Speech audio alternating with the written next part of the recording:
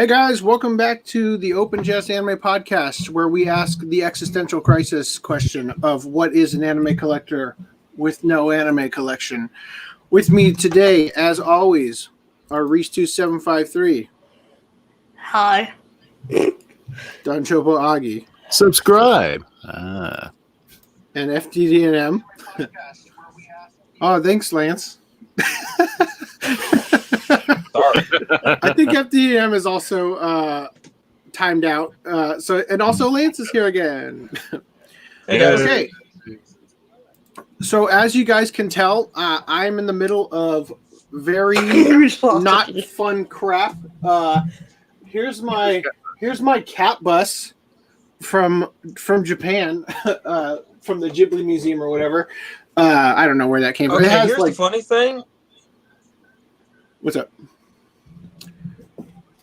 The fact that FDM's out of the call again? That is quite funny. That's hilarious. What's up, Lance? Why is it all coming back to me several times? Do you have the call open, like the video for the actual video up? No, all I have is the one call here.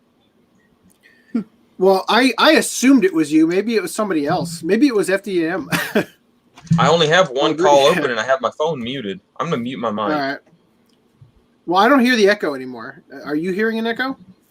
I am not. Nope. Wait, a little bit. All right. Now I'm hearing myself. 743 says, "Look how far you've gotten." Yes. Last night. Well, maybe it was the night before last. Anyway, yes, I'm working on the bootlegs right now and getting those packed up because they're right over here. And yeah, this has been not fun and very difficult to have to do this because, again, Is the fan blade broken off? no. Okay. Oh, I can't reach it.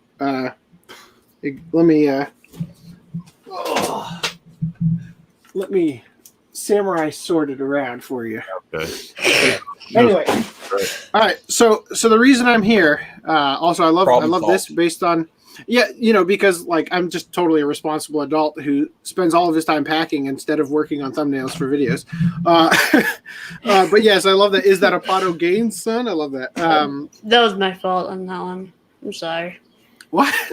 You didn't. You're not the one who told me. Oh, okay, yeah. It is your fault that I worked on that. But I was gonna say you're not the one who told me to add the muscle protein powder going into the. I was like the one shot of when they're doing the cheers and the white stuff coming out. It was just like have the hands holding that and like. I didn't watch the show. I've been too busy. No. Anyway, all right. So, the reason I'm here is to give you guys an update on the Vic Mignogna court case. So, today's the 24th. On the 22nd, the appeals court got the briefs and everything from the appellants and all that, and they legitimately could rule on whether or not everything goes forward, or they could just go ahead and say, yeah, this is going back on appeals, bitch. Like, they could do any of that literally at any moment. The likelihood, though, is that it's going to take probably 3 to 6 months, just based on the average. Hey, FDM's back. Just based on the average length of how long that process usually takes. Okay, I'm going to let you do it. That's just Okay, I'm going to do it. I kept clicking it, and the second I was clicking it, you were switching it back. Okay, so anyway, so that's probably going to take about 6 months, or at least 3 probably. And in an added ingredient to this mix, Nick Requeta submitted what's called an amicus brief, or at least that's what lawyers call it. The actual Latin for it is amicus, which is why nobody calls it that. So it's called an amicus curiae, and that is a person. It actually translates from Latin to friend of the court. It is a brief that is submitted by somebody who's not a party to the case with information relevant to the case for the court, in this case, the appellate judges and whatnot, to peruse over in order to build up a more full picture of everything that's going on. Now, The thing about this is amicus curiae is supposed to be unbiased or impartial, and I would not personally consider Rekieta to be that. I don't think he would consider himself to be that, but also there may or may not. No, so first of all, just to be abundantly clear, the discretion as to whether or not this brief is included or touched on or anything at all is completely up to the court. So they might get it and then stick it right in the shredder. I don't know. I honestly don't think that anybody should be looking at this as like a silver bullet that's going to help Vic's case. I think we should operate on the understanding that it probably isn't even going to be looked at because Rekieta's not licensed to practice law in Texas. So it's interesting. It's an interesting move, and it would be really funny if after he submitted this. Yes. Okay, thank you. It would be really funny if after he submitted this, the legion of lawyers on law Twitter, who the defendants have pointed to repeatedly as proof that the lawsuit is completely frivolous, if they all submitted their own, I think that would be really funny because then the court comes in and they're like, all right, so we got this stuff. Let's refresh our little Dropbox for these things just in case anything else comes in. And then 1,000 new documents get added to the plate and they're saying like, fuck that shit, like get that out of here. But I don't know. I don't think that's going to happen. And I think Rekieta waited on submitting this till basically the deadline. If I had to guess, because he submitted it basically the day that they're going to start looking at this stuff. And I'm not sure if that was because he wanted to get it out there and, have it ready promptly as soon as they start looking at it, just in case they decided to rule on everything in one day or what. I'm not sure what his end game was there. But like I said, I don't think we should operate under any assumption that it's going to make a difference personally. Thanks for dipping in and out of the call, Footnum. Anyway, but so there's that. And also one thing that's kind of important is that because the proper procedure for all this stuff is that you have to evidence you can't add evidence in the middle of the appeal, right? So Nick had to be really careful not to submit anything like, for instance, if I just pull something randomly out, the voicemail that Ron Toye left for Ty Beard regarding can't wait to destroy your client or whatever. Like you can't actually add that as evidence of malice or anything. And in fact, doing so would be very dangerous for an amicus curiae style brief, because it would potentially get thrown out altogether because it kind of breaks up the impartiality of the judges. You know what I mean? Mm-hmm. So like you can't throw in new evidence. That's like one of the big no-nos. Anyway, so now I'm not saying that Nick did, but I'm just saying he had to be careful to do that. And it would be so. Bottom line I'm getting to is that I don't think it's going to change much. Anyway, so now that I've wasted your time for like 8 minutes, I'm going to let the other guys go because I'm clearly like operating at 1 mile an hour up here trying to get all this stuff done. So there you go. Can you take the camera and just spin it around the room? Not easily because the way that my setup is here. That's fine. But I can. Because it's going to unplug everything. I'm going to get muted probably when I do this. That's fine. Yeah, it's okay if you go silent. That's good. Yeah, that's good. Just wow. keep spinning. He froze. He gone, y'all. Well, at least we know he always had a box of diapers in that shelf right there. Oh, there's a door. Whoa. Oh, wow. Oh, God. You would normally see that I would have this window on. And this way. Oh. The bootleg. This is where I had all the window bootlegs. Well, not all. Not I got kind of shit where people are like, yeah, totally, it's a legit thing. Let me just burn that shit off and send it to you. Which, by the way, I'll be honest with you, that's actually the thing that I hate the most about this movie. Can you guys hear me? Did it switch to the other I mic? can hear you. You're muffled and a little garbled, but I can hear you. I'm gonna plug in the other mic, the mic, just to see if I can switch it back. I feel like you're out in the field right now. Yeah. How's the weather out there, well, Brad? That's because it's switched to the AirPods as the mic.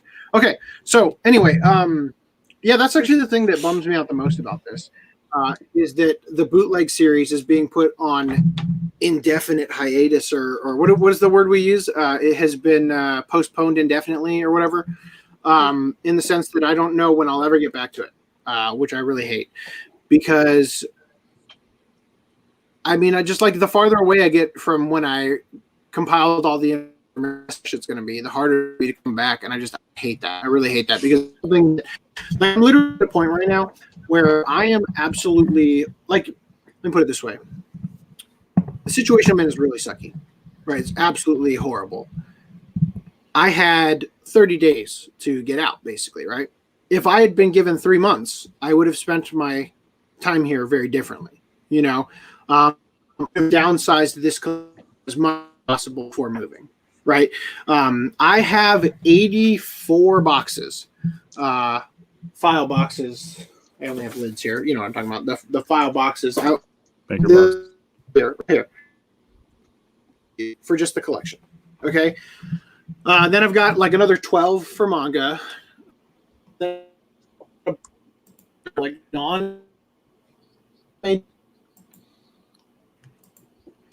in order for all this stuff to, like, I don't have time to sit down and go through everything and decide, like, yeah, I don't want to keep this, you know, because it's just too massive of a job. In fact, I was planning to be working up until the first week of October, because we had worked out that I was going to pay for, like, I was going to prorate the days that I was going to be going into October, so long as we got the rest of the house ready for them so that they could start doing you know, cleanup and painting and all that stuff, right? So that was the original plan, is that I was going to go all the way into the first week of October so I could make as much money as humanly possible before having nothing. Because I got to tell you guys, I am going to be fucking broke once I get to California. Like, I am not going to have anything. And the plan about waiting till the first week in October, like working all the way through that, was so that I could do my sick time and paid time off, in order to have my employment at the place I was working carry over to that next year, like, so that I have worked there for a year, so that I would have an easier time qualifying for unemployment, so that I would have some income coming in. But what's difficult about this is, do I get my unemployment from Arizona or do I get it from California? That was throwing a wrench into this. But then also, I couldn't even do that. Like, I couldn't keep my work going. I had to quit like 3 in order to get this move done, because it just wasn't moving fast enough, because it's impossible for my wife to do basically everything by herself with the 2 kids. So anyway, that puts me in a situation where when I'm in California, I'm going to have literally nothing, and I might not even be able to pay to keep my stuff in storage, you know? And that's what really sucks about this, is that I'm going into a real terrible uncertainty right now, where I just don't know, like I said, where things are going to go, you know? I don't know how long I can expect to have the stuff that I have. And once I'm in California, I mean, that's going to be a shit show in itself, obviously. I mean, the whole state's freaking on fire, pretty much. The election is like a month and some days away. And I just don't know. But anyway, so yeah, I'm looking at a really, like, the whole point about doing this is I'm trying to consolidate everything that was in this room and every other room going to the storage unit into a room, my son's empty room next door, so that I can get a visual, because I don't even have a storage unit yet. Like, I have to get to California and figure that out, you know? And I am trying to consolidate things down to like the smallest square space, so that I can figure out how much I actually am going to need space wise, because every cent is going to count, and I'm going to need to get the best deal. I probably can't afford rent. I probably can't afford, what do you call it? Air controlled, like, where they like don't let it get too hot or whatever. It's probably climate control. Also going to be, like out here. Okay. So it's super duper. That's but then it's also like dry, right? In California, like I'm going to risk everything molding. So like I bought a ton of freaking silica packets that I'm going to take everything that I put into the boxes. I'm going to have to stick a silica gel packet in each of those boxes, one by one. Whoops. Put it down on the mouse and it clicks on. Anyway, we lost RHYS now. Okay. No, you're just kind of frozen in a standstill. Am I?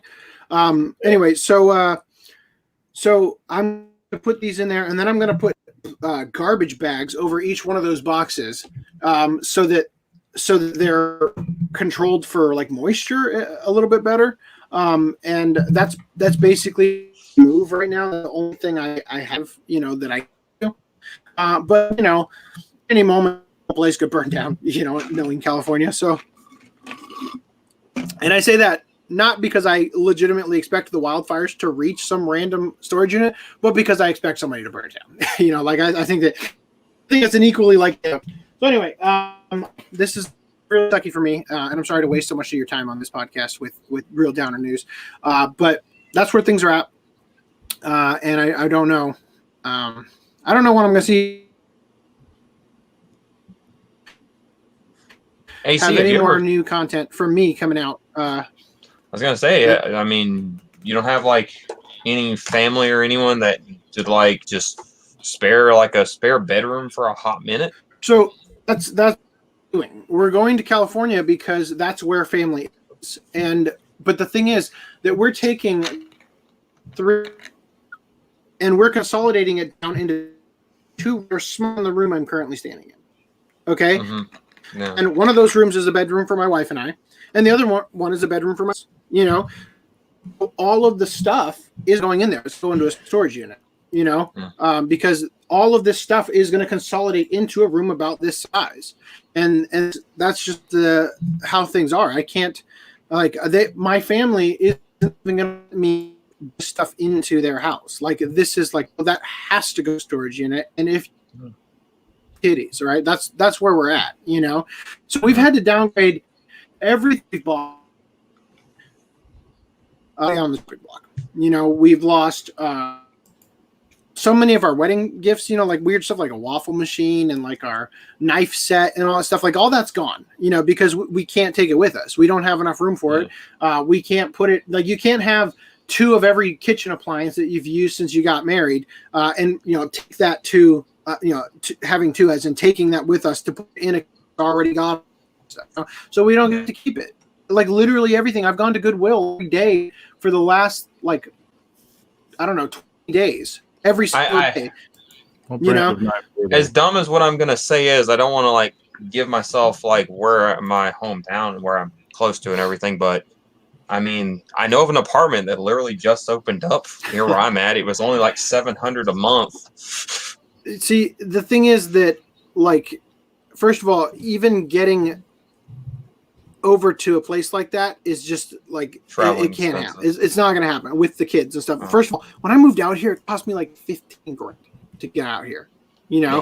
I mean, it was absurd. It was partially because of like you have the factor in the security deposit and the rent. That's a pretty big expense there. Then it was the cost of the moving van, right? That was, and then the cost of the gas because I took like 12 trips on anime here because I did it in my sedan rather than in the moving van because I didn't trust it. So that was expensive. Then there was the cost of setting up utilities and all that, which I'm not going to have to do now because who already has all that stuff set up. Cost of internet installation, which by the way, I can't find the fucking remote. I have the remote to the stupid TV to use. What is because I never used it, and I have to turn that in like tomorrow, the modem and the router and the like the cable box and everything, and I don't have the fucking remote, so I gotta have to like pay a fine to cover that, which I'm sure is probably gonna be more expensive than it should be, but probably won't be over $100. Probably about $50. That's what it usually is. Yeah, for like a fucking remote. So yep. And then of course I'm probably gonna find it immediately after I have to pay that. You know how it goes. Anyway, so there's that, but then there's also like and it was just really expensive. It was absurdly expensive to make the move out here. I don't think it's going to be as expensive. It literally can't be as expensive going back due to the fact that like we aren't setting up the new, utilities and whatnot, which for some reason it was a huge fucking bill. I don't know how they were able to charge us so much, because it was like we went from another state and we hadn't lived in the previous one. The amount of time necessary for the like transfer to be waived or what it's a whole big thing. Anyway, yeah, I'm just I'm a lot of uncertainty right now. So anyway, now that I've wasted like 20 and FDM's internet is being bipolar, he says. I'm gonna let you guys go. I'm gonna get back. But like I said, I just want to be here.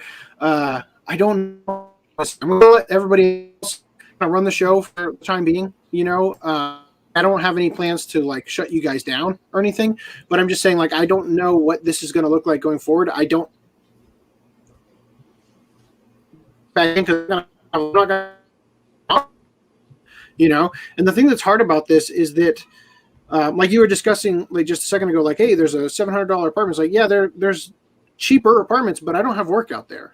Number one. Yeah. And going back to California, see, the reason we were able to get out here is because my mom passed away and we had some cash come into our bank account that let us make this and establish ourselves out here. I was in VFX back then, right? And VFX paid me, $500 a day when I had work, right? So that was much easier to live off of back then. And now, there is no work, or if there is any work, the competition for it is absurd because everybody's struggling in that field, to find work. So everybody's undercutting everybody else, and you're just basically competing to get the lowest wage possible. You know what I mean?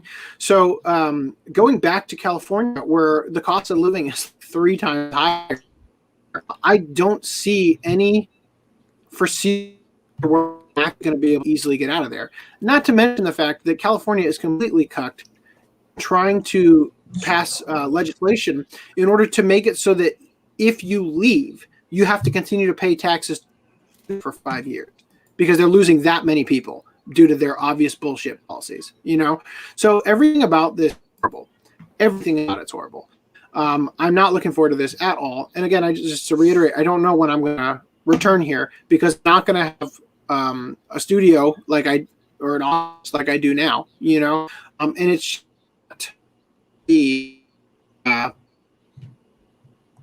not gonna. It's just looking forward. Like I don't know when I'll be back. That's all I'm trying to say. Anyway, all right, I'll let you guys go though, because otherwise I'm gonna ramble for another 15 minutes. Hey, you ain't heard my feelings. All right, Reese, I'm gonna leave it off to you. All right. All right, you take care, man. Thank you. Talk to you. Good luck. Right. All right. This needs to be the name of our freaking like Patreon / GoFundMe. Save the AC. Probably not listening, but he could always go to Chicago. There's a pizza parlor that might. Chicago's a nightmare. Don't even. That's even. Sorry, city south of Chicago. Yeah, we're doing square dance. Get it? I get what he's saying. There's plenty of cheaper places. It's just, I guess, getting there and getting the family. Getting the entire freaking house there is going to cost a fortune in itself. The job itself is what he really needs. Yeah. You guys saw this room in the pre. This is everything I had from my issue when I moved. Like, I've got only a few things, and I had a 3,000 square foot apartment full of furniture and everything. Oh, wow. So I understand. So are you staying this time? Well, it's not my choice. It's my internet's choice. But I love how every time Brad mentioned something about like how Canada is so bad or whatever. It's like for every time I hear that, I hear like, oh, don't go to Chicago, it's terrible. Oh, California is just complete AIDS. Oh, freaking Arizona's hot. Iowa has tornadoes or whatever. It's like, oh my. Come to Iowa. Dude. We really have to. We do have tornadoes. We did have that Jericho thing, but it's fine. You're fine. Dude, it wasn't that long ago that a freaking tornado tore up most of my hometown. Like I was within a little bit, and we weren't even considered freaking Tornado Alley. I went for a walk during Jericho. I mean, I was fine. I mean, I was walking around a field, and there were like dust devils everywhere. Mini tornadoes, and all I see is FDDNM.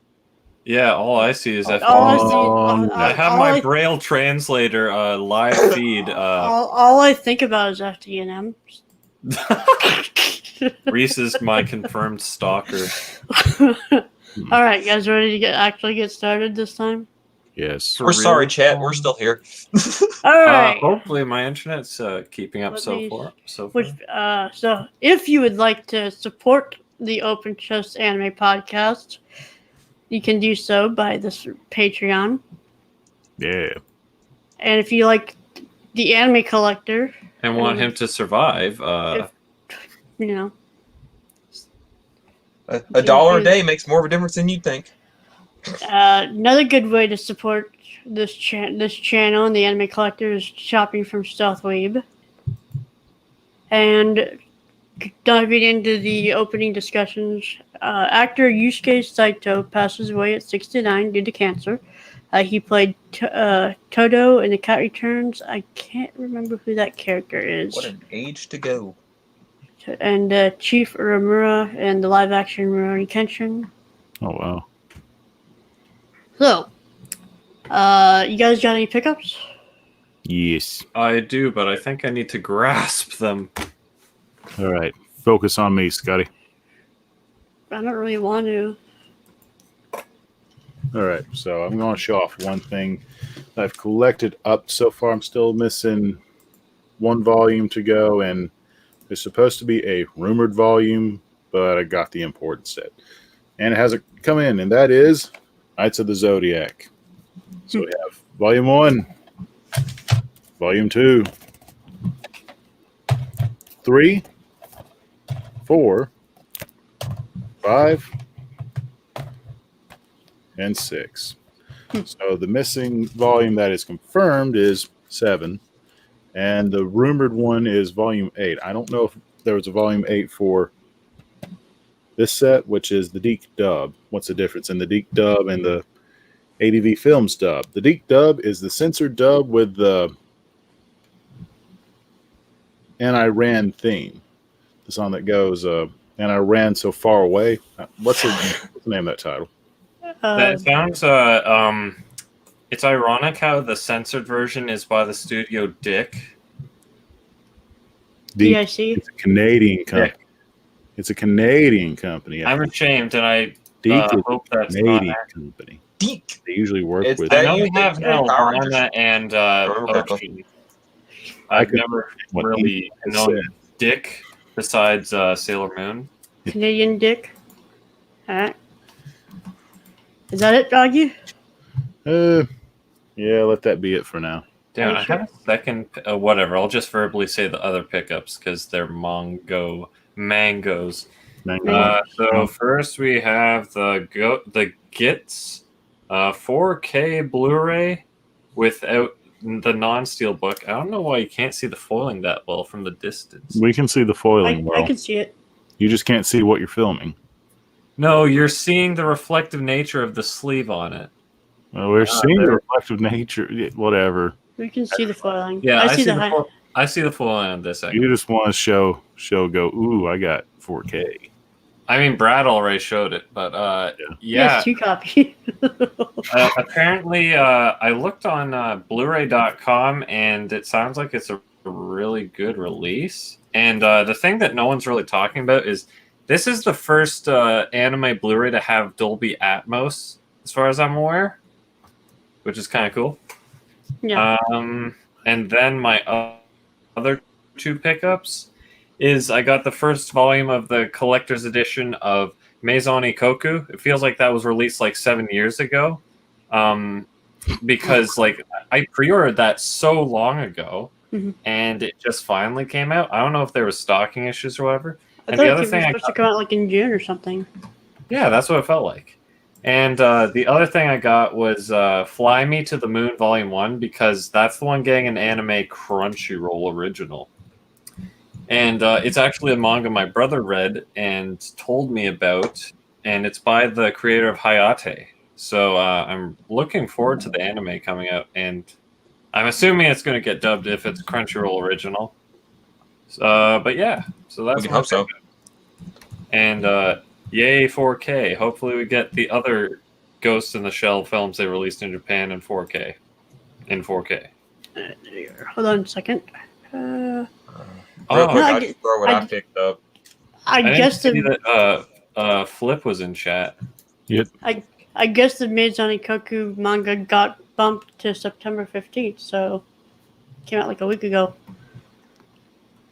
According to Right Stuff. So,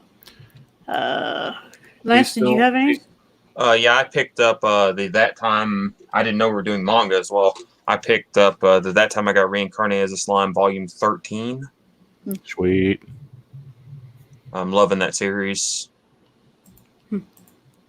I'm just waiting for season 69. So, oh god, I picked up Bakano novel 14, 1932 or 1931. What is this? 1931. Another Junk Railroad. This is the novel that covers the last 3 episodes of the series. I saw some of it, but I don't remember it. Sadly. So I have all of them that are out now. And what's next? Kickstarter, convention. Want to address the comments quickly?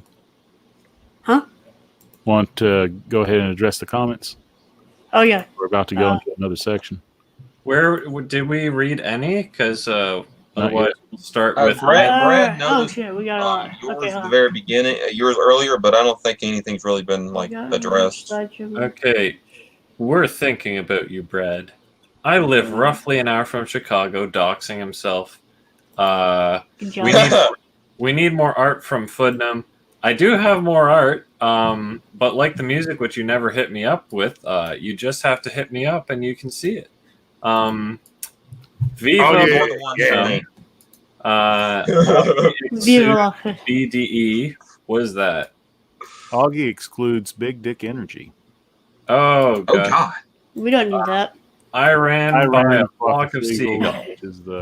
Why is it called Knights of the Zodiac again? I'm assuming because they're not sure his name. They're represented by the zodiac signs like Capricorn and Aquarius. Yeah, and Saint Seiya probably sounds kind of stupid to kids. I learned that apparently saints, they become saints because they die torturously. So Saint Seiya must have died torturously. I would have picked some pickups, but the damn mailman left a slip in the box, and I can't get my loot from the post office till tomorrow.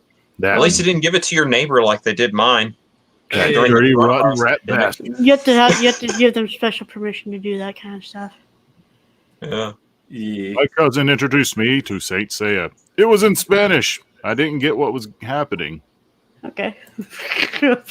Pretty cool. It was cool though. All right. And there we have it. We're all caught up. Back to this. Gotta switch screens, switch windows again.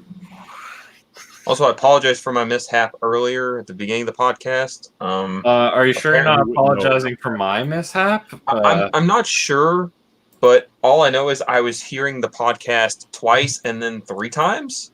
The echo.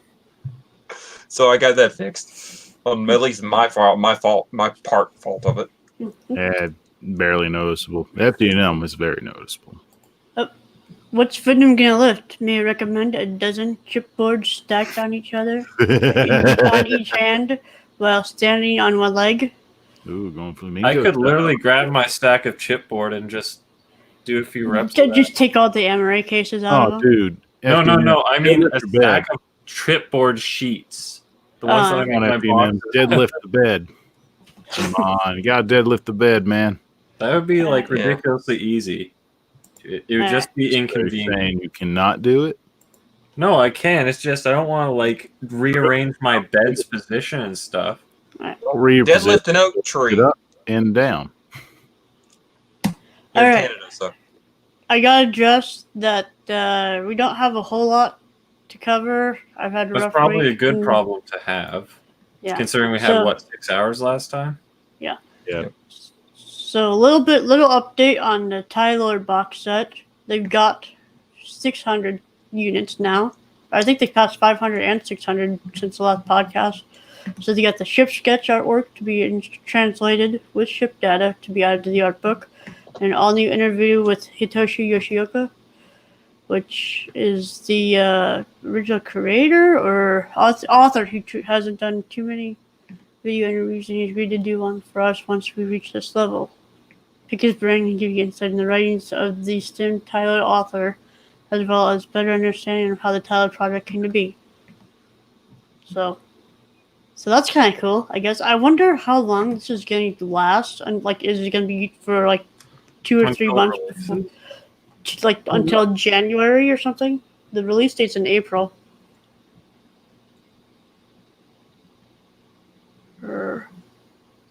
Hold on. What is the release? I want to say it's like April 21st or something like that. April 1st. Like I said, they don't give you an option without the art book. Yeah. PayPal or Sezzle. Is Sezzle a scam? Sezzle is you can split your payments into 4 and pay on a monthly basis. I know what it does, but I mean, like, is it a scam? No, it's not a scam. It's just legit. It's just it's God's solution to all the problems in the anime world and Aniplex titles. 4 interest-free payments of $87. Oh Lord! With Sezzle. But that's for the autographed one that you don't want. Yeah, but it's at least but it's like the most complete edition. I don't care. Moving on. Moving right along. OhioCon event to be held digitally on January 4th or 22nd. Ohio. It says introducing OhioCon 21 down there in the picture. Oh yeah, Ohio, yeah. So where's the original convention that you go to? Say that again, Augie? Is this a RHYS convention that you go to? No, this is in Ohio. He's in Iowa. Yeah. So this is in Ohio. Ohio's not the regular OhioCon is, but this will be digital. Okay. And am I getting my geography wrong, or is Ohio in Iowa? Maybe I'm wrong. Ohio They're 2 different states. Is considerably far east. That's what I thought. Yeah. I know there's more, but this is the only one that I actively saw, and I was like, I probably should add that to the thing. And there's a bunch. I know there's like other like cons going digital, but you know. I mean, considering cons are all going digital, why don't we just host our own? Yeah. Have everyone's like set up digital booths, pay digital fees.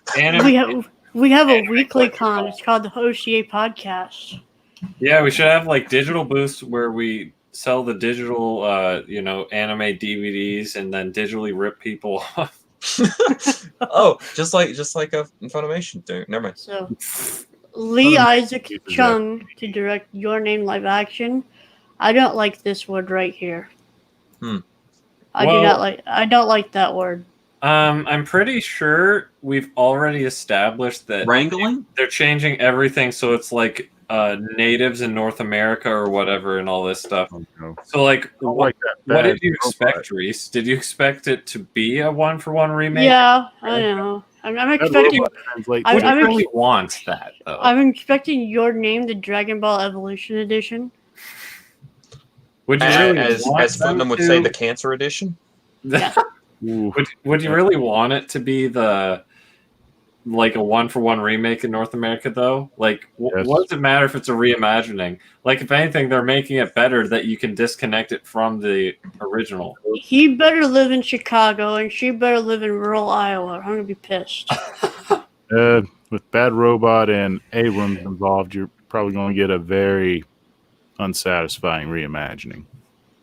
I'm not going to name the song, mostly because I can't remember the name, but during this movie, that song where the words are, "I'll start walking your way and you start walking mine," is going to start playing like during a certain scene when they're trying to find each other. Mm-hmm. They're just going to Americanize everything, every aspect. Right. Yu Yu Hakusho stage play to return in December 2020. Sweet. Are you sure it's sweet? That sounds like I'd rather it not exist, but anyway. Yeah. Well, I mean, we don't get it anyway, so it doesn't really matter. That's what I'm saying. Even if I'll watch. Well, you know what, Augie?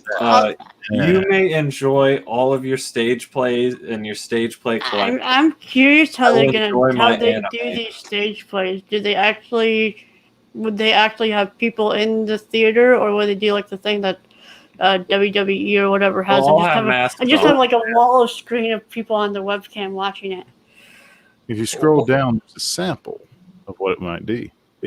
I don't want to see this. If this was like a live on stage kind of thing, you know, them just going to town and like reenacting the Dark Tournament or something, I'd be kind of down for that. Tokyo, Osaka, and Kyoto for like 9 or 11 days, 2 days, 9 or 11 days in Tokyo, 2 days in Kyoto or Osaka, and then a week in Kyoto. So. I mean, it looks pretty solid. I mean, that poster does, but posters look good for a reason. Yeah, I mean, like how these they look good because of Photoshop. Yeah, looks like the same quality as. Look at that! That looks like a live stage play as it actually is. Can you play a second of that video, or would that get us copyrighted? I wouldn't want to. Okay, yeah, don't. You can check it out, and all of this stuff is in the doc in the description, or you can check I have an idea. Why don't you watch Yu Yu Hakusho? Yu Hakusho is what I say is the best anime that was ever created. That's just my opinion, though. I like Yu Yu Hakusho. Tune in next week.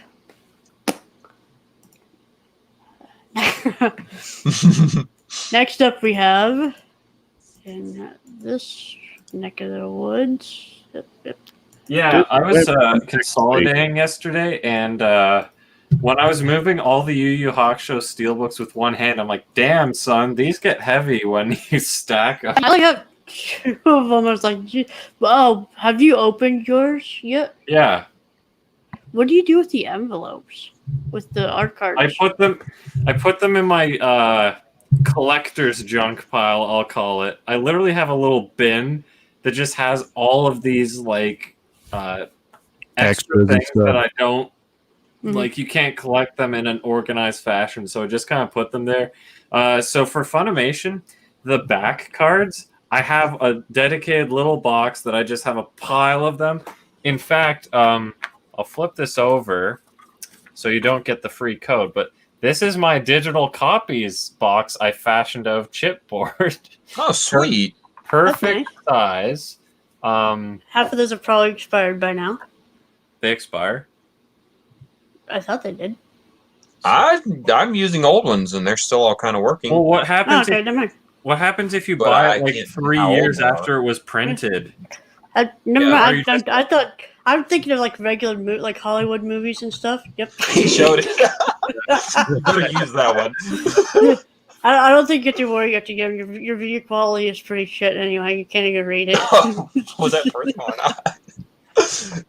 We don't have HDDNM with us. We have his SDDNM. Nothing. SDDM. But like, if you buy a save edition in 4 years, and it's like comes with digital copy, like, what do you do? It's like, oh, digital copy. That's the primary source of entertainment I'm going to get out of this. Yep. But in your code, it's like expired. You'd be like, I'm suing you. Give me my digital. Yeah, Funimation doesn't even have the rights or whatever to stream. I hate saying or whatever. I just don't know how to put this without being my normal crass self. The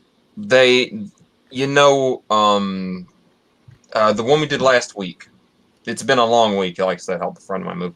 Recovery Memo Junkie. I couldn't watch it on there, but even though they didn't have it, and it'd been so long since the I bought it. Crunchy thing went down. Yes, I still think Funimation would have it on their streaming service. It's not on there. I had to put in my code to watch it, and pull it in through the cloud or whatever. So a disclaimer from last week. I thought Violet Evergarden was in the same series as Garden of Sinners. Yes. Any new information to that? Oh yeah, I kept arguing with this guy right here about what about the $500 movie box set, but there's only one movie and no, two movies technically. Augie, buddy, if it had been $500 for possibly for Violet Evergarden, I'd been very sad. I would be very sad and probably would still paid for it anyway. But wait. I don't think that was ever part of the conversation, the $500 box set. Yeah. But all I'm saying is you told us that earlier in the podcast, so I was questioning what was the new information set.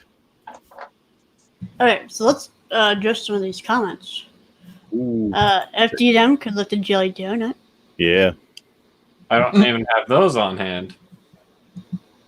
I love how I am with you guys. You're adjusting my comments. Yu Yu Hakusho is my favorite. Holds a special place in my heart. It is a good show. Is that what his profile picture is? Why the silence, guys? It's not. It's a yay or nay. I didn't quite get the question. Yeah, is his profile picture Yu Yu Hakusho? Mine? Yeah, I think Majin Yusuke. No, his Jacobu. Jacobu. Satan's I think so. Oh yeah, it is. Yeah, when he's Majin. It's just it's like tiny on the screen. It is. There we go. It does look like Demon Yusuke. Well, it's the action lines that makes it look like his hair is sticking out like spikes or something. But he basically goes Super Saiyan 3 during one of the episodes. Yeah. But when he said, "Same here, Yu Yu Hakusho is my favorite," I'm like, "Oh, that looks like Yusuke." Yusuke, whatever. Sorry. Yusuke, you're meshy. It was always funny to me that the voice of Raditz and the voice of Yusuke were the same person, and then all of a sudden they decided to give Yusuke basically Raditz's hair. All right. Raditz should have lasted more episodes.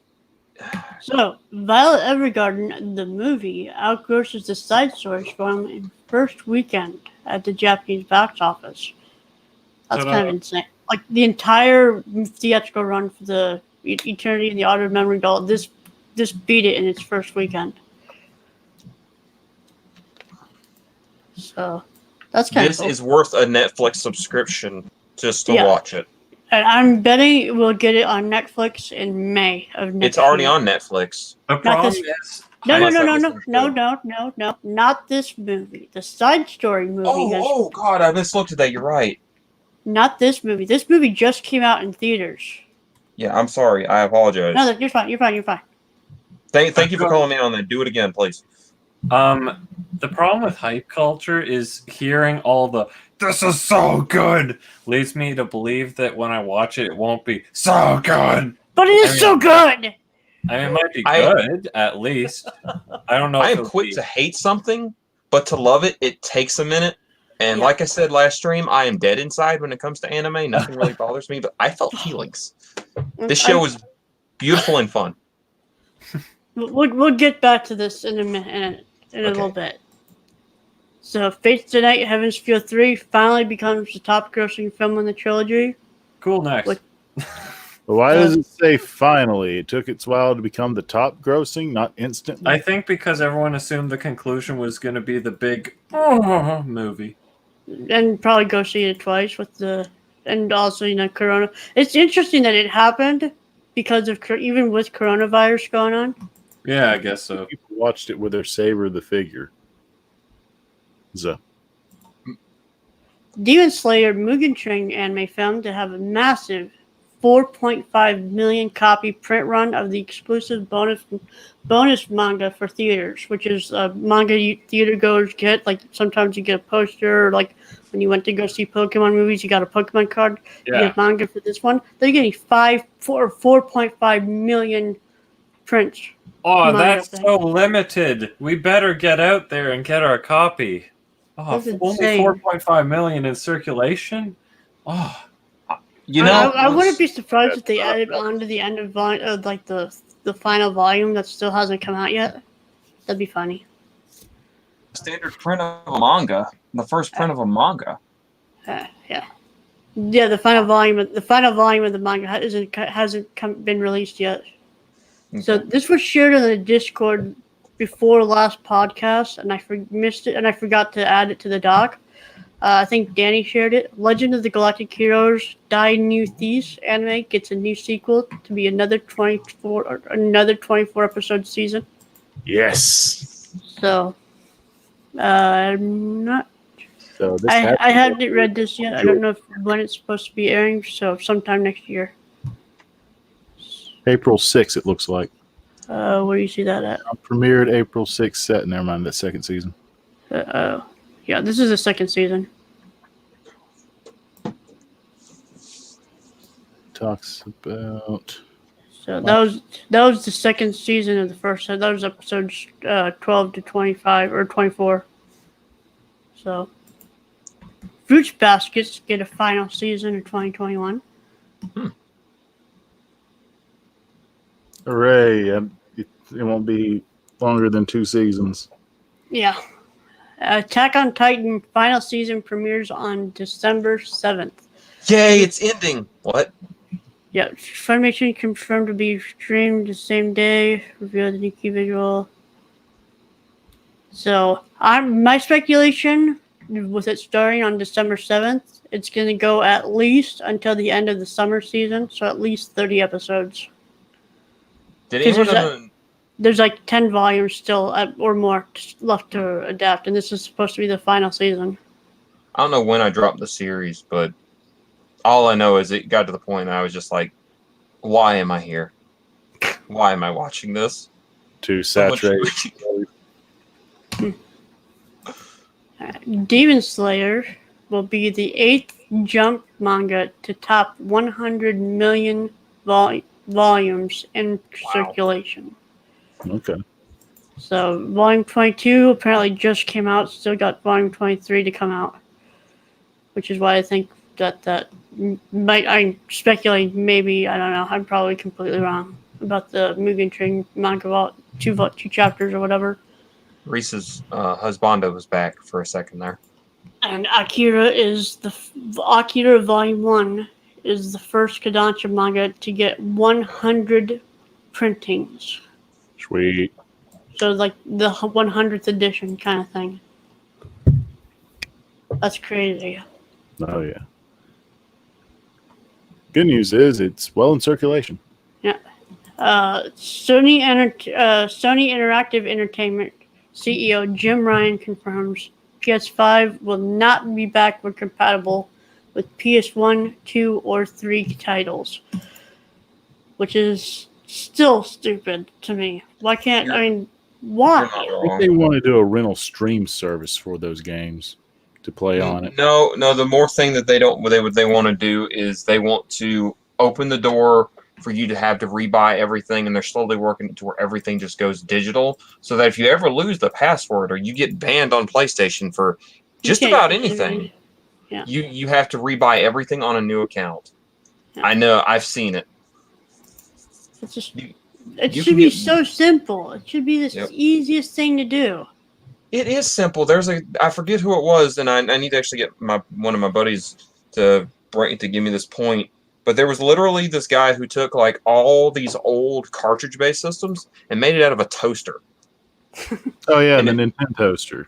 Yeah, and I mean, I've seen people who've like modified computers to like play every freaking disc game, like PS2 and back, and which isn't a lot, but it's a thing. I'm like, there's no way Sony can't make a system just plays everything. So sorry, that's one of my pet peeves is we're losing physical media, guys. Augie, did you put this one in here? I did not.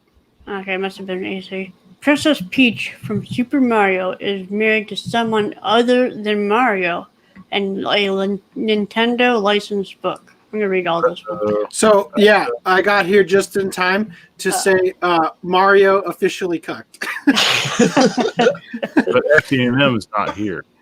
All right. He couldn't enjoy that. So, did you have anything else to say about this? He's out. Okay, so I didn't share it. if you could scroll down. So in the story here, like if you skip those first paragraphs and go to the one underneath that image there, it says sensationalist. Ignore that crap. Ignore that crap. Next sentence. The book Super Mario Brothers Side Story was released in 1986 and tells the tale of Mario going to Peach's wedding, which isn't to him, but the prince of the Potato Kingdom, Prince Andre. As usual, Peach is kidnapped and Mario and Andre team up to save her. They save her by having the prince kiss Peach to wake her up. The second book in the series, Super Mario Brothers Side Story 2, sees the prince and princess married. While Mario canon is dubious at the best of times, these books were officially licensed by Nintendo and appeared alongside other books in the Adventure Hero Books gamebook series from famous franchises such as The Legend of Zelda, Gundam, Knight Rider, and Kamen Rider. All officially licensed. Gamebooks are much like, so these game books are like a choose your own adventure book, but use game systems to guide the player. So when you scroll down here, that's Mario. I thought that was Andre. I thought he was getting cucked by like this beefier bird. That's actually Mario. Andre's this guy. Andre's that guy. Look at how short. It's freaking Gimli over here. He's got yaoi. He's got yaoi. He doesn't have yaoi hands. He has yaoi legs. He's got clamp legs. Yeah. Have you ever noticed in Clamp, whenever the girl goes up to hug the guy, she's like right at his waist because he's so freaking tall, like a child hugging a man. Like, yeah. Anyway, yeah. So that's basically it. I just thought that was too funny not to share, and also poor Foodnum. There you go. God damn it! I was just messaging Lance saying I'm in. Tell them to put me in the show. Also, Brad's back apparently. Yeah, well, I had to be back to call out the fact that apparently Mario's been simping for Peach the whole time. Lance. We lost Lance. Well, I guess we can't have more than 4 people on here, so I'll just leave. GTFO. Fuck out of here. All right. So what I was backstage for a portion, and you guys didn't see I can't see who's backstage. What? I cannot see who is backstage. I know. I'm directing that to the people who can see backstage, aka RHYS. But what is it?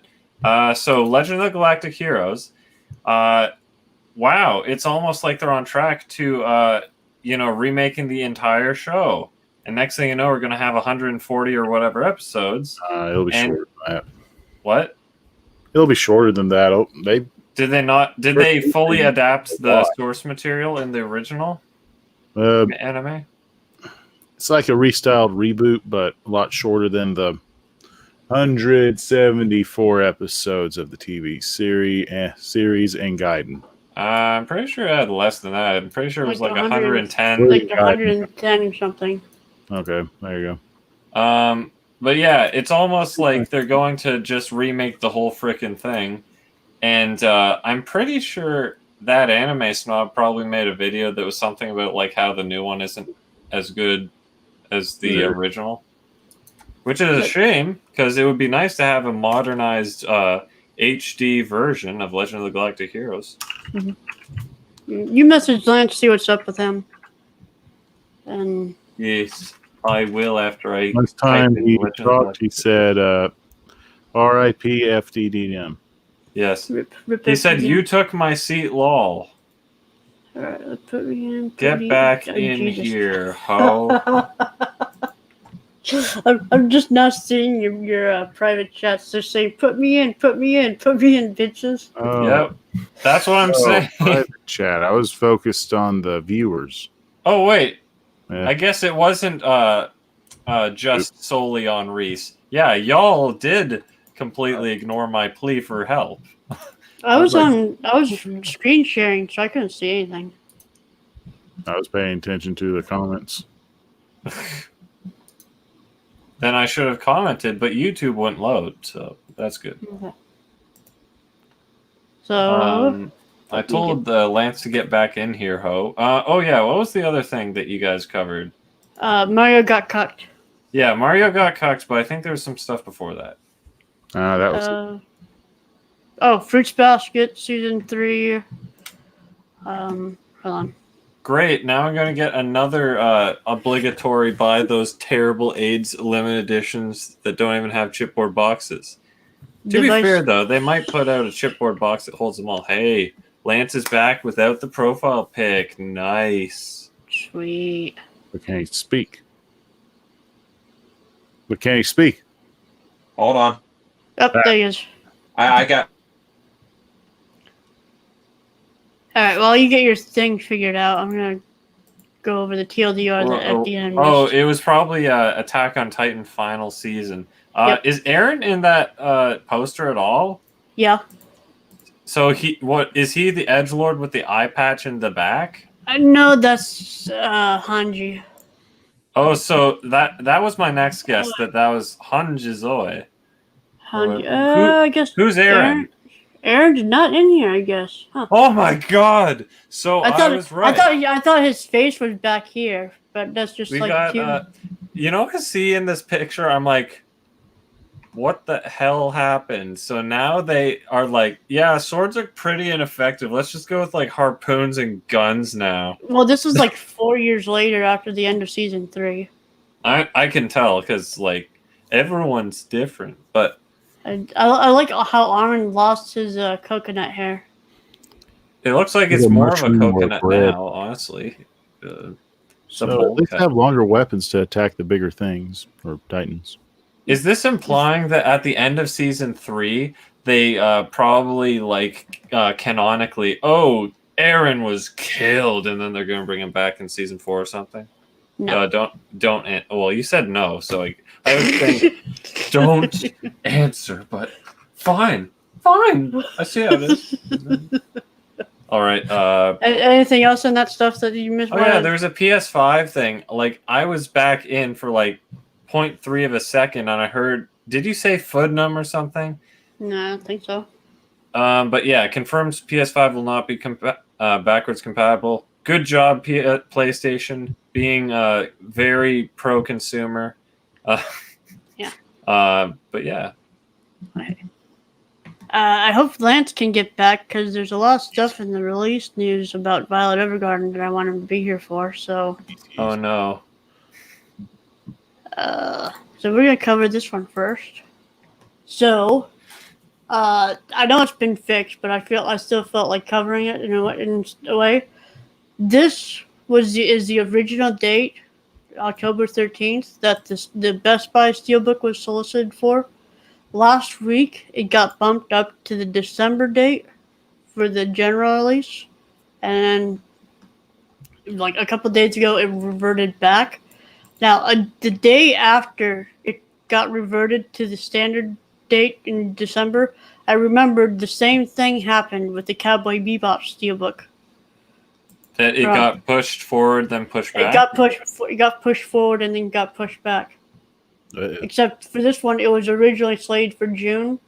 And then the standard, or the general release came out, then it got pushed forward to the general release, and then it just got put back to July, a month afterwards. So thankfully, it kept the Paranoia Agent one, kept its original date for this one. Until they change it back again.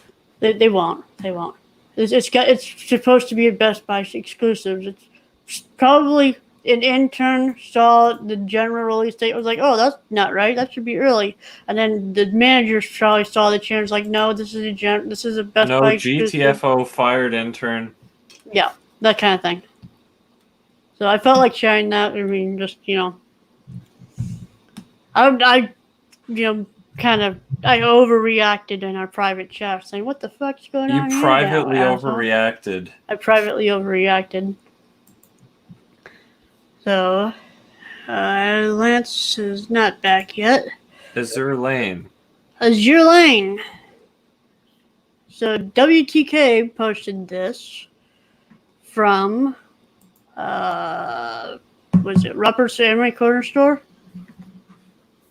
Where was it? Oh, fuck it. I'm just going to read this thing. Oh. Very disappointing move. Funimation confirmed for us this week that the release of Azure Lane, which they rated TV-14, rather TVMA, will be censored. I'm not sure what the point of an edited physical release of anime is, but they think it will. But if they think they will help in the cold over there, he just got back in here. So real quick, and immediately got kicked out. I'm behind on the stream. You might have already covered this regarding the fact that Aaron's not in that poster or the new visual. He is in the other visual that's in that article. Yeah. As in his Titan form. Yep. I just saw the poster somewhere else. Yeah, I'm just saying he's in the season. And anyway, yeah, I guess that's all I wanted to say. And also, I was just here to get Lance back in. Okay. Oh, so it was a RHYS thing. Well, I can't see it when I'm doing the screen sharing because I've only got two windows. I have to have the screen sharing window open. Hey, y'all hearing me? Yeah. I mean, you said Can y'all you hear me got now? kicked. I can hear you now. Yes. We can hear you now. Oh no, All right. no, I don't think anyone kicked me. I think your just broad shoulders just took up all the dadgum seat. Yeah, my swollenness just exploded. All right. I am hooked up to my smartphone, so. Desperate times. Anyway, but if they think it will get a little more market penetration by allowing it to be consumed by younger audience, maybe they should rethink the business they are in, which is fair. So my rebuttal to this, before we even go to the or not, is Fuka had the same thing happen. They said, "Oh, it's 14." Damn it! You guys don't have 14. You don't have 14A like we do in Canada. It's TV-14. That means that it's going to be censored. And when I got it, I compared the scenes or whatever, and I'm like, no, there's nipples where I remember nipples. What is it? So yeah, that was just like, I don't know, an anomaly according to you guys, but 14A in Canada rating means it allows for that content. So that's why when I heard it's only TV-14, I'm like, what are you guys talking about? Who cares? So I'm wondering if Azure Lane's another anomaly, because Anime Fan 007 in our Discord said that he looked at episode 6 and there was I forget what he said, but it made it sound like there wasn't anything really worth censoring. Or, like, not to a degree. So anyway, we can go on to the or not portion and see what the further deep dive is. Further details or further backpedaling? Funimation confirms Azure Lane Anime's uncut BD release with TV-14. Funimation confirmed with ANN on Monday that its Blu-ray disc release of Azure Lane anime will have a TV-14 and be uncensored. The company provided the following statement. We are aware that inaccurate information on the upcoming Blu-ray release of Azure Lane is causing confusion with fans and consumers. To clarify, Funimation is releasing the uncut home video version of Azure Lane, and the TV-14 rated release is not an edited or altered version. Like I'm saying, it's Fuka. Can I just make a point? Can I just make a quick point? Go ahead. People get all uppity about, censorship and anime and everything, but the thing is like, I'm gonna get kicked for this, literally. My point is this, and like I said, I'm a very crash and to the point person. Anime's not real. Yeah. No matter whatever happens in this medium, in video games or anything in general, and someone has a mental breakdown to the point that they can't tell this from reality, there's a problem with them, not the series. They need to be rated. They need to be rated. They need to be. They need a very warm meal, a couple psychiatrists, and about 4 people around them paying them on the back, going, "It's going to be okay." It's because not real. at the end of the day, because the thing is like, but if you're trying to purchase something at a premium for the bang for your buck, you would like for that to be uncensored or. Oh no, that's not what I'm saying. That's not what I'm saying. Censorship. No, I'm against censorship 100%. I don't understand how people. I'm not going to get. Like I said, me and FDDNM have this joke going on. For me, it doesn't matter how I look at something. This shit ain't real. And if someone has a mental breakdown to the point that they go, "Oh my God, Goku just got a hole blasted in his chest. Oh my God, my son's gonna have nightmares over this." Well, I mean, the thing is that it's not real. No one really got hurt. There's no point in censoring it. Maybe your kid's just too young to watch this. Mm-hmm. But then it goes to the age rating. I mean, it doesn't matter what age rating they put on it. That's to me.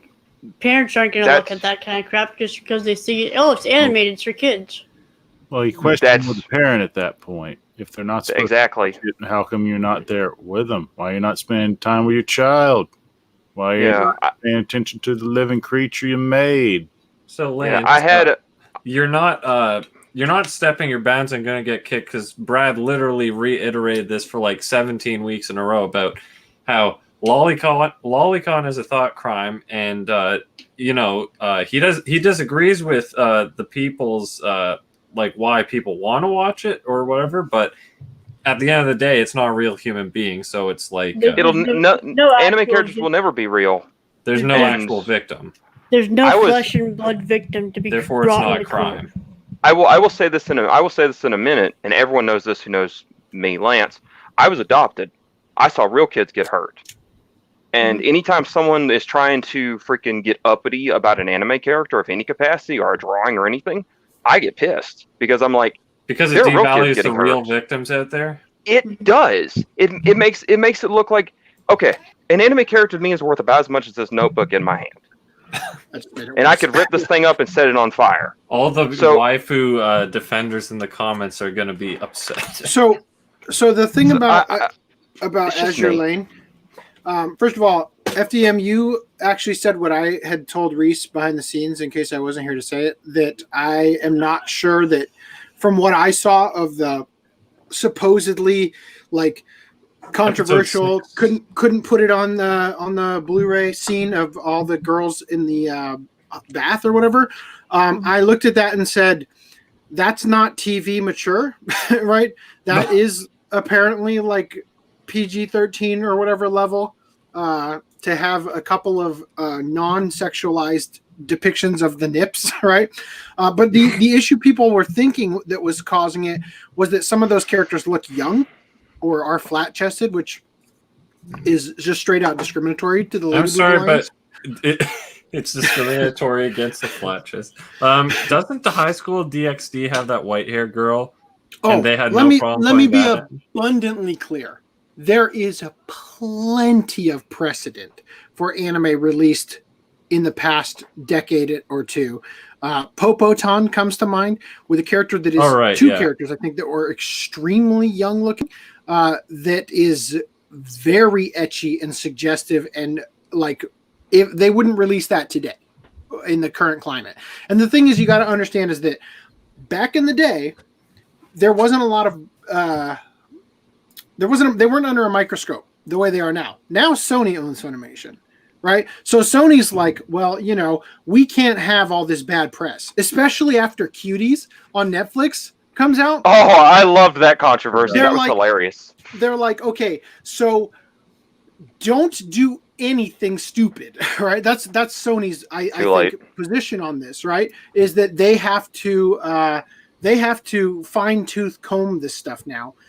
Because and to be abundantly clear, Cuties and fucking Kodomo no Jikan are not even in the same universe, right? Because as Lance said, these aren't real, right? These aren't real kids, right? So even if they will never be. Well, like, let me put it this way: if, in fact, I was going to say that if they had done Cuties as an animated thing, they wouldn't get the same backlash, but they absolutely would. In fact, it might have even been worse, but only because they could have gone farther with it. But the thing is, like I said, to Lance's point, they're not actually real. Like, Goku's not actually dying. I mean, he's not actually dying in the show either because he just comes That is back. very true. But you know what I mean? But he will not stay dead, and I have that complaint as well. But yeah, just to audience, Cuties on Netflix. Is that the 13-year-old exploit of cheerleading show? 11 to 13-year-old show. Look, I haven't watched it, and I think the vast majority of people complaining about it have not watched it. But from what I've heard, there is lingering shots on the crotches and the twerking, and you even see one of the girls go topless. And I saw this in a video by Shoe on Head where she had recorded herself watching it and just made a comment about, I just saw some girl's tits. And then later on when she's doing the review thing, she's like, that girl was 11? Oh my, what I mean? So there's it's clearly not, it's not appropriate to have put those child actors in that situation to begin with, kind of thing. If But they were drawn, though, there wouldn't be any actual humans being exploited. Sure, but I'm saying that the crowd that is up in arms about Cuties, which, just to be abundantly clear, I don't think there's anything wrong with being up in arms about Cuties. To be perfectly clear, I am with burning that show to the ground. But I'm saying that that same crowd would be up in arms about Cuties if it had been animated instead of live action. That they would still have burned it to the ground. And I'm on the side that if it had been animated, that I probably wouldn't agree with them. I mean, I wouldn't want to watch it still, but I'm just saying, I think that what is outrageous to it to me is the fact that they sat down and had 650 child actors come in and twerk for them to pick the roles. He just made this even sicker. That's I didn't think that was possible. And when Netflix production, you have a lot of OKs and check marks way beforehand. So dude, this made it to a series, if I'm right, didn't it? It was already airing. So when Netflix had to address the poster, because originally it was just the poster. They apologized for the poster, right? Because the poster was really gross and suggestive, but then the actual show still came out, right? But the thing is that what they did was they I just lost my train of thought. Oh yeah. So no, I lost it again. Oh crap. Oh yeah. So what happened was to process. When the hammer came down from the people that are just straight up I'm leaving, I'm end my subscription to Netflix immediately, right? And in the reason box, Cuties, right? When that started happening, Netflix got some sassy bitch energy going and said, we're sorry that you are dissatisfied with our Sundance Award-winning series or whatever, and then it's literally the guy that runs Sundance that gives out those awards was literally just arrested for raping a child or something like that. Oh my god! So what? Yes. So anyway, great look for Netflix, right? But anyway, yeah. So about that, I just again, I think that it's a different scenario with that. But yeah, the Azure Lane thing, I think that I don't think they need to censor it. I don't think that they even need to address if Netflix can show 11-year-old titties on Cuties. I don't think Funimation has to worry about fictional characters who may or may not even be underage. Because they still have to buy to get vampires Cuties off Netflix for $9 a month. Well, because the thing is that I'm sure freaking okay. A perfect example. My Neighbor Totoro has the girls bathing nude in the bath with the dad, right? Which is a culturally something that they do in Japan, right? But it's I'm pretty sure that in any given wholesome family film, you see the little dot nips of the characters that are clearly underage. It's not like it's a big deal, you know. And from what I saw, because I scrolled through the Sankaku Complex like depictions of that scene, and it looked extremely tame. Like I'm shocked. Like again, I haven't watched anything about Azure Lane. Literally didn't even think about the show really until this week when I just scrolled through some articles yesterday. But from what I saw, it doesn't look like a TVMA thing. You know, Mm-hmm. I mean, I'll be real. I don't think that in reality, I don't think TV 14. I don't think you would actually show nips on TV in Canada with that rating. I think they would edit it out and like I don't think it would be. Well, I think they would just cut 14A. 14A is essentially, I don't know how to put it. It might as well be TVMA. The only thing that makes something Is it like our 18A R17? is Well, I think it's. Let me I put don't it know, this way. basically. Let me put it this way. TV 14 in Canada or whatever, I would equate that to PG 13 for movies in the United States. But here's the thing: if you go to a PG 13 movie, like a PG 13 slasher movie, there's probably like a topless scene in it. But if you were to FDDNM. show that movie on TV, they would cut that scene or do something to it. You know, they wouldn't FDDNM. actually show that on TV. Yes. What is high school DxD rated in Canada?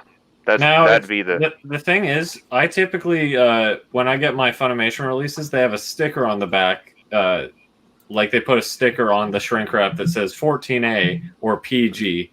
So DxD might honestly be 14A, but I do believe Prison School was an 18A sticker. But Can't trust these.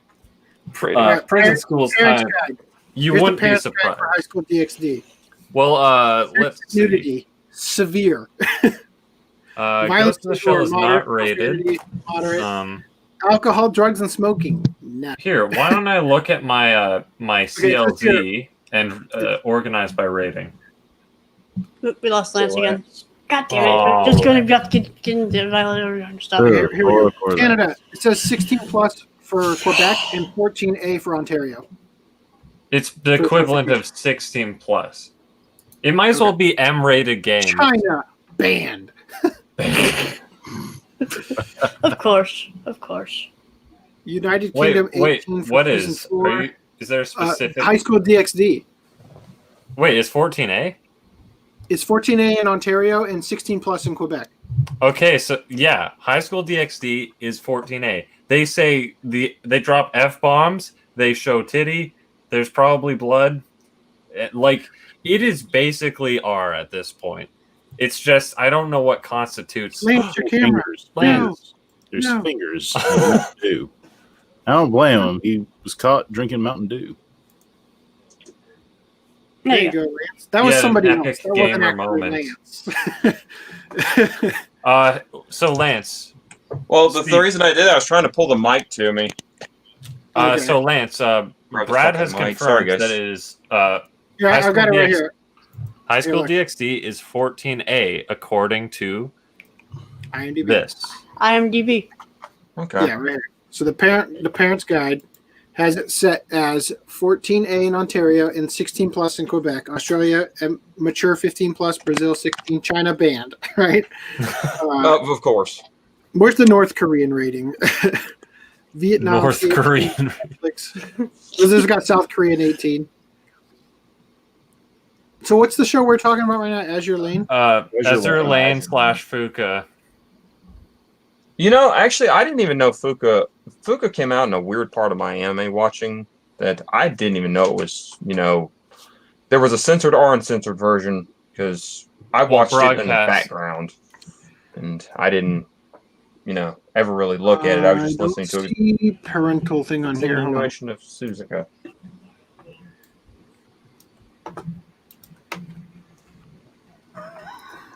Can you guys hear me? Yeah. Hello. Yes. Okay, cool. We can hear you. Did you have a question we might have missed? They don't even have it rated because it's probably too new. What was the other one? Fuka? Fuka, yeah. Yeah. Because Lance, Fuka was in the exact same situation. It was releasing with 14A as the listing, and everyone was like, "Oh, it's going to be censored," and then it has nipples and stuff. So it's like when it actually released. So it's like, okay, that's not censored. They don't have an age rating for that either. It looks like. Wow. What was the other one? Sugumomo? Okay, yeah, sure. Sugumama. Sure, we didn't list I it love for it. I love that. Oh, Sugumama. I forget the freaking T is silent. Thanks, English.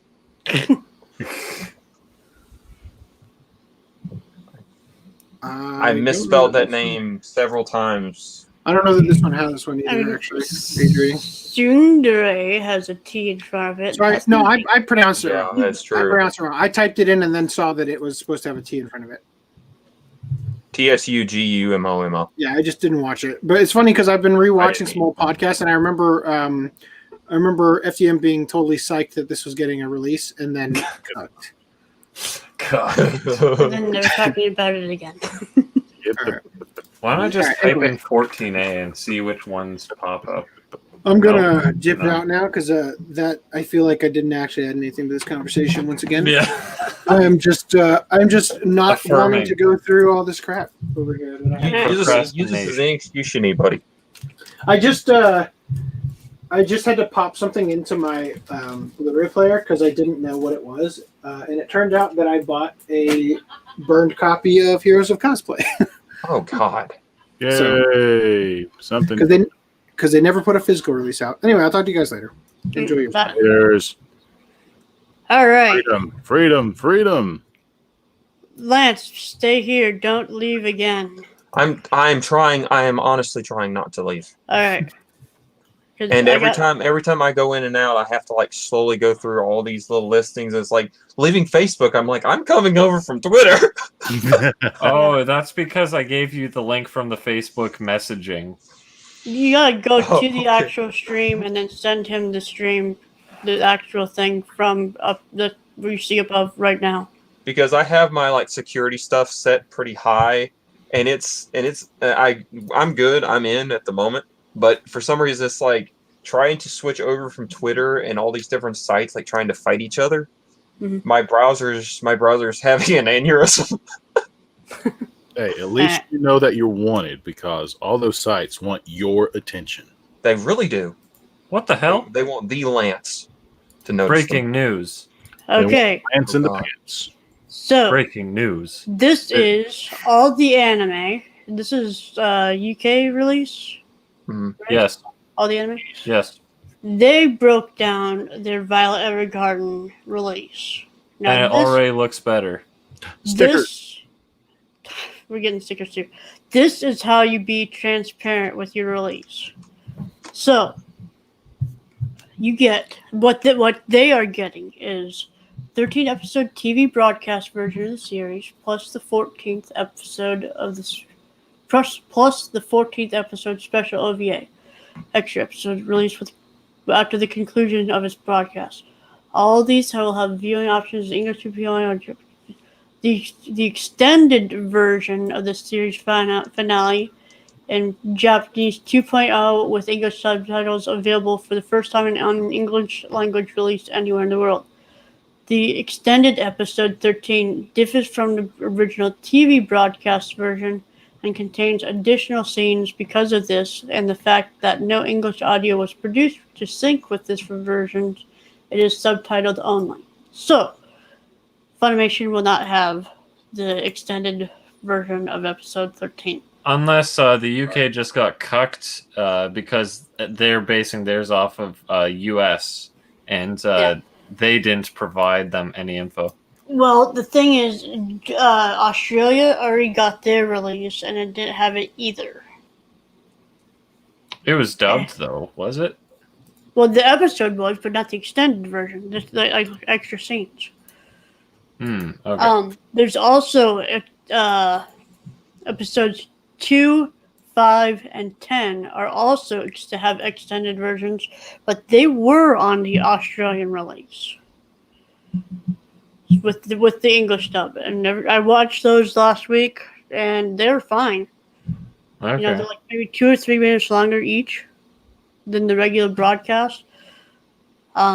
This I says, hate this stupid director's cut extended edition. It's like, God, yeah, give me one. I hate that this says TV broadcast version of the series, which Because it sounds like it's censored. it sounds like it's not the polished home video version. Right. Now they're also getting the 4 compilation films, which are in some circles as the Japan tour films, because these have Jap 5.1 audio, whereas the TV series only has 2.0, and it's basically just compiling like 4 or 5 episodes, or like 3 or 4 episodes into 4 movies, basically just taking off the opening and ending credits, just like marathon mode kind of thing. So the Japanese is typically done in 2.0 unless it's a movie.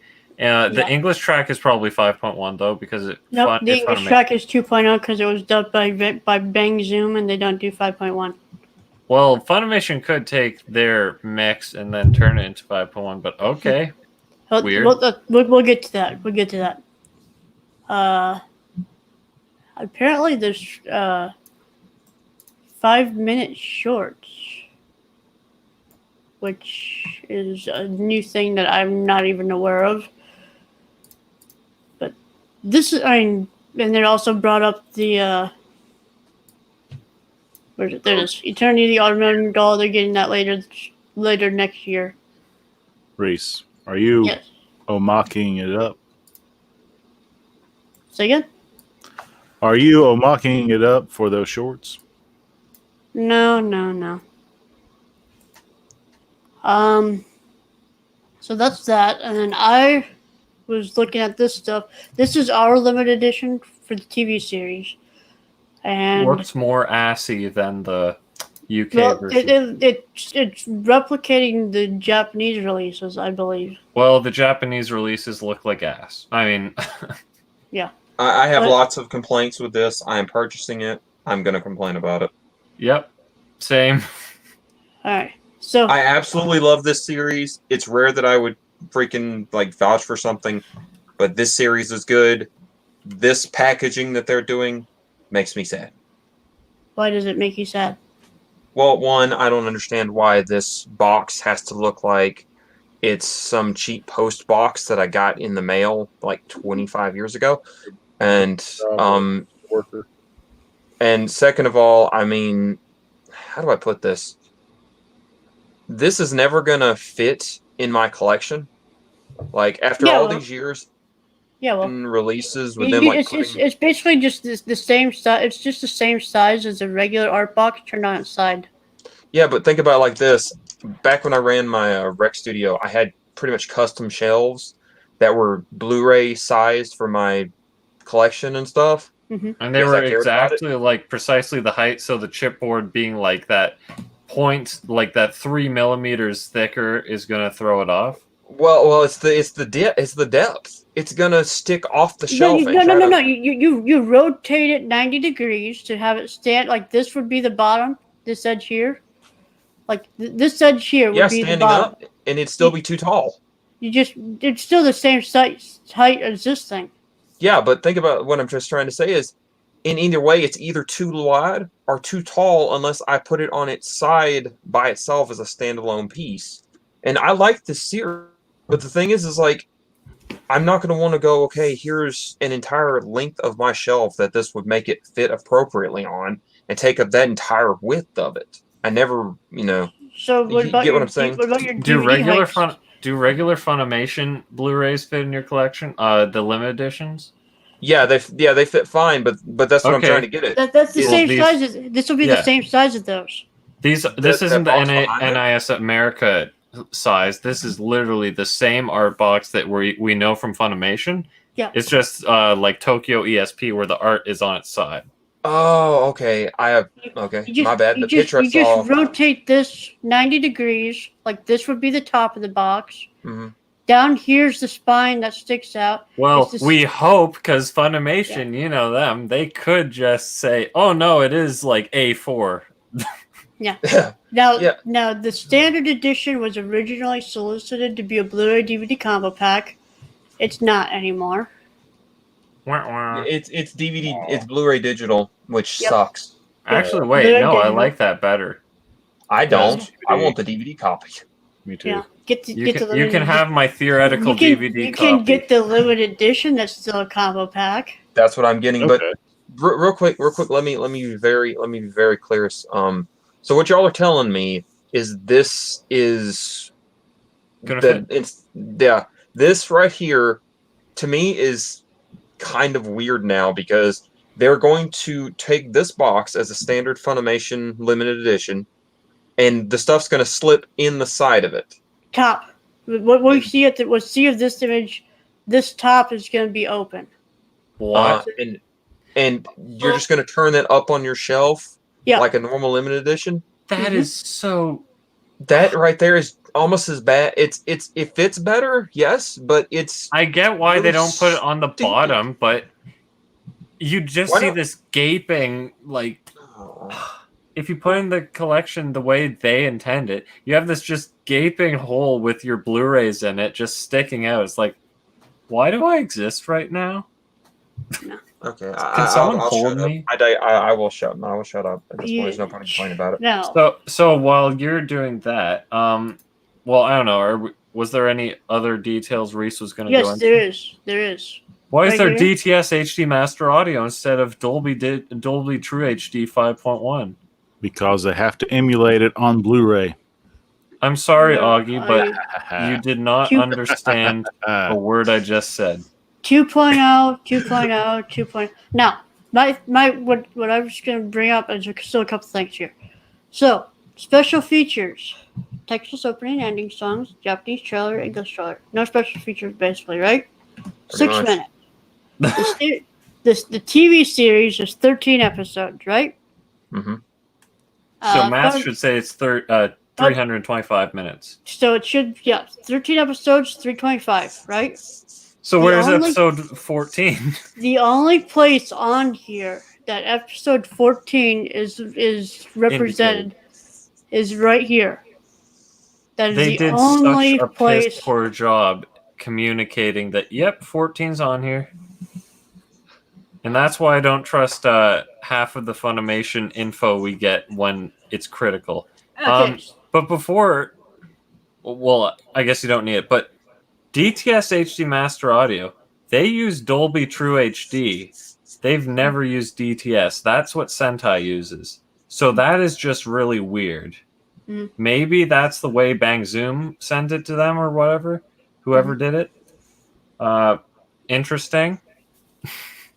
Now, the other thing that's interesting is to get to scroll through all these things. Here, sucks that this is me. Hi, that's me. Hi. Sucks to me that the series apparently turned the standard edition turned BD only and still don't go to the OVA in the back. You're blind. You gotta look. Yeah, I'm blind. I didn't see that. There we go. Okay, I'm blind. We all know the feeling. Piece of Hope, who is a graphic designer at Funimation. They need to hook me up. OVA is included, listed in specs, but regrettably not in the special features call out. The LE is a combo, but the standard is BD only. The LE rigid box has space to fit both movies. Okay. That's what about probably the art book that it's coming with? Well, it's probably going to account. It's gonna have a filler box for all the stickers and postcards and all that. Lance shit. does have a good point though, because Funimation is no stranger to. Just take out that filler box with stuff in it, and put your other part in For there. the love of God! Did I freeze? Drop again. I guess you did, Augie, because I haven't heard you say anything in the last couple minutes. Yep. Go down again. What you should do, Reese, I don't think you actually have to go down thinking about it now. Okay, What you should do is you should continue to post on this thread saying, but it doesn't include episode 14. And people keep telling you you're blind and an idiot. No. I know where you're going. You're going to give a real response. Reese, what he's saying is just beat the dead horse, buddy. Yes, beat the dead horse after it's already super dead. Well, I've already Keep emailed saying, customer "Where's support a couple Funimation?" times trying to ask them about that, and they're already starting to get pissed at me. They're giving me passive aggressive email responses now. Wait, so you're emailing them like obsessively, even though you've already Yeah. Like, I'm so proud of you. I'm proud of you as well. They're starting to get passive aggressive. Like I always end my emails with thank you for your swift and transparent response. Okay. Can I just say that I feel so good right now because earlier this week, I just want to real quick talk about how Funimation keeps screwing things up. On several occasions, I have not been able to watch anime, even though I pay for a Funimation's premium subscription. Paid for a yearly for quite a long time. I was not able to watch episode 2 of the show we are reviewing later tonight. How heavy are the dumbbells? Yeah. Because apparently, the Funimation server couldn't find it. Searched up until right before the podcast, just kept refreshing the page and re-going to there. Don't know if it's there now or not, but their track record's really not holding together. Oh well, if you don't like that, try shopping at their shop with their customer service. If you have any. I mean, hopefully when you're shopping, you don't need to use customer service. Well, I agree too, but if you buy the only thing about the shop that sucks is that you have to manually go through every page. There's no filtering. Yeah, that's annoying. They don't like to communicate back anything. So if you got something, well, they do after 4 months. That happened to me. Yeah. Christopher Parker says, "I saw the Eternity of the Eternity and the Automated Withdrawal film is being released separately." That's correct. You could not keep the shitty box as an option. That's not an option because you got the book and you got all that space for the 2 movies. Blu-ray DVD combo and riot.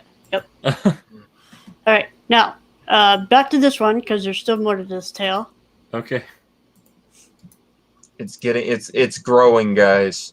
Wait, the LE box has space for fit both, or yeah, so both, as including the one that just came out in Japan. Inspector Reese on the case. This guy doesn't know who Piece of Hope actually is. It doesn't come with the movies. Duh, I know that.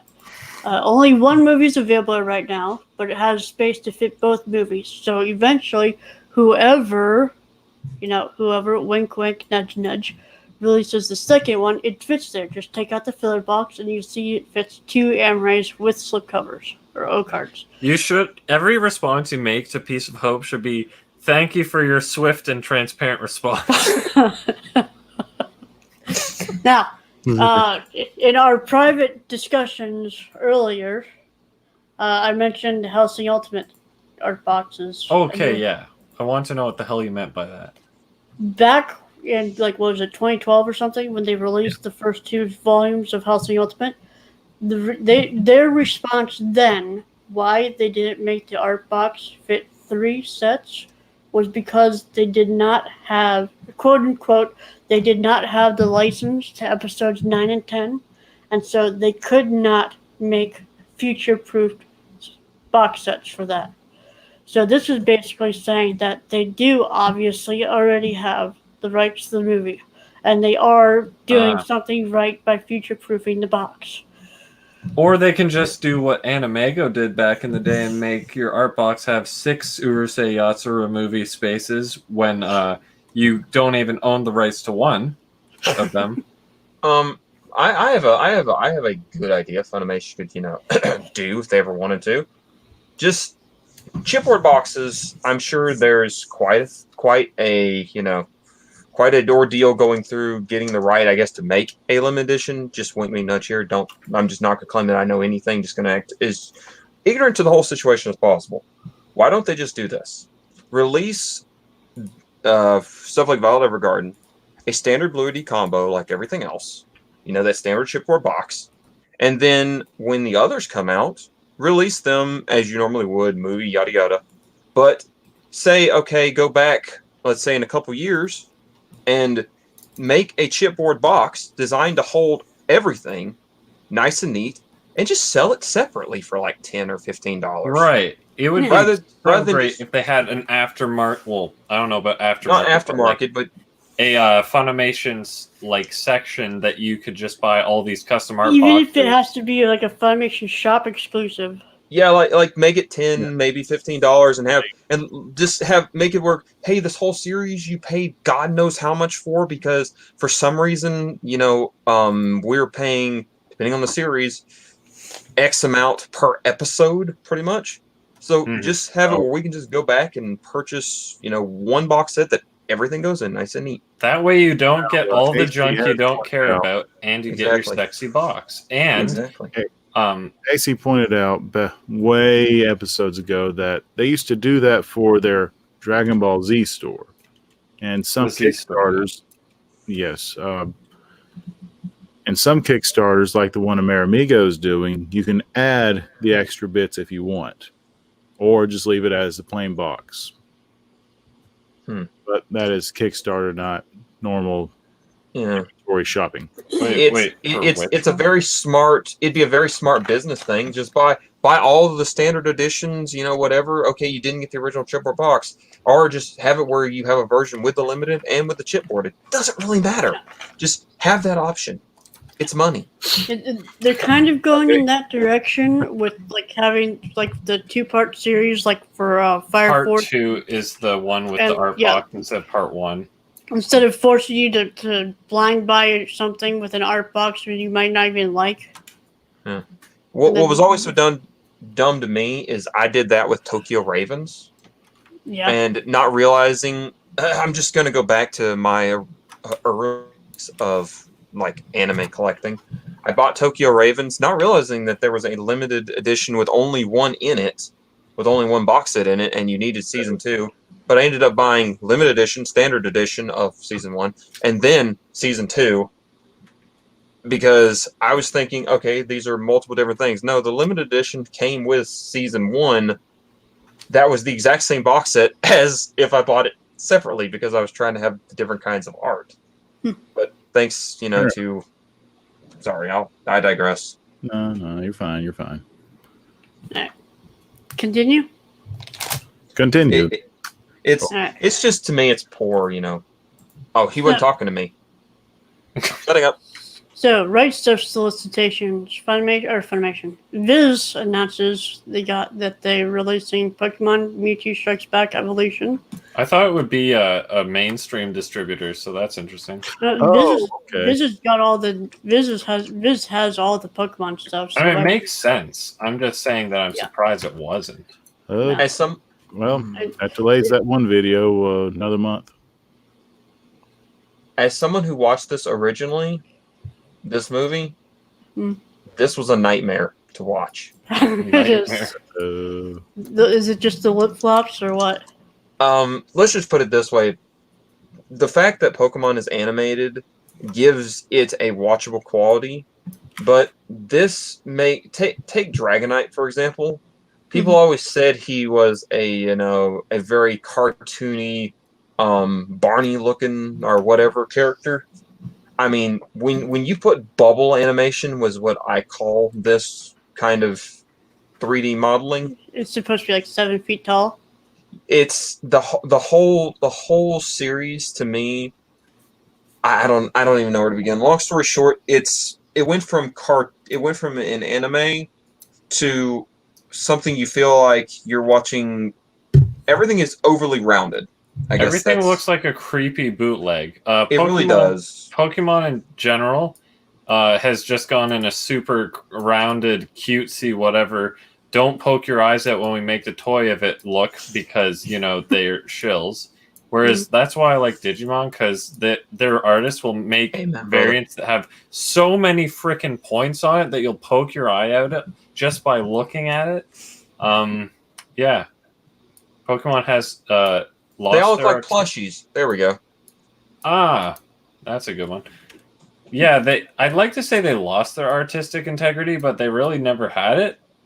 I had this theory that all Pokemon look fat, and that's because they're making them all so rounded and soft, and it's obnoxious at points. Well, yeah, that's to please the plushie market or stuffed animal market. They're not making specifically plushies.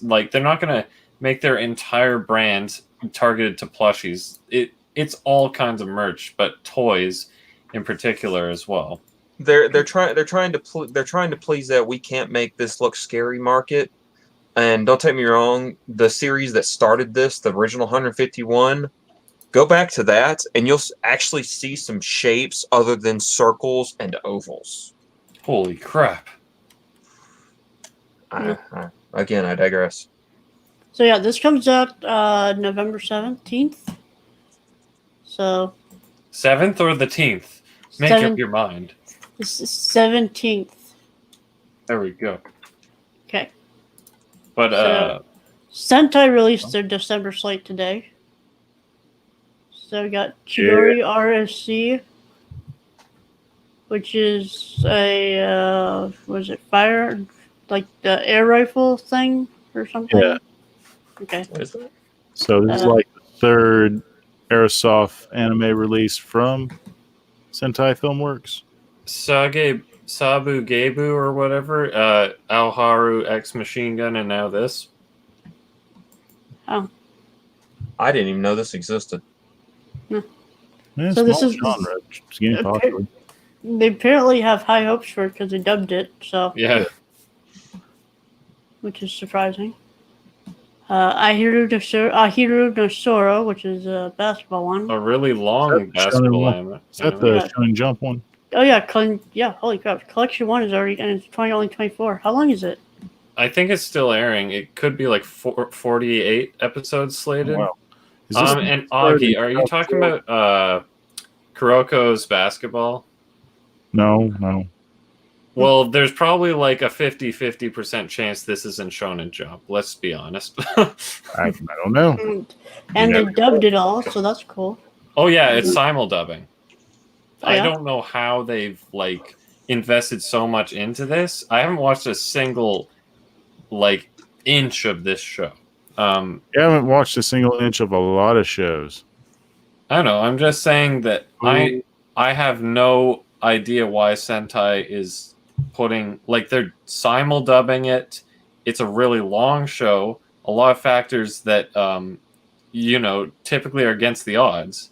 So, and I'm just saying that I haven't seen it, so I can't prove the validity of if it's worth them going through all this trouble. Do you know who the animation studio for this is? Guys, I'll be back in like a minute. Does it not say Google the can tell. details?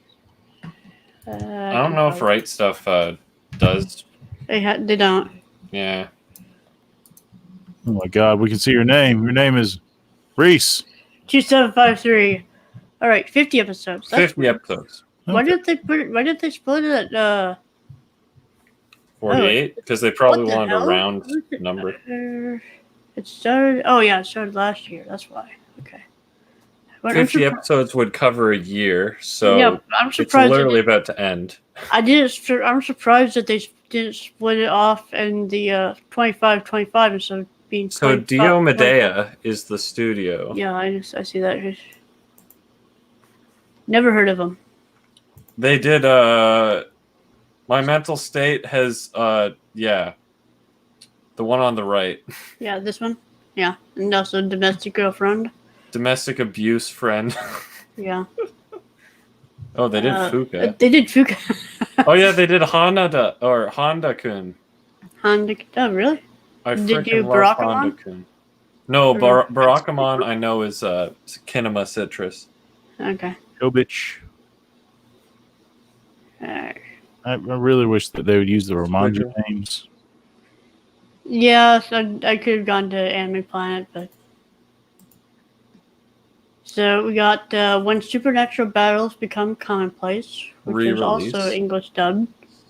Well, I looked at the original release and Right Stuff listed it as English dub, so I'm like, so this isn't a new dub? I'm back. That comes out December 8th. Yes, so it's apparently just a re-release. I had someone trying to get me to watch that. The Cuckening. They canceled the Steelbook to release it just on a standard Blu-ray. They canceled the Steelbook just to release the exact same thing they already had. Well, they didn't. It's not because it has a Spanish dub on here now. That's the difference? Yep, that's the difference. So now the bit rate of the disc is going to be lower than it probably already is. Great. Like fighting spirit or Hajime Ippo. They had to wait and get that Weathering with You on there. Oh yeah, that's probably the real reason they did that. That and probably is. and Augie, no, this isn't Garden of Sinners. This is Garden of Words. Yeah. Words are good. Verbs and adjectives, and sometimes. I believe, if I'm remembering correctly, this image was on disc 2 of the DVD, the special features disc. So, yeah.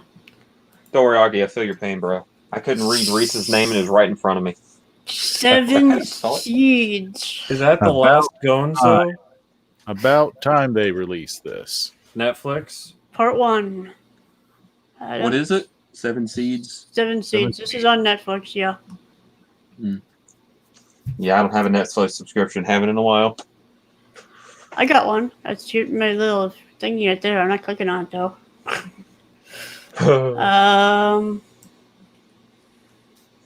Yeah, so I'm surprised. I'm surprised they're doing like a 24 episodes collection for Ahiro no Sora, even though it just aired last year and this has been out for a little while, and they're not doing a complete collection for 7 Seeds. It's literally because Ahiro no Sora is so long that they want to be more digestible, so people would actually buy it. Oh, okay. Instead of having to buy 4 sets. Whereas 7 Seeds, they're like, okay, let's milk it. Yeah. 7 Seeds. Get 7 episodes per box set. Outburst Dreamer Boys, which they don't have any faith in, so they didn't dub They it. don't have any faith. That's the new way we're just going to go through all the releases. They don't have any faith in this one. If you buy stuff, it probably would, but since they don't, well, there you go. If they think it's a good sell, they dub it. If they don't think it's going to be a good sell, they won't dub it. So they don't have any faith in it. Special with it. So technically 12 episodes? Not sure how 300, yeah. Plus the special, It's the Destiny of Those Born as Men. Yep. 11 plus 1 is 12. And then Ajin Demi-Human, the OAD collection, which is surprisingly sub only, even though the series has a dub. Wow. Netflix just didn't dub them for that long. They're like, screw it, we're going to release it. Yeah, and it's only 67 minutes long. The truest form of cuckening is how the limited edition Blu-rays are DVD height. Yeah. And this is why I kept advocating for make your goddamn releases future-proof. Yep. But they're going to put out a steelbook inevitably for the Ajin, so... Oh, yeah, they're going to probably include this in there, too. Oh, my... Okay, I'll put this off then for a long time. Alright. Well, at least I can complete it now. So, if you guys want, I can give a little intermission of what's rated 14A, apparently, according to 14A. sources. 14A. I think that means you have to either be 14 or under 14 with the accompaniment of an adult. So let's see. We got Zams, Bleach, Monthly Girls, Nozaki-kun. Bleach? What? But Cancer and Bleach are in the same category? Wow. They're both about people. That's insane. Which oh one? my god. All right, just Good night, Weber. Monthly Girls, Nozaki-kun, Love Chunibyo and Other Delusions, Code Geass, Overlord, Omamori Himari, which is ecchi, Persona 4 the animation, Beyond the Boundary, Akame ga Kill, No Game No Life, Parasite the Maxim, UFO Ultraman Valkyrie, if you guys know that. It's ecchi, I believe. Yeah. World God Only Knows, Black Butler, Those Who Hunt Elves, Tenchi in Tokyo, Queen's Blade Rebellion, Quasar of Stigmata. Holy crap. That escalated. Naruto Shippuden and Quasar of Stigmata are the same rating.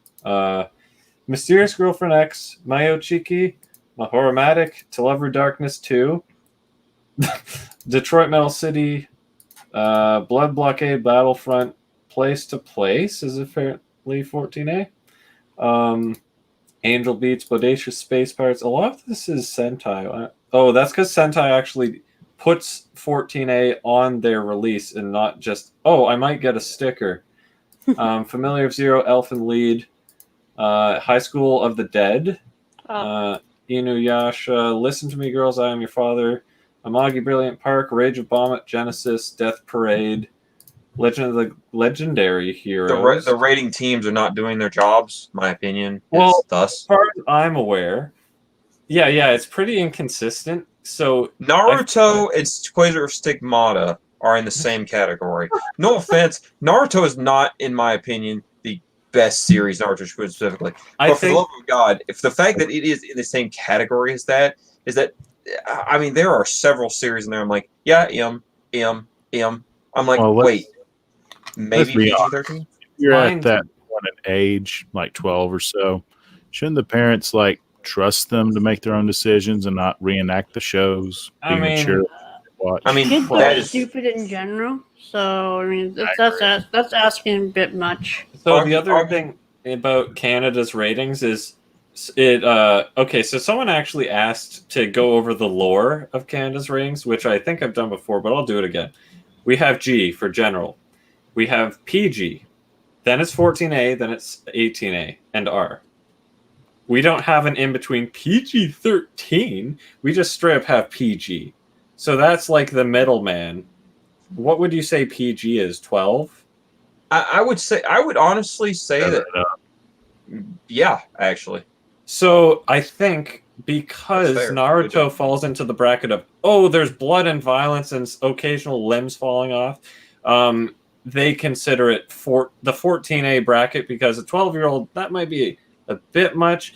And you know what? Shonen is literally the age category of 14 plus or whatever, right?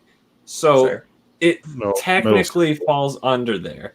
But at the same time, the Quasar of Stigmata, they're like, bruh, that ain't porn, so it's 14A. So it's like they're very lenient with the things that would otherwise have questionable content in the US.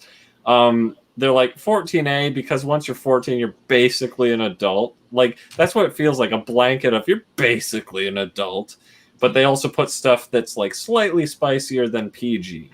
Anything that has a direct, like, hey, this is legit straight up is going to get R. I think porn, I guess 14A is the equivalent of your guys' PG-13 ranging to NC-17. Well, I don't know. NC-17 is like might as well be worse than NC-17 is porn.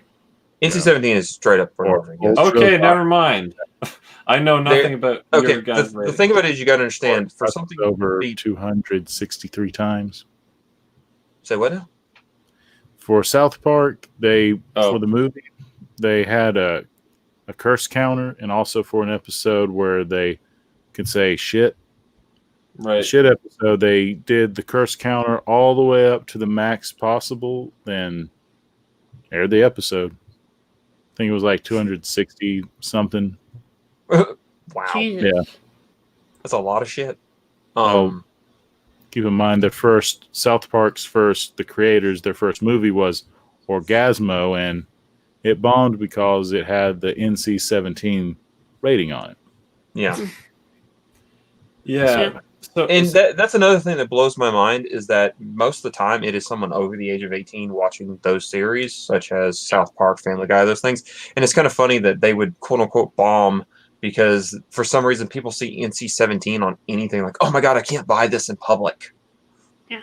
I actually used to walk through an FYE and people would, I know, right? I'm legitimately, that's good. That's my. Well, it's a matter of them not letting you in the theater or not buying it over the counter. Yeah, but the thing is, like, most of the time, these people were over the age of 18. Like, I was at an FYE, and I got the manager to help me because I was buying a substantial amount of movies and CDs and stuff. I just gotten a good job and stuff. Long story short, but the thing was that they got me. That made me laugh. Was I made the manager. I had him carry the High School of the Dead box sets that I was getting because I wasn't allowed to keep them on me. But this guy got so awkward and he was so embarrassed because it was a bikini anime girl. I'm like, dude. I looked over there because they actually had porn and stuff there. I was like, you guys got a lot worse here. They got a lot worse here, and they got a lot more embarrassing. I mean, you sell Barney DVDs every day. What's the difference? Yeah, but that's what I'm getting at. It's like it amazes me that would even be a problem because well, technically, if you think about it, I've always like kept this in my mind as like a script for the moment someone like that I don't give permission to see my collection like pulls out like a High School of the Dead or something like that, and they're like, "This is prawn," and I'll be like, "Bruh, everyone loves Game of Thrones, and that's like worse than this show." Right? Look at other zombie movies. If they're gonna, if they actually do sex, they get show up clarity. In my household, they don't care about graphic content unless it involves nudity. Well, that's how it was growing up. Because honestly, I don't know. I feel like I can watch anything nowadays in my. This is a really interesting. That is a flat. That's bad. So I actually have been watching the stream at like 3 times speed or whatever, and I just caught up where I was like, oh, I want to jump in at this part, but it's like, and then as soon as I'm thinking that, it goes back to normal speed, meaning I caught up. So regarding NC-17, the vast majority of it is like literally just adult movies, right? So like back in like the 70s when they would show like literal, because think about it from this perspective, there was a time when there was no such thing as home video, right? Mm-hmm. Right. Like it didn't exist, but porn videos still existed. So they had to show them in theaters because that's the venue for you to go see something, right? So they would have actual theaters showing no child under 17, stuff. But the thing is that there's actually a really interesting history about how things get rated where, if I recall correctly, Rob Zombie's movie House of a Thousand Corpses, which is not porn, had they had to cut a bunch of stuff out because it kept getting rated NC-17 because it was too violent or something. Are you sure that wasn't 31? No, I'm pretty sure it was House of a Thousand Corpses. It might have happened more than one. 31, his newest one that wasn't attached to the Firefly trilogy. 31 hit that snag too. They had to submit that like 3 different times. So here's the thing about ratings, though, and this is like a known thing in the industry.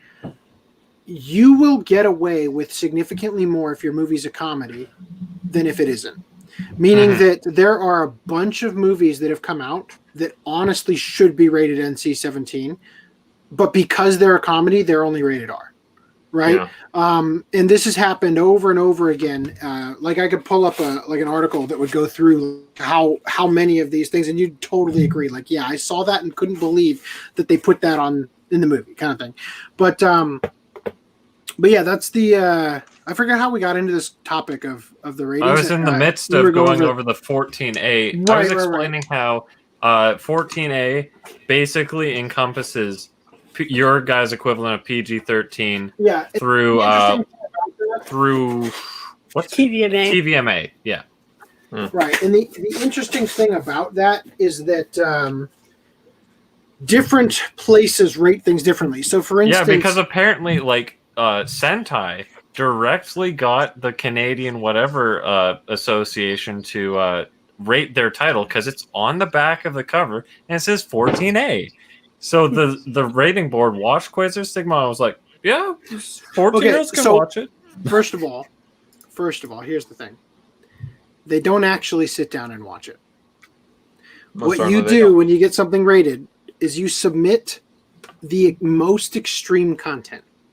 Oh. And you say, here's what's in our video game. Here's what's in our movie. Here's what's in our show. And they look at that. Yeah. So like, they show them like prancing in fields or something, and I guarantee what they're going to do is they're going to. So I haven't watched Seko no Quasar Sigma, or whatever it is. I haven't watched it, but I know about it. So I'm thinking, okay, well, there's a topless scene here. Send them that instead of the milking. The opening scene is frickin' cuts off her clothes, and then drinks from her nips. I Right, haven't so- watched the full series myself, but I watched like part of the first episode. FDDNM is literally making my Describe it. point for me. Yeah. So the thing is though that in Europe, for example, That's they will normal. rate violence way harder than the U.S. will. But in Europe, they will rate nudity and sexuality way softer than the U.S. will, right? So Pun the idea is intended. that So for Europe, here's how bad it is. Over here, we have Teenage Mutant Ninja Turtles. Over there, We're always ninjas naked. do violence. So it's Teenage Mutant Hero Turtles. That's how ridiculous. I don't think that's why, personally. I very much doubt it. I think that the purpose of doing that is that they're like culturally insensitive. Like nobody knows what ninjas are. We're Brits, right? Ninjas are So considered bad people to them.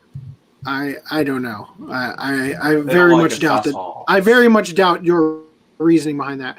But anyway, the thing about it though is that like the is actually over time. So I think I brought this up in one of the earlier podcasts. There's a movie.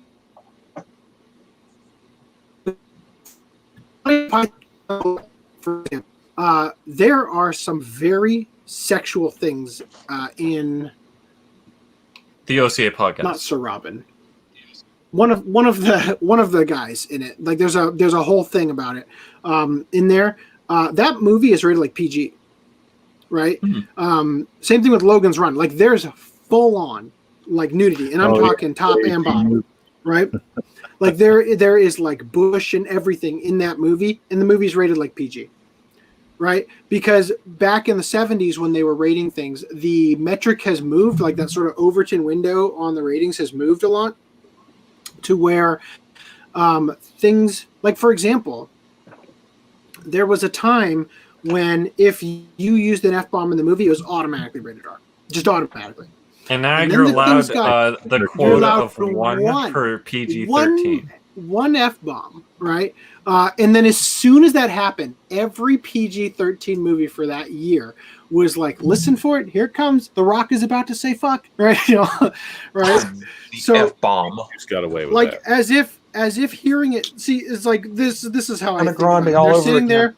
They're sitting there with their like Oh, with their martini glass, thinking like, how do we justify the existence of the salary that we're pulling in for this rating system when it doesn't change that often? What if we let them say fuck once, right? And it's like, that's a great idea, because then we Or can the let entire some population. movies skirt through, but the Quentin Tarantino movies will remain R. You know, like so anyway. Because that's the difference between whether or not kids are going to repeat it. You know? You know what's funny to me is that growing up, I was given the rule, the literal rule.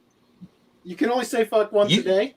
I wish, actually, was my dad literally told me, he said, look, just don't cuss around any of the adults. And he was like, you're going to do it. My dad had a policy. He knew I was going to do something stupid. So he's like, I know you're going to do this. Here's the areas you don't do it in. Yeah, church. That was his thing. He's like, look, I know I can't keep you from acting like an idiot, but just don't do it here, and you're fine. I didn't do it there until I got older. So yeah, that's the kind of thing I think about. Is like literally every single adult I know cusses, right? And the ones that don't are like annoying about it, you know. So They the would way hate I me. see it, like I don't. You mean they're prudes? They're like, oh, using filthy language.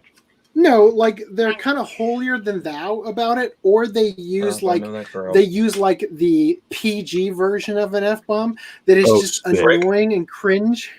Yeah, you The thing freaking freaks. I can't flipping stand this podcast. The thing about it is that the literal point of a swear word is emphasis. So thus, if you use frick with the same emphasis, you have said fuck.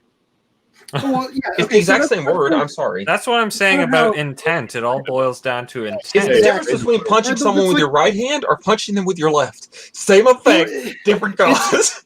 It's it's like the equivalent of what happened to the Papa John's guy, where he was like ousted for his company for using the N-word within context of things like you can't say this, right? And there's like, he said it, fire him. It's kind of like, if you were to actually derogatorily use the term against someone versus like reading aloud Huckleberry Finn, these are two completely different contextual situations, but bringing the hammer down in the same way. That's kind of how I see like the cursing, right? Is that, and that's kind of like you'll notice on the podcast for the vast majority, like 99% YouTube. What's up? How I get banned by YouTube in the chat. For like 99% of the podcast is NC-17. Well, like I have been very careful because it's just how I view things, not to outright make fun of people or insult people, right? In terms of like, I'm sorry, I've kind of ruined that. No. What I'm saying is like, when it comes to, for instance, Ron Toye. Right, it's like we're pointing out the incredibly stupid and retarded things that he's doing. Hey, but you said the word. I can say it. Yeah, I didn't use it earlier because never mind. Medical. But use it all you want, my man. It's up to you if you want to get canceled or not. I never actually referred to him as Ron Soye or any of that stuff. Moronica. Like I never used those terms. Damn it! I knew I was going to do this. I thought to myself while I was about to write, I'm like, don't write wrong. Well, I'm trying to write. Let me bootleg series box 3. Fuck, this is actually box 4 too. Fuck me. I'm trying to write this on here, and I'm like, don't write Ron, and I write BOX. Damn it! Like, box on the box. Well, at least you know what it is when you go find it. It's a box. This is easily the like most packed box I have. Like it got like packed better than anything else. Every then single you need to go square back inch. and repack everything else that same way. No. The thing is that because of the Malaysian and Hong Kong bootlegs, I just happen to have it the exact amount where because the way these work is you stack the DVDs. I'll do it this way. You stack the DVDs like this, right? So you've got them just like in my video on this side and on this side, and then you've got one or two in the middle, but then there's a gap in the middle, right? Well, the way it ended up working out is that I had just enough of the of those Hong Kong bootlegs that are smaller, like a Blu-ray size, and then all my Blu-ray bootlegs like made up the exact amount of room left, except for I didn't have enough to fully like go the whole way around. So I have just one box set that goes a little bit further this way, right in the center, because the ones that go here hug into it like perfectly, like so that anyway. But yeah, I totally took advantage of that, and this is the best packed one yet. I would go through it in more detail, but I can't. By the way, I might join the call with my phone and show you guys what the collection looks like boxed up in a corner of a room. I gotta adjust some of these chats. Yes, please do. The chased chat. FDDNM sounds like his voice dropped. Is my voice level? Like, I don't know. That was like 13 minutes. Hey everyone! Hi, Mr. Lance, you're missed in the chat. Well, Lance returned to YouTube chat. He's sad that you were banned from YouTube's chat. I'm pretty sure we discussed talking. the lore, right? We discussed the lore about what happened with you, Lance, where you said some naughty things and YouTube just outright destroyed. Oh no, it wasn't not. It wasn't even naughty. It's just I was typing in all caps, and I had permission from the streamers, and YouTube just hammered down on me, and it got to the point like finally it was like a month or so before even my comments in the comments section under the videos were not appearing. So they like I was down. That happened to JT Master when we were talking about CP Elfin Lead. No, we were talking about something specifically. It was a scene in something that Elfin was Lead. getting. I don't think it wasn't Elfin Lead. It was something else that he brought up. He said nobody complained about the child rape scene in Marduk Scramble. Oh yeah, he said Elfin Lead. he said Elfin Lied, but he meant Marduk Scramble when he said it. But there wasn't. I guess it was. No, not really, because she's a prostitute. But because child and rape were right next to each other, YouTube just straight up deleted his entire channel. Like in the middle of the podcast, I'm looking at it and I'm like, why does this say message deleted? And then I moused over. It's like YouTube has decided that this person is evil and can't exist anymore. And then we brought him on. He got it reversed, but like seriously, like they will hair trigger on. And yet there's certain people on YouTube with them. Bought off the internet. Yeah, and at the time he was, even still, I believe he was the moderator. You know, so like the same thing with my wife when she said I'm going to kill you. Right? She was the moderator. So like she should have been able to whitelist through that like YouTube don't show this wall. You know? Yeah. Well, no, they took it out of all the streamers' hands. They took it out of the hands of the general public, basically. Well, the worst thing is that thing that happened. Said, hi guys, it's nice to see you. I hope everyone you go to heaven and don't burn in hell. That would have shown. Well, yeah, those specific words would have got you banned, knowing YouTube. But the thing is, like that happened with, I think it was Philip DeFranco or somebody, or no, it was Markiplier had a stream where. That's right. He had I remember that. So I just rewatched the podcast where that clip where I said, "Reese, it'd be great if you could stop raping that chair, right?" When your chair was extra squeaky, and then you changed your profile pic to the Futurama thing. Yeah. Up. Anyway, but what happened with Markiplier is that he had a system where when he would ask his chat something, they would spam certain like emoticon things that he had. Like he had like a red paddle and a green paddle, like yes and no, right? Mm-hmm. And spam, yes. YouTube just flat out deleted the channels and accounts of like pretty much his entire like following base. I am highly suspect, to go back to the Incredibles. Highly suspect. I think that was what what's her name said. The thing to me, what I'm thinking is going on here is that YouTube wants to monitor everything. And when someone is coming in that fast and aggressive, they actually can't. And even their bots can't keep up. Oh, so let me tell you, YouTube is ruining their hell-bent their own life platform. Did you guys see that tweet I put out about the new policy regarding playlists? Yeah, we're just gonna, due to it's not being used, we're just gonna take out all of these things with no more notes on playlists. Can't auto add videos to playlists anymore. It's like, are you kidding me? Well, I use that daily. I saw that being used. Seriously, no. Here's the thing: it's not being used. You want to know why it's not being used?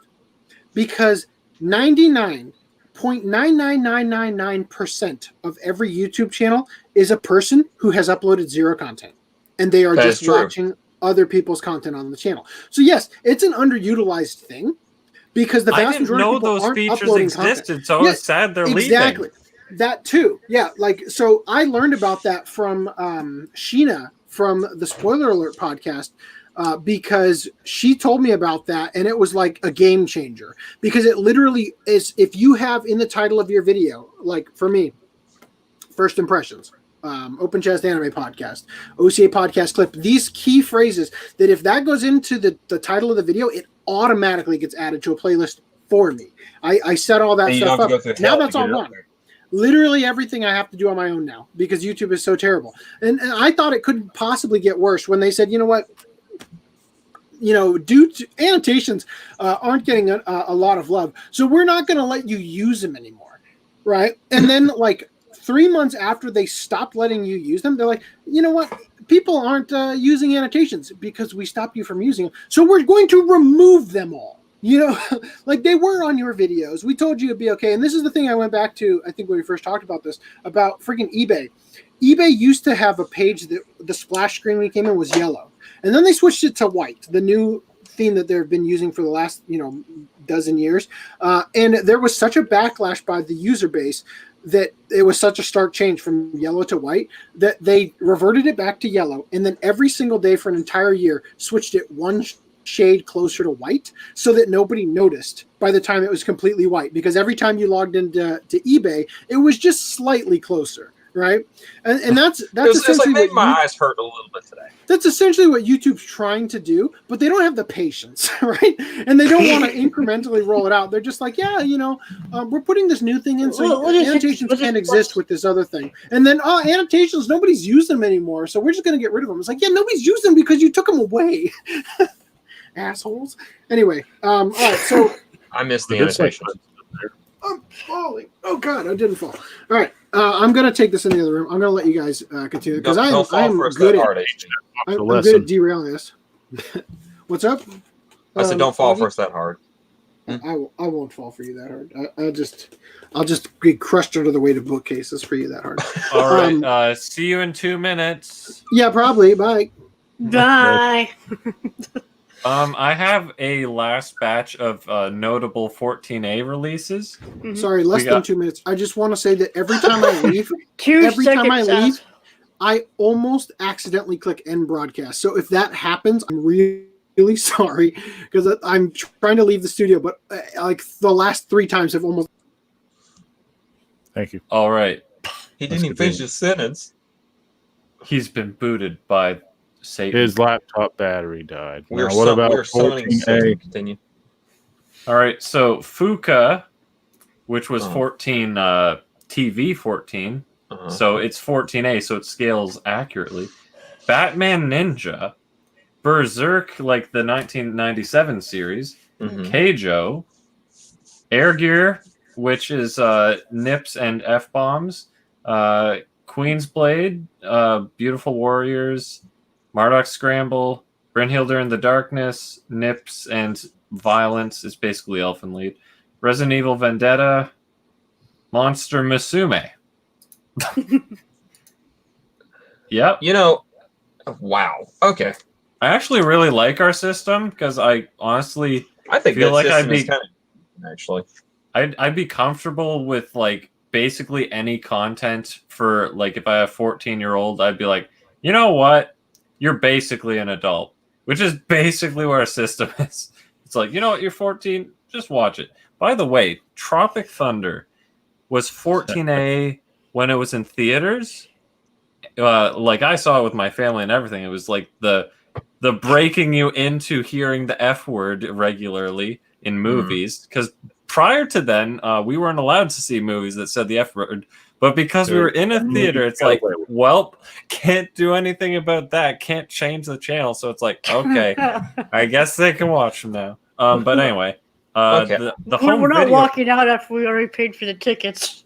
The home video release was 18A, but then again, we did get the uncut edition that had nipples in it. But yeah, it was kind of curious how it's not basically an 18A movie, but it was 14A. Mm-hmm. Huh. Maybe it was literally the nipples that made the difference. But anyway, that's that tangent over with. I wanna if it's okay, I wanna share like where my thoughts are on the rating system and where I think they should be. And I'd love to hear y'all's opinion if we could like take a couple minutes to. I believe already took the minutes. Go ahead. All right. Here's where I think it is. All right. First of all, if there's genitalia displayed, then it should be adults only. Like I was going to say that doesn't sound like okay. I'm starting. No, I'm going to put everything in a generalization. It should be 18 plus. That's just my opinion. All right. Then we have movies that have violence and other things. Like we should have a rating that goes okay. It's kind of like video games. E for everyone. Go up to about where someone would be turning 13, have our PG right there. Then we have movies that I think, you may need to be a little older to, indulge this. I'm not a censorship kind of person at all, but, there is a certain point, where things are appropriate for an age, in my opinion. So go up to, we have our like freaking rated R. So that's 17 or accompanied with an adult. That'd be how I would kind of look at it. And then we have our NC-17 or just straight up adult area. And everything should kind of fall into that category. And instead of going with all this bullcrap of, okay, look, we have this PG-13, we have this I'm telling you right now, the biggest problem that's, I guess, our rating people get is the fact that parents don't go, okay, look, I don't know what my kid is doing, so I want to bitch at this company, this TV broadcast, this radio station, tell them what they can and cannot produce because I'm too lazy to raise my parenting child. sucked. Yeah. And Because I can't raise my kid right, so it's your fault. Yeah. exactly. And honestly, if anyone, and I will take the heat for this. If anybody, Lance Powers feels this way. If anybody is to the point that they watch a film of any capacity, animated, doesn't matter. I don't care how gruesome it is or how sexual it is or what the characters are or anything. If you watch a film of any capacity, and you feel the need to reenact this or take this on yourself to do anything that's happening in these movies, it is fiction. That is your problem. You have a mental issue. And it's not right. This is not the world's issue to go, okay, we need to censor everything. Because that right there, for some reason, is the problem that our governments in general are just trying to pull in, because media in general, it is how they make money. And the thing is that if people don't start using their heads a little bit, it's going to get to the point that, it's all gone. We're going to lose video games, media in general. I mean, because they're just going to try to profit off everything, and we're all going to be like, all hail the regime, because there is going to be no freaking opinion. Strength, but I've said this before, and Brad also agrees, or AC also agrees. Instead of having ratings, just put down tags of what content is there. That way, it's clearly explained. They usually do have that with the ratings underneath it. Right, but they give you a numbers, like an objective scale to work with, rather than leaving it to the discretion of the parent. Like so with nudity, when you say nudity, you can have nudity without genitalia even showing. Yeah. Or if it shows, nipples are just female nipples. I mean, yeah, that's. I was trying to get every extreme. Just go every extreme. There is artistic nudity, then there is explicit or gratification. Yeah. There is a difference. You know what? They should have a rating. They should only have one rating, and that's 18 plus. For the adult films. But I mean, technically, if the parent's okay with their child watching that for whatever reason, they'll see 18 plus and they'll buy it anyway, right? So, and the parent's supposed to guide them not to reenact stuff, as Lance pointed out. So, well, yeah, it's up to the parent at that point. But I think in the same vein that I don't believe in ratings, like using scores to rate just anything in general, like my anime reviews or anything. I think it's the same principle that applies. You should just put like how the Anime Classics has all the genres listed at the back. Do that, except for like the objectionable content. It's pretty easy. And to make that point even worse, I mean, it forces the people to read and actually do their diligence. Do their due diligence, I should say. Well, it's not their. It's really not their duty to follow. It's their duty to guide the child to act right. Exactly, and to know that. I mean, don't take me wrong, dude. I think each and every one of us probably on a playground where one kid was getting mistreated. I mean, you see an actual person of her getting hurt, you don't go jump in and hurt them with them. I mean, what I'm trying to point is that there's a point of you watching something. I'm trying to make the point here. I know. Understand having the mindset to, okay, this is a movie. Okay, all right, let's go to real life. Okay, let's jump to that side. All right, let's say you have a person who's seeing another person get hurt. Okay, you don't jump in and hurt them. All right, you're supposed to already have the mindset of, okay, this is wrong. It's happening. Handle this correctly. The only person that would follow along would maybe be like an infant that's still learning conceptualizing, but like they'd probably also be scared, maybe. Yeah, but the way that you worded it is a gray area, though. What you're saying is if two children are fighting, not someone's holding a gun or weapon towards someone. Exactly, that's a totally different situation. So yeah, all I'm trying to say is go from fiction and everything where people think the mindset like translates over to actual reality, to the point that there's a difference between understanding that something is actually happening, and you do the right thing in that situation, and then understand this is fiction, and it has no real aspect on life, and then to know not to carry out these actions or to repeat them. Maybe I might have went around the wrong way of breaking that down. If I did, I apologize. We all learn. It's all right, Lance. It's all good here. Y'all know where I'm coming from, hopefully. I was just mildly distracted at the tail end of that. That's why I didn't nod in agreement or not. Yeah, no. The stream started breaking up as well, so my thought process was in between trying to not lose you guys. We hear you clearly. Well, I do anyway. And that's saying something with my connection. Yes, no. Don't hurt people. Don't reenact violence. But movies and shit, it ain't real. Be lawful, be moral. So, shall we continue with the articles? Movies ain't real unless they're cuties. And yes, we got like 9 articles left. All right. Oh my God. Hey, Jar of Greed. Draw 2 sips of your favorite beverage with Yu-Gi-Oh's Pot of Greed, Pot of Avarice cups. I was about to correct you, Augie. That's the Pot of Avarice. I know that because that's my most expensive card, period. What does that do? What's the effect for this one? Take 5 target cards from your graveyard, shuffle them into your library, then draw 2 cards, which is...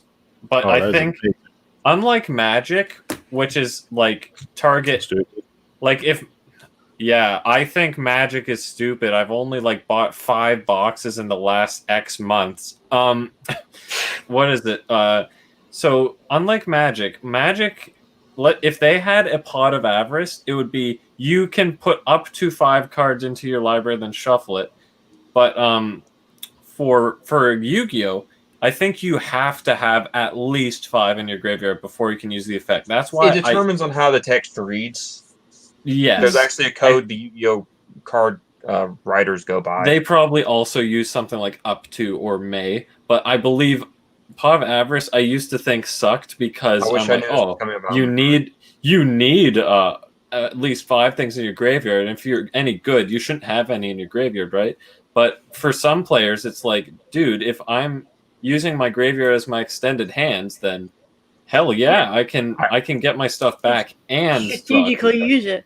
Yeah. It can be a super Pot of Greed. I ran a Blue Eyes deck. Trust me, my graveyard was always full of stuff. But yeah, Pot of Avarice, I got the first print Ultimate rare, which is the most difficult to get rare at the time. First edition, so like he's speculated to be worth like $180 and he's in good condition. But the thing is, there hasn't been any listings on TCG Player for like a while, so you can't gauge it as well, like what the people would be selling it for now. But it's probably based off the latest sold listings, hopefully. I want to say, back when I was collecting Yu-Gi-Oh cards, I think the most rarest one that I ever had was a first edition, ultra rare Magic Cylinder. Nice. Same here. I have the misprint of the Dark Paladin that they begged people to send back in, and I refused. Do you have a PSA graded one? I do not have a PSA graded. It is in a official one of them like hard sleeves. Oh, but it's not PSA graded. Top loader, hard case. The thing is, it's hard as shit. So I'm like, protect you, I will. Protect you, I will. So these are going to be individually painted. And unfortunately, they do look mildly like ass, and I'm not just saying that because they're meant to look disgusting. Like, they don't look accurate. Damn it! I'll pull up a picture of Pot of Greed, but it'd probably be easier. Those things kind of look. Oof. They look kind of small. Pot of Greed looks. The original Pot of Greed was way bigger than that. It was an actual vase. Yeah, it was a vase. But I think they're supposed to be drinking cups. Just look it up. Look it up, Reese. What? Pot of Greed. You'll see the vast difference. The card version of Pot of Greed. Yeah. All right, we get to see Reese's search history. Yeah, he's Whis from Dragon Ball Super. Oh, it does have only one. It what? It does only have one handle. It does have one handle, but What the is thing there supposed to be 2 handles? It's not to share. That's why it has one handle. it's just one pot. Well, the card isn't to share, if that's what you're saying. An Ahegao pot of greed, is that what I see in the middle there? This one right here, yeah. How do you pronounce that? Oh my god. That's pretty hot. Ahegao. Brad should just change the thumbnail to have that one on it. Pot I of, always pot want of, Polygreed's face on a Tonka the Train engine.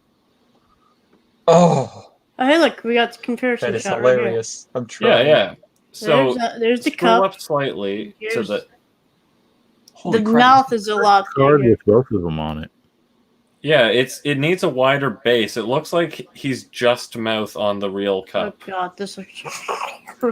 That's, Holy crap! That's kind Is of it- cringe. Is that person going jar face is that on it? greed face he's wearing? Yeah, Is that greed face? that's kind of. That's and wait, is they Whoa, yellowed? They yellowed their teeth. Look at Are you that sure? Asian lady to the left there. What Yeah, she's that's the holding original size. looks like a more accurate pot of greed. Yeah, To me, yes. and that I saw a picture. No, is that it? No, maybe not. But yeah. Can you go Oh, ahead there's and one. click the double faced? So again, Something else of avarice. I forget what they oh, call pot it. of pot of avarice. No. He's there's talking one about the down there. double-faced one. It's a newer card. It's like a fairer pot of greed that isn't banned. Jar Okay. of greed. Look at Second the from girl, the right. Go Second the from the opposite way. There you Oh, go. this one. Yeah. Pot of Pot of greed and riches. riches. Ooh. What does it do? It's a fairer pot of greed. At the start of your main phase, banish 5 or 6 random face down cards from your extra deck. Face down, draw 1 card for every 3 cards banished for the rest of the turn before this card resolves. So you only get 1 card. You cannot draw any cards by card Card effect. Oh, 3 or 6. I'm sorry. That just sucks. That sounds It does kind of complicated. suck. It sounds like it sucks, but when pot of greed's banned, this has uses. It does have uses, but here's the thing: run Card of Continents in a Blue Eyes deck. You're always drawing cards. Are you sure that one's not? Are you sure? No. They put that in the text because they know this card's going to be really powerful, and if you have draw power, you're going to win. Because Yu-Gi-Oh, unlike Magic, you don't have to pay mana cost to cast cards. You just have free. You can play stuff for free. You play until you can't play no more. Yeah. Unless you run by the what was it, the Battle City tournament, so you gotta like Oh my God. sacrifice. The I Battle always City play tournament that. rules That's where you kind of just the real make rules. up the rules. Attack the moon! Oh, the tide! Oh, it no, that went was away. You have to That's Duelist Kingdom. sacrifice like 3 cards to summon an 8-star mon or something like that. That's or card. 2. I was gonna say that wasn't even a Battle City rule. Also, the whole sacrificing rule. That's the real Yu-Gi-Oh. What do you mean? What about the deck point rule? That when I played one of the handhelds, it forced me to do deck points, and it just ruined the game for me. Oh no, that's not a thing. No, thank God. Deck points? No. The whole thing about Yu-Gi, the only thing you got to understand is there's banned, semi-banned, and then you Restricted? have restricted, semi-restricted, Oh, limited. sorry, it's called semi-limited. forbidden because the lore of Yeah. Sorry, not magic. Frick. And then you can put whatever you want in your deck outside of that, and you don't have like any sort of meter to like build up. If you have the card, you can play it as long as it's not banned or a counterfeit or something like that, and you can play in an official tournament, of course. Was I the only one that Long when of watching greed. Yu-Gi-Oh? Was I the only one when watching Yu-Gi-Oh and the Egyptian god cards happened felt like Obelisk shouldn't have been a god card but a main card? I was watching it when the God card stuff Obelisk? happened. Literally Consider- the best playable god card. Like, no question. He's the Obelisk most- is the only one of them that's actually worth anything because the other two, the actual card effects of them are trash. When you're Well, I swiping, can the- prevent your unless you opponent wanna to do a lose. lot of stuff. The real card effects are trash because they Yeah. made Oh, them Spirit Form's so pretty cool. nerfed. Oh, that's awesome! Look at that face mask. Oh, a face mask of greed. That's awesome. That is actually really cool. Oh, I would wear that. Frickin' masks. A yokai mask? All right, let's carry on. all right. I've been carrying on this entire time. It's been greeting our time. Jazz up your anime figure collection shelf with these cool rotating light-up display cases. Ooh. Oh man, the That's JoJo actually fig collectors. Yeah, Lance is just like, ooh, I need those. I do have an Urza Scarlet figure coming. I Oh, did cool! It is LED. 20 by 20 by 27 centimeters. But I How will big tell you is- this: my landlord is a professional craftsman. How big is that? Like a Nendoroid size one, you think? Wait, what size? I apologize. 20 by 20 by 27 centimeters. 27 centimeters. Let's see. Basically, you can think like 7 centimeters is about an inch or a little bigger. Okay, so So- yeah, that'd be like for Nendoroids. It would not. Yeah, that would not hold a decent sized figure that I'd actually want in a glass case. Yeah, this thing here, this would be for Nendoroids. I would need like 10 of these. Okay. Holy shit! Ninjas I do not need 10 of these. Oh, Well, remember, this is quote unquote specialty shop items. I would rather make one jankily. I would just Light. buy There a you go. baseball bat case. guys, go to any hobby thing and just get a cheap shadow box. Shadow box. Make your own box Yeah. yourself. I mean, the LED hookups are simple as long as you know how to solder correctly. Get Or- any Christmas. Lights. Guys, get any Christmas, like Christmas display piece that has that plastic box that's see-through, so it displays on the shelf, Mm. and just modify that. Learn I how would to buy. use. Sorry, go ahead. Trying to remember what's that program thing? Not Python. Raspberry Pi. The other thing, CAD, not CAD. You could program CAD with this. Darn it. 3D printers. No. Simpler. You can program it, and it does your DOS? electronic. What? DOS. No. Linux. I know what he's talking about. I just can't think of the name. Yeah. You take this Adreno. Learn how to program an Adreno board, put it underneath, power it up, and boom, there you go. You can manipulate your lights however you want. You know what I would do? Heard of it. 100%. You know what I would do? You can go to pretty much any Lowe's generally, and they have this very thin plastic you can purchase, Oh yeah, that's and plexiglass. just mold that. Just make a circle, just brace it at the back, glue it together, make your top and bottom. Bam, you're done. Put an LED light in it. Oh, Is- breaking news. Green Line Breaking- 743.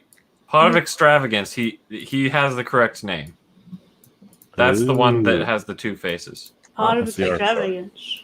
Yeah, they literally chopped off the top of the card so you couldn't read the name. I'm like, that doesn't sound right, whatever that name was on Google.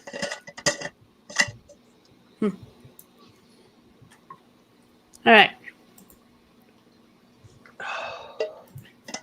Is there any better place to nap than inside a fluffy Totoro sleeping bag?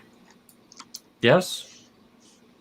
Yeah, in your own bed, not on the floor. On a Put that hammock. on top of your bed and your gold. On a hammock under a cabana at the beach. Dude, Yeah. hammocks are great. They are beautiful, my friend. I love hammocks. Like, That Totoro's belly dancing.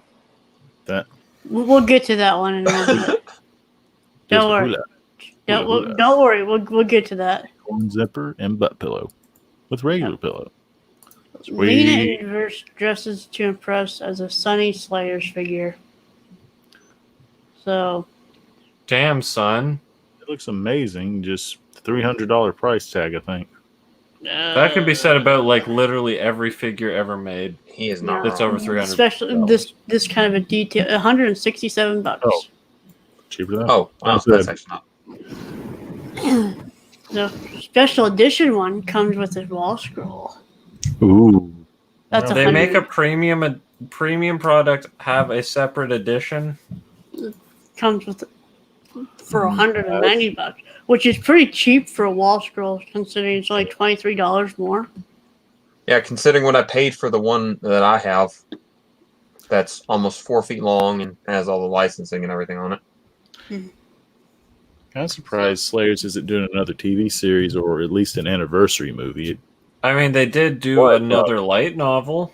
Yeah, you got no light novel. Are you happy about that? Japan got one. We don't though, but they got Soon, no light novel. remember, they're starting to release the light novels over here. Japan has re-release. finally made a real life size moving Gundam. I mean, they've had it going for a while, but they're just now moving it. I know people who are actually like griping about this. I mean, it's not funny.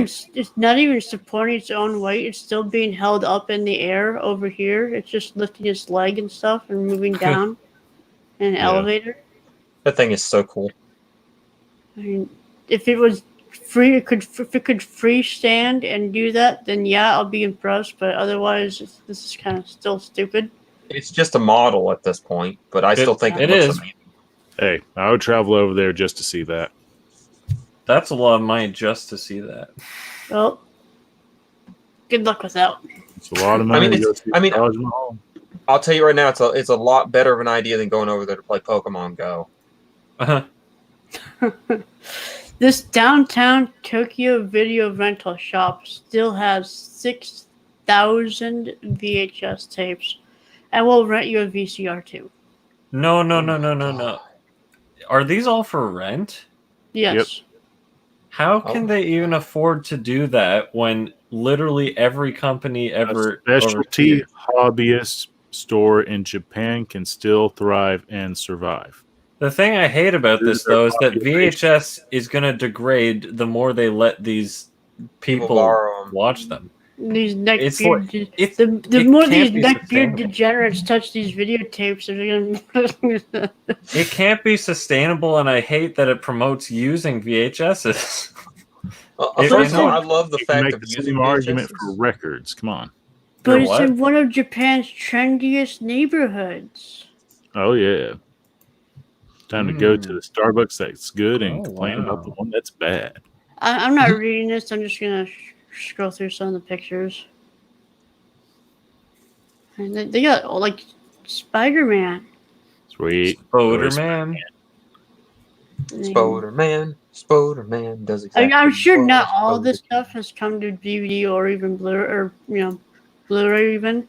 So I mean, some of these are still probably that's the only thing that they've got for these. Some of That's these what I'm stuff. saying. The only release some of these will get will be VHS, and they're just going to be like, yeah, you can just They're gonna degrade destroy the them. quality of our, like, potentially the last remainder. A rental store is not a collection library. It's meant to be used like a. That is That's true. the problem. At that point, why don't they just go? Hey guys, we have these old movies. You know that thing that the U.S. pushed for years that puts things on DVD? At that point, I mean, these things are not even licensed because they can't even be re-rented. I mean, I'm reprinted. surprised that they didn't highlight a Betamax store because Betamax lasted a lot longer than VHS in Japan. Fair. Actually, I remember hearing something about that. The Pokemon Company finally concedes Porygon's innocence after 23 years. What? Yay. Back in 1997, an episode of the then young anime franchise for Pokemon aired a story about Porygon being attacked by a computer virus, and the gang had to enter and head into cyberspace to save the digital Pokemon. The What digital followed? world. Was Three young kids. It went to was camp. the only reason it was taken off the air was because it was an unlicensed crossover for Digimon. Wait, what? Many young kids went to the hospital for the summer. What followed was a sequence of quick flashes that caused headlines across the world, causing 685 viewers to be sent to the hospital for seizures in an incident dubbed Pokemon Shock, and the anime to go off the air while the Japanese government implemented new measures. At the time, the franchise was only in its budding stages and and hadn't yet left Japan, meaning that this incident was the first time many people heard of the franchise. Since then, Porygon has been the black sheep of the Pokemon anime, never appearing in their own episode of Outward. Come on now. What? My AirPods connected, and then the stream connected, and then they disconnected. So, I was wondering if I should read the VHS one, because I think that sounded interesting. All right, you can read the VHS one. I can't hear anyone. Yeah, but you're AirPods, gonna read like every nook and cranny of it. He's gonna read to us. It's bedtime stories with the anime collector. There we go. I'm gonna have to screen share it on my end just so I can control the reading speed. But if you guys want to do the Pokemon one while I'm trying to get my stupid AirPods connected, you totally should do that. Also, I love Porygon. Everybody loves Porygon. But the Thunderbolt attack, there would be a bro Pokemon. That would be a bro. Porygon took the hit back then, so Pikachu could become the world's most recognizable mascot today. And the Pokemon Company had not uttered a word about the incident until today. Porygon did nothing wrong. Okay, here's the thing. It's funny that this is actually a headline, considering that every Pokemon fan who knows anything about Pokemon actually already knew about this. So it's like them admitting to it is about like saying, yeah, I had lunch yesterday. By the way, I did, but you just didn't get to see it. Yeah. Mm-hmm. It's interesting that this, what day is this? The 19th? So, a few days old. Trending with Pokemon Go. I think that day was the it was Porygon Day. Porygon Community Day for Pokemon Go. I know that for a fact because I play Pokemon Go with some of my friends. I do too. And we the thing was that made me just about fall out was because I was sitting there like, man, Porygon's about to be all over the place. Pokegon, and I was like, why should I care? And they're like, well, it's super rare in Japan only. And they're like, well, get in there and catch one. And then I caught like 5 shinies and began to it's not Japan. It's not Japan only. I didn't believe it was, but they were like trying to get me to play it, and I transferred 3 of them while this guy sat over there and shit violently. 3 shinies. Continue. I was kind of bummed because I actually kind of wanted to get shiny Porygon, but I was pouring concrete all day and I missed out. So I'm kind of sad about that. Oh, I'm sorry. I still have 2. I don't know how. You can't trade long distance. Here, while it's going to be all echoey and other people are talking, but Reese, I think you might be muted because the only one I hear is Lance. I can hear him. I hear him. Fine. Yeah, Augie, I don't hear Augie at all. I hear Augie. And maybe because he ignores me all the time. Chad, if you can hear us, I will turn on the stream real quick. I can hear all 5 of you. Does Brad hear anyone but whoever it was he said? But he hear me. I hope to God they've not only been hearing me because I put my foot in my mouth sometimes. Because I'm seeing Augie's mouth move. And I think I'm seeing FDDNM's like the noise thing, like he's talking, but I'm not. Yeah, I'm you can't hear anyone. I'm muting my mic for a second because I'm about to listen to the stream. All right. I'm gonna go. Kind of surprised that this article didn't address the fast blinking lights of the Porygon episodes that put a lot of children in hospitals. Instead, we hear a Digimon lawsuit. Okay. No, that's Reese's joke, wasn't it? Here you guys. What is on here? So, will this mean we'll see Porygon in an upcoming anime episode? Probably not. This was just the English Twitter accounts having some fun. But one can hope. You can still see the product packaging of the anime today when seeing the animated series dims a little. You were making fun of that one YouTuber that still uses the broadcast version of the My Hero Academia opening. Hey, Who? You mute. None of you were muted. Oh, we lost him. Yep. All right. I think it's because he wants to be able to hear people again. Lance, you don't have to mute yourself.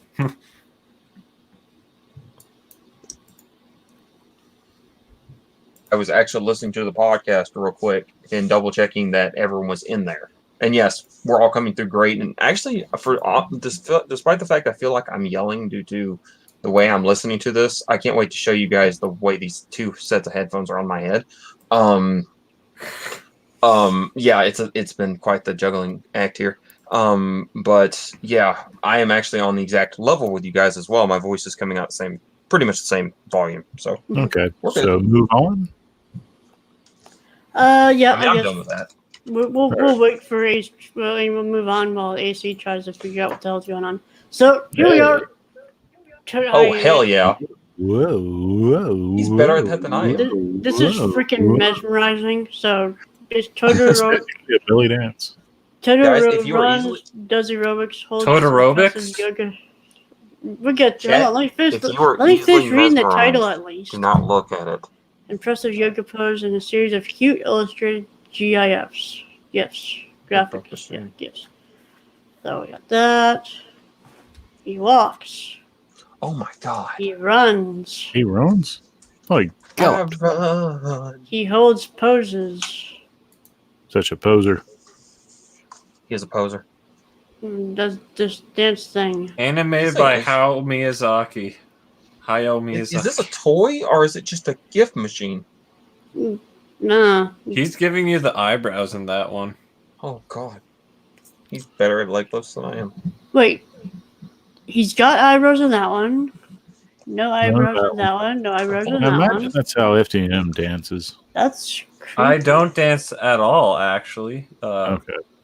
That is weird. Why is that one the only one that has eyebrows? Because that's the one that's like, come get some. The bedroom. You know? This one's giving you bedroom eyes while doing aerobics. Yeah. Look at these legs. These legs are amazing. That's the marriage after 3 years. Day 51. Enjoy some intense eye contact with your aerobics. All right, that's pretty funny. What's next? Next, we have our Segway stuff. New Japanese stock photo site is filled with photos of buffalo screens. Oh, no. Well, it looks like I got here just in time. I have a feeling this is what you added.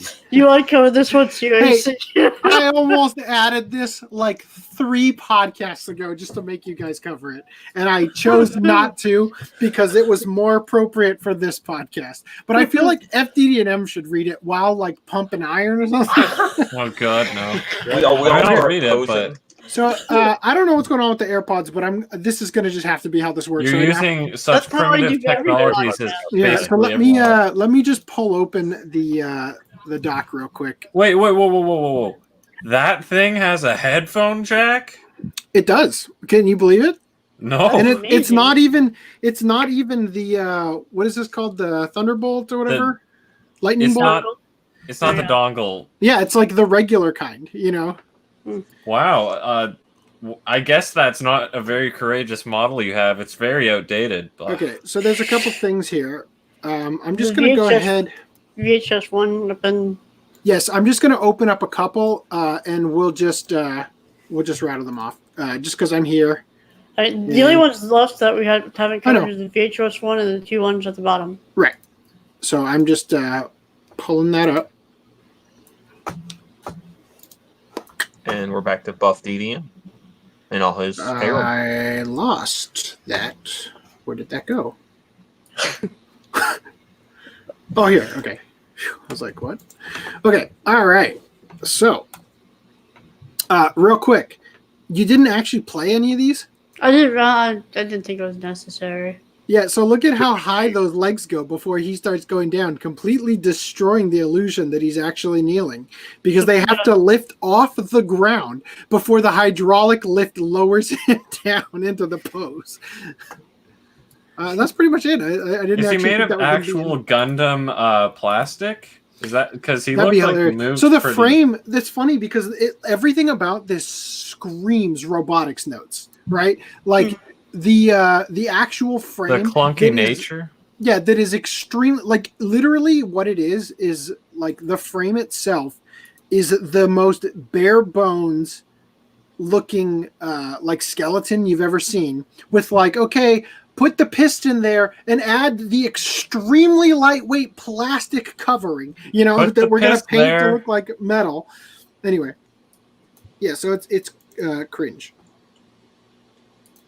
Look, my eye blinks. I'm winking at you. My turn signal's on. Oh my god.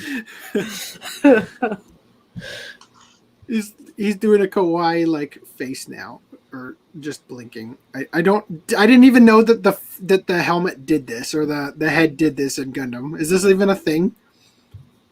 Anyway, okay, so skipping that. So shall I do shall I do this one now, or should I come back? Do to that this one now. Do that one now. Okay. Just because you guys asked certain questions that I'm interested if the actual article is going to cover. Also, 6,000. Like, first of all, they've got to have like multiples of like the popular stuff. Well, right? hold up. 6,000. So if every 12 episode is 6 VHSs, that means it's. These are movies mostly, though. Well, This is a rental shop. it could Nobody's have TV going in here. Nobody's going in here to get freaking Wrath of the Yoda Dragon Ball Ninja Z Part 1 and 2. You know, they're going in here to see such esteemed hits as like The Ring. You know. Anyway, well, I'm like looking at like this looks like it's maybe a horror movie. This looks like it's probably an import from. Causes something called anyway. All right, getting into this. This downtown Tokyo video rental shop still has 6,000 VHS tapes. Will rent you a VCR too. Right in the middle of one of Japan's trendiest neighborhoods is a celebration of old school media. You know, I'll tell you this: if I could live in a part of Japan's trendiest neighborhood that was forever just the 90s, I'd be cool with that. I'd live the rest of my life there. If you want to spot the latest trends in Japan, Tokyo's Shibuya neighborhood is the place to go. Spend a couple minutes on the street with your eyes and ears open, and you'll see the fashions and hear the slang that are being developed by Tokyo's coolest teens and 20-somethings, which then emanate out to the rest of the country. So we have this place to thank for all that cringe slang that's coming out. But oddly enough, right in the middle of this youth culture mecca, not only will you find not only will you find a video rental store, but one with a massive collection of VHS cassettes. When walking across Shibuya's famous Scramble Crossing, Scranimal Crossing. Okay. Most people's eyes are drawn to the multiple massive video monitors or maybe to the prominent Starbucks coffee sign. But housed in the same building as Starbucks is the Shibuya branch of video rental chain Tsutaya. You can see the Tsutaya sign here. Oh, there it is. Yep, sure enough. Good thing they had that arrow. But it looked forever. At most Tsutayas, the rental catalog is entirely on disc, and the Shibuya branch does offer DVDs and Blu-rays. What makes this location unique, though, is that not only does it still offer VHS cassettes, but that it has a gigantic library of roughly 6,000 tapes. Gee willikers. This looks like a baseball box set or something. I don't even know. Maybe this is a... tokusatsu. I don't know. Anyway, this isn't the result of lazy management not wanting to go through the hassle of clearing out its old stock either. The Shibuya Tsutaya recently went through a remodeling that included giving its VHS collection a place of honor on the 5th floor. In a section it calls the Shibuya Film Collection. And the company even sent out a press release trumpeting its treasure trove of 2 generations back physical media. Hey, look, it's Tokusatsu Spider-Man.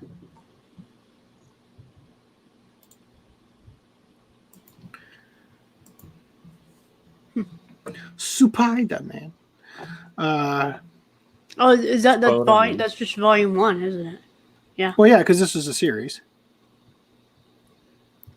What is it? What is that thing? Good question. It's Spider-Man. That's the bad guy in the series. What is it? That's either DC or Marvel, I guess, because I know that there's an evil Spider-Man out there. Right, here we've got Gunhead. All right. Anyway, back to the article. This full screen feature is amazing now. I wish we had this earlier. Fucking A, dude. Sorry. Tsutaya isn't only trying to appeal to retro tech nostalgia either. A number of the VHS films available at the Shibuya branch have never been commercially released on disc or for digital streaming, making this the only way to see them.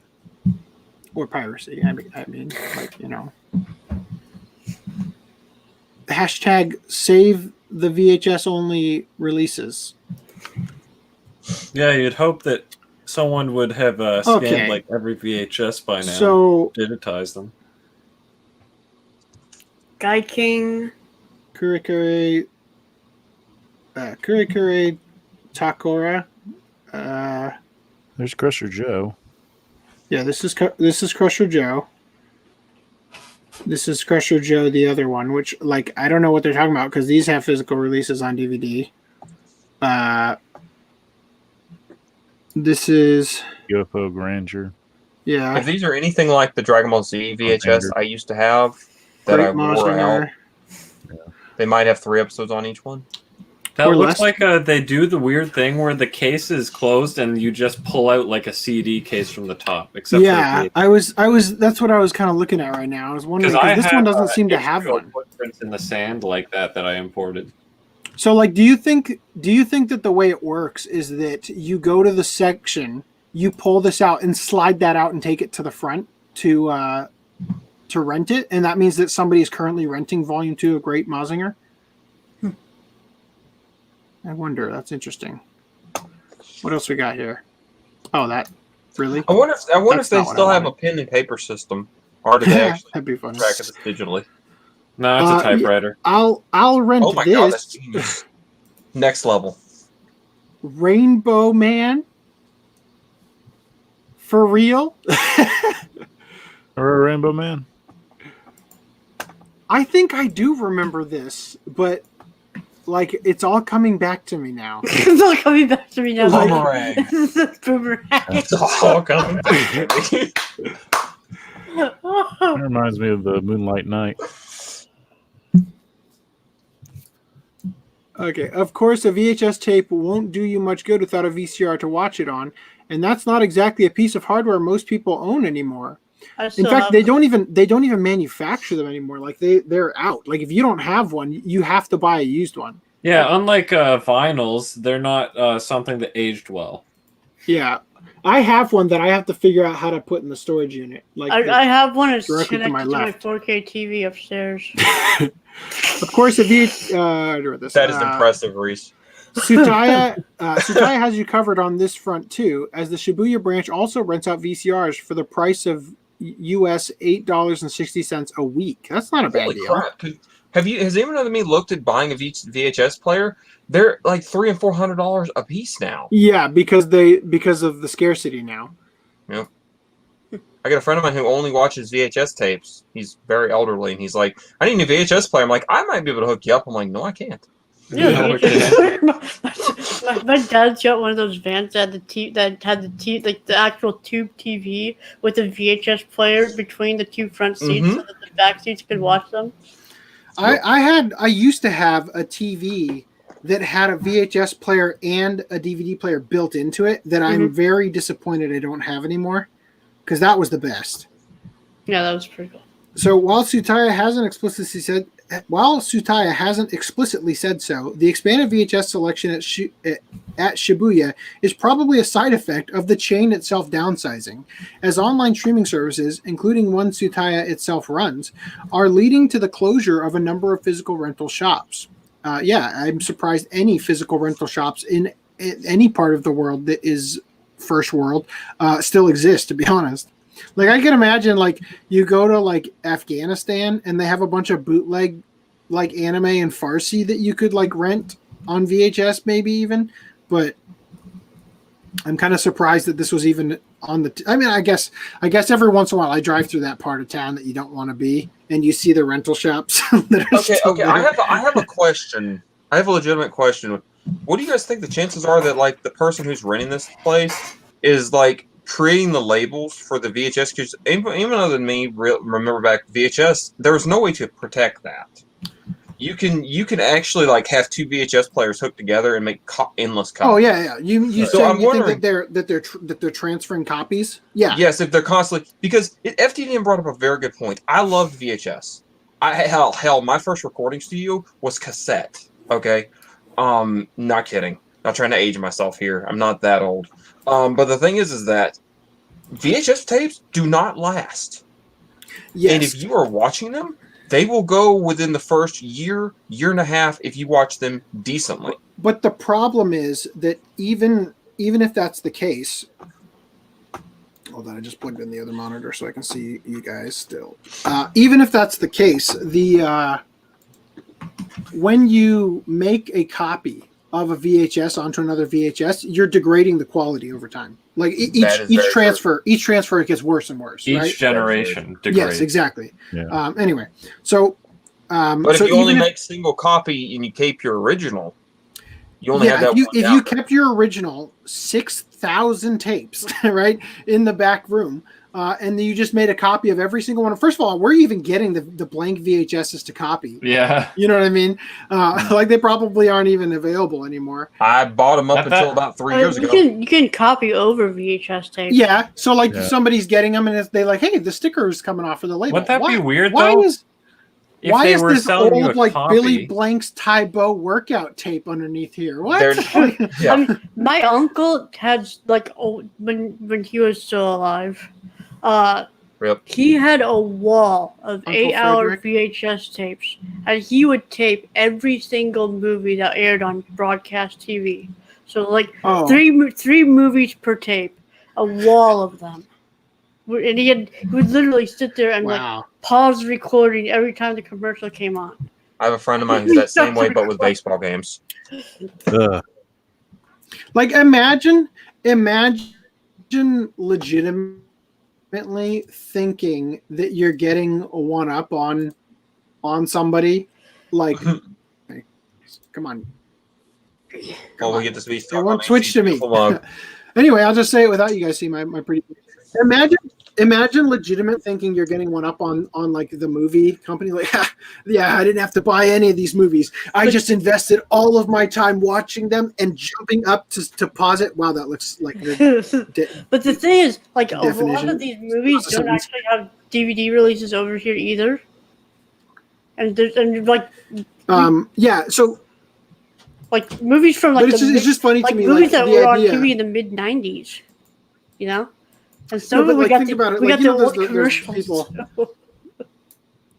Well, you know how like there's those people that are like, that's how they get you, right? Like they've got it all figured out that they're beating the system, right? So it's like, okay, so the system that I'm not going to be a part of because I'm outside the system is that I go to a movie rental place and I actually pick a movie that I want to watch that's uncut, right? And has all the good stuff left in. But I'm going to beat that system by watching a bunch of terrible movies that I'm circling every week in my TV guide to know which channel they're going to be on. And I'm devoting my time to actually sit down to tape that shit. And every time the commercial turns up, I have to, oh shit, get the TV, right? Like turn it off, right? And then you have to be there. Like you can't even leave during the commercials because you got to be there the second that the movie comes back on, right? In order to like start recording again. So that when you're the thing is with my uncle, he was retired and he was actually just watching TV. I mean, it's just like recording the, I mean, it's amazing how much stuff he did for that. Yeah. The thing is that I grew up in the age when that I had a VHS player, Dragon Ball Z or Pokemon would be coming on, and I'd have school, so I'd program that thing. Oh yeah, and it would record the 45-minute slots. And then, I would just leave the commercials and everything in it, but that was just me. Okay. I'd try to do the whole commercial thing, but you're lucky. I had to keep going through church because I couldn't watch my shows. First of all, taking a tape and putting it in the VCR and programming it to start recording, right? So that you can catch something you're going to miss. And then taking that same tape after you watched that episode, rewinding it, putting it back in the VCR and taping next week's episode, right, is a completely different thing than meticulously having an entire wall of 8-hour-long VHS tapes with 3 movies each that you sat there and watched and paused the recording at the commercials, right? That is dedication. I would leave the ads in with it because technically you could have more value with those ads. I mean, look at all there are a bunch of them that still have the old ads. Like there's some that had like Windows 95 ads. Oh my God, yes. Specifically, since I just happened to have it. Back to me. Well, actually, hold on. Okay, go back to Augie real quick because I'm stuck to the. He's AC is currently glued to something. Yeah. Or don't go back to Augie. What I'm wondering is, and everyone back to Augie. If your proposition was, are they copying the VHSs that they have and using those as the new rentals? Wouldn't that be like if you copied a DVD and then we're like, yeah, you're at my rental store? It's like, bruh, you don't even have the real product. That's basically bootlegging. Pretty much. If it wasn't for people recording stuff off the TV, Right. we probably Nobody is making the statement that you shouldn't have recorded anything off the TV. Nobody's saying that. I'm just saying that. Oh my God, this is literally all stemming from me saying I think it's funny that Reese's uncle had an entire wall of VHS tapes with like not an entire wall, like only like 70 tapes. So I was exaggerating. I don't think anyone's accusing you. I don't think anyone's accusing you of saying it was wrong. I think everyone's just like putting their 2 cents of how their experience was. It's not these specific ones, but one of the bootlegs I have of Blood Plus from like the Hong Kong like Digipack ones. Right when it starts, there is one frame of a Japanese Johnson & Johnson's commercial. Right. So like it's pretty clear that they recorded it off of TV, you know. But anyway, back to the article here. I think out of all of this, I know how to repair VCRs. Full screen. I wish I'd have known you about 4 years ago because I had like 6 of them. Full screen. I learned that from my grandfather. He had a TV VCR repair shop. All right. Nice. So, oh, come on. Your mouse isn't aroused enough. It won't come on. Well, what it is that I'm clicking it too many times. There we go. Okay. Your mouse needs to go to the gym so you can learn to come. Oh God! Oh God! I'm surprised that wasn't the dialogue of their parody of Arnold Schwarzenegger. That is. Did they put the pumping iron speech in there? They should have. That would have been hilarious. They did have a Jason Statham clone though. Oh really? His name was Jason Statham or something. Yeah, and Ketten. Oh God! Yeah, I can't wait till we review that later. I wanted to put that as the doc background, but I didn't have time to scroll through the entire series just to find that one frame or whatever that one. I didn't want to have to ask it in the chat because then I would spoil it for Brad. Well, yeah, because I totally just got to hear about it just now instead of actually watching the show. Anyway, so while Tsutaya hasn't explicitly said, I already read this, and I had the same exact slur right there. When Tsutaya closes a branch, it usually offers a location stock for sale at discounted prices during the branch's last few days. And it's likely the company has considered much of its unsold VHS videos at It's likely the company has consolidated much of its unsold VHS videos at the Shibuya branch. I mean, if they were worth getting because they didn't have a disc release, people would have bought them though. Right? Mm-hmm. So if that's the case, Tsutaya Shibuya couldn't be the VHS's last great hurrah in Japan. But for the time being, at least, I'm sorry, what? I read that completely wrong. If that's the case, Tsutaya Shibuya could be VHS's last great hurrah in Japan, and honestly, probably the world. But for the time being, at least, there's a way to experience this chapter in home theater history. Just don't forget to rewind your tapes before you return them. Oh, look, they've got the shop information. Maybe we should go to the website and try to rent something. Maybe they'll send it to us in Oh, yeah. That'd be funny. Like, send me my VHS player. I couldn't watch it. All right, here we go.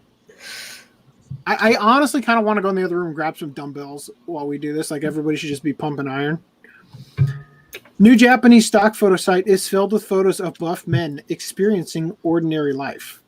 Ordinary life, yes. I thought you were going to say experiencing orgy.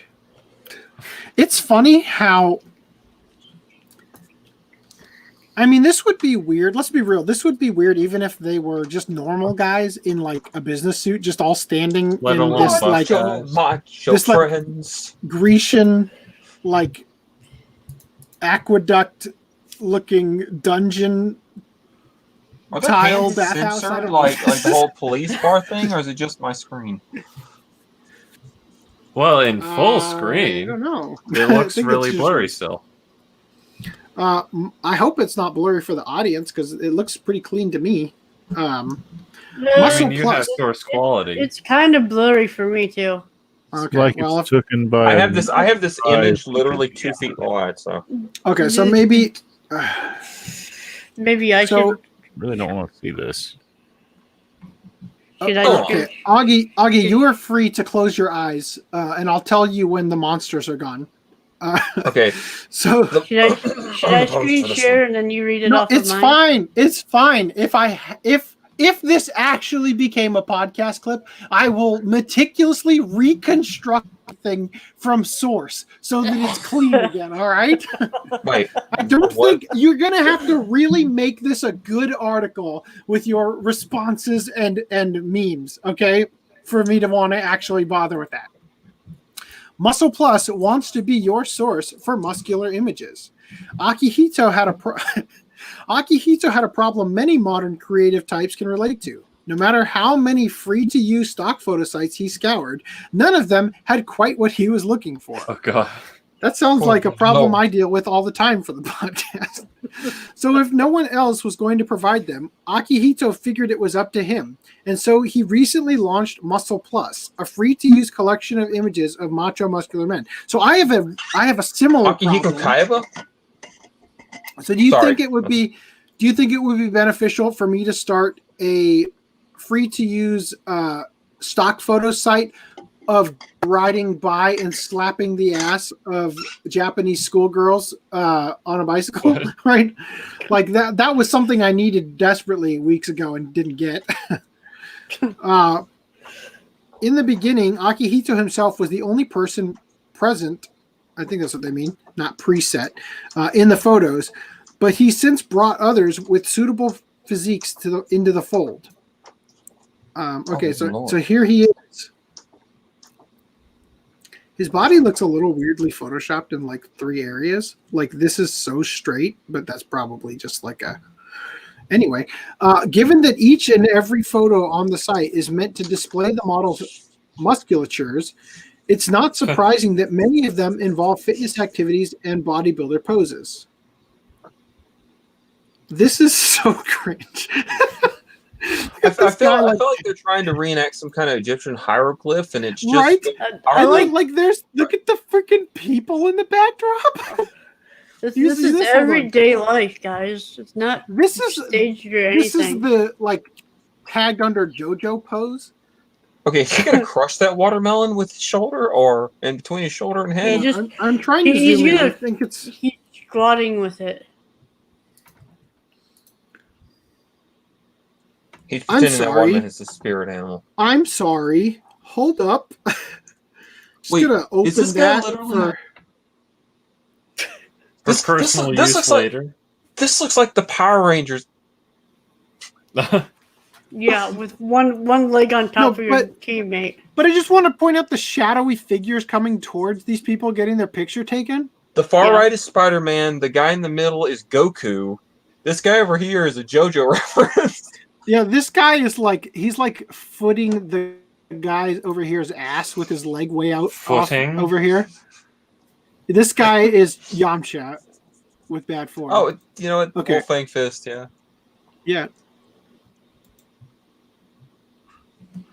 I just think the I cameraman like to said think do a the pose podcast and they is still did going. whatever There we go. is just happening. I just reset the size and it jumps back to this. And I was not expecting this pose. The camera was, in the process of shattering when he clicked the lens. So that's why the lens quality. Oh my god. But a good stock photo site needs to represent a variety of situations, which is why Muscle Power also includes scenes of office work, performed shirtless, of course. It's funny. Well, first of all, this is just awkward that you're using this glass table and I have to look at your camel toe.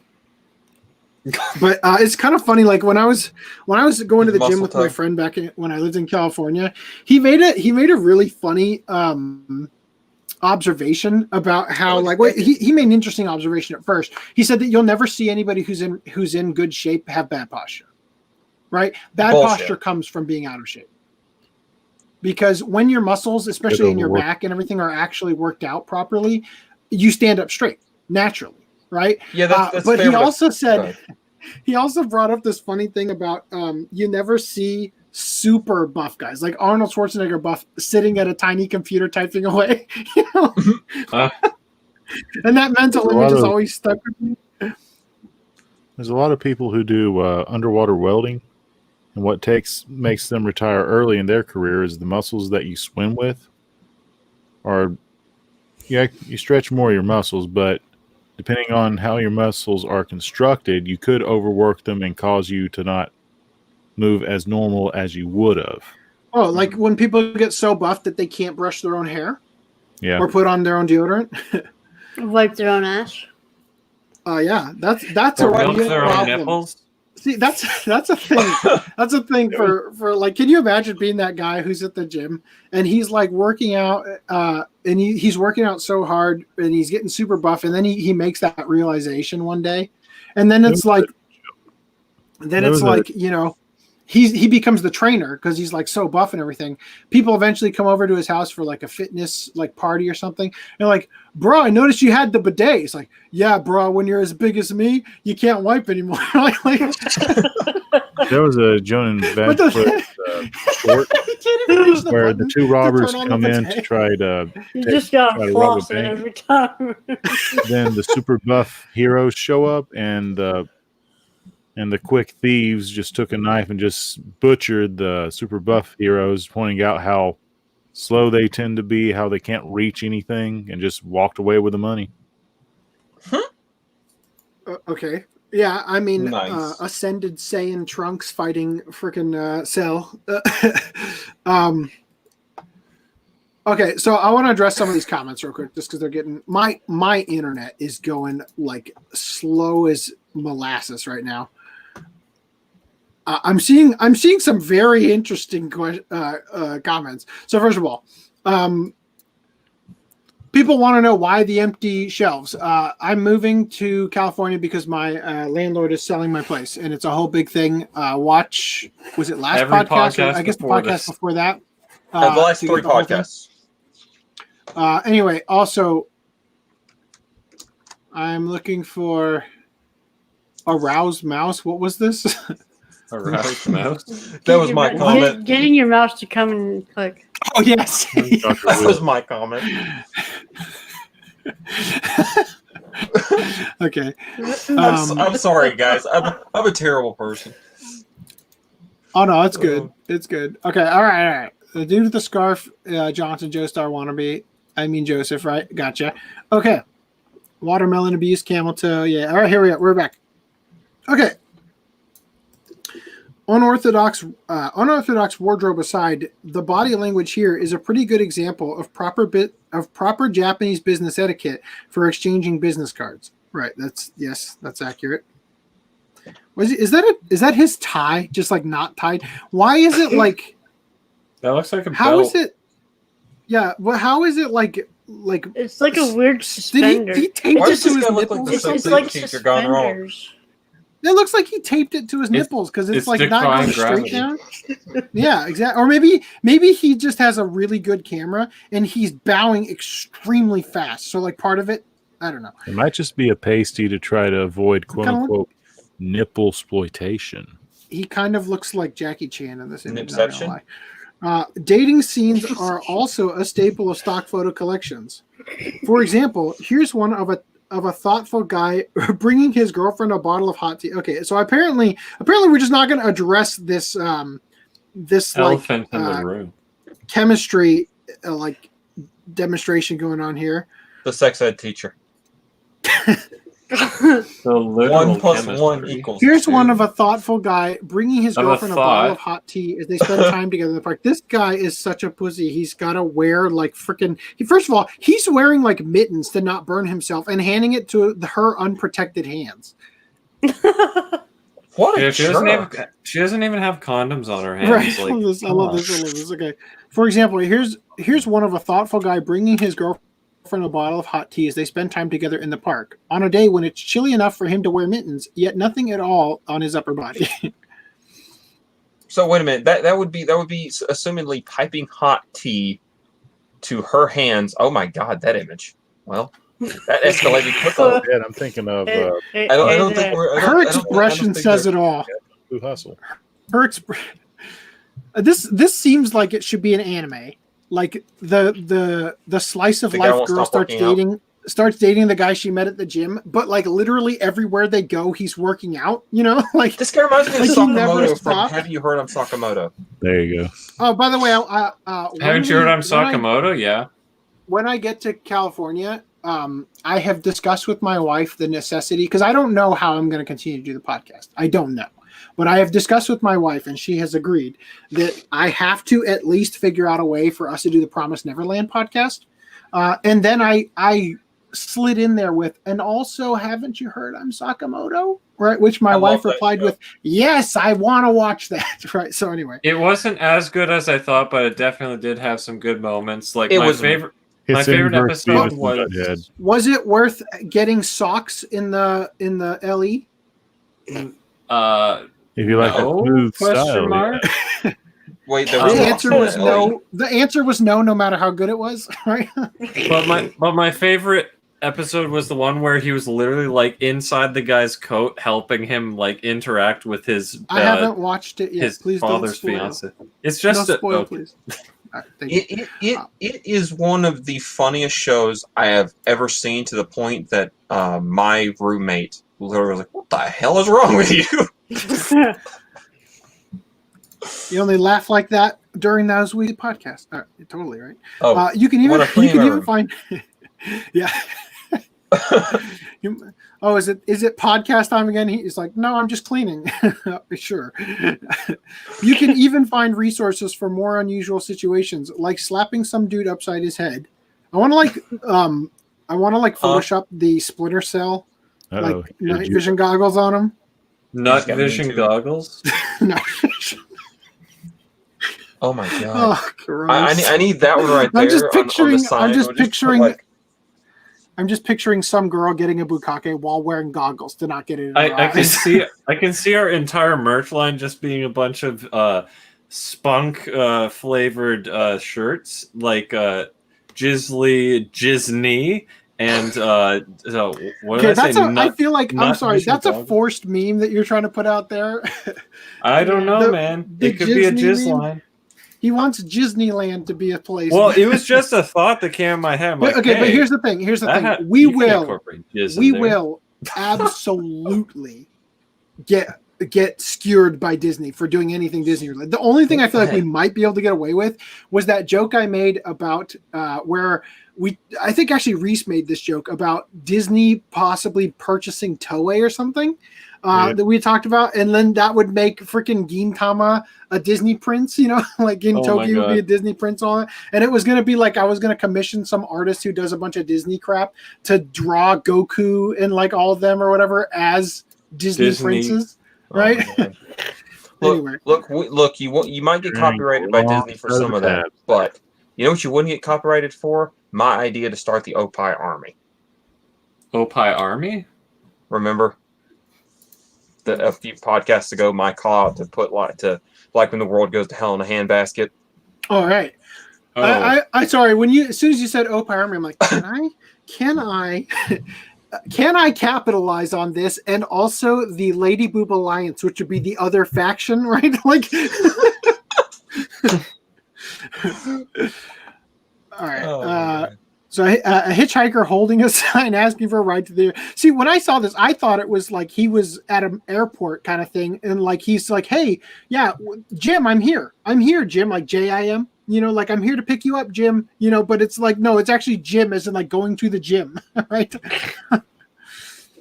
I thought he was like starting a bus service, and he was like, "Hey guys, look, come bust onto the bus." Come busting. Or a buff guy in a box saying, "Please take me home," like he's an abandoned kitten. Chat, would you take him home?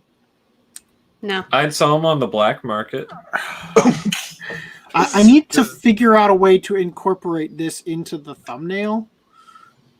But it doesn't, like, I need the opposite side. Like, he's hiding behind the bookcase behind FDM, and you see his face peeking out. Right. What you do is you put FDDNM with all his harem over there where that guy's at. You just kind of tilt the frame, and you just have him with like, "Man, I wish I was him.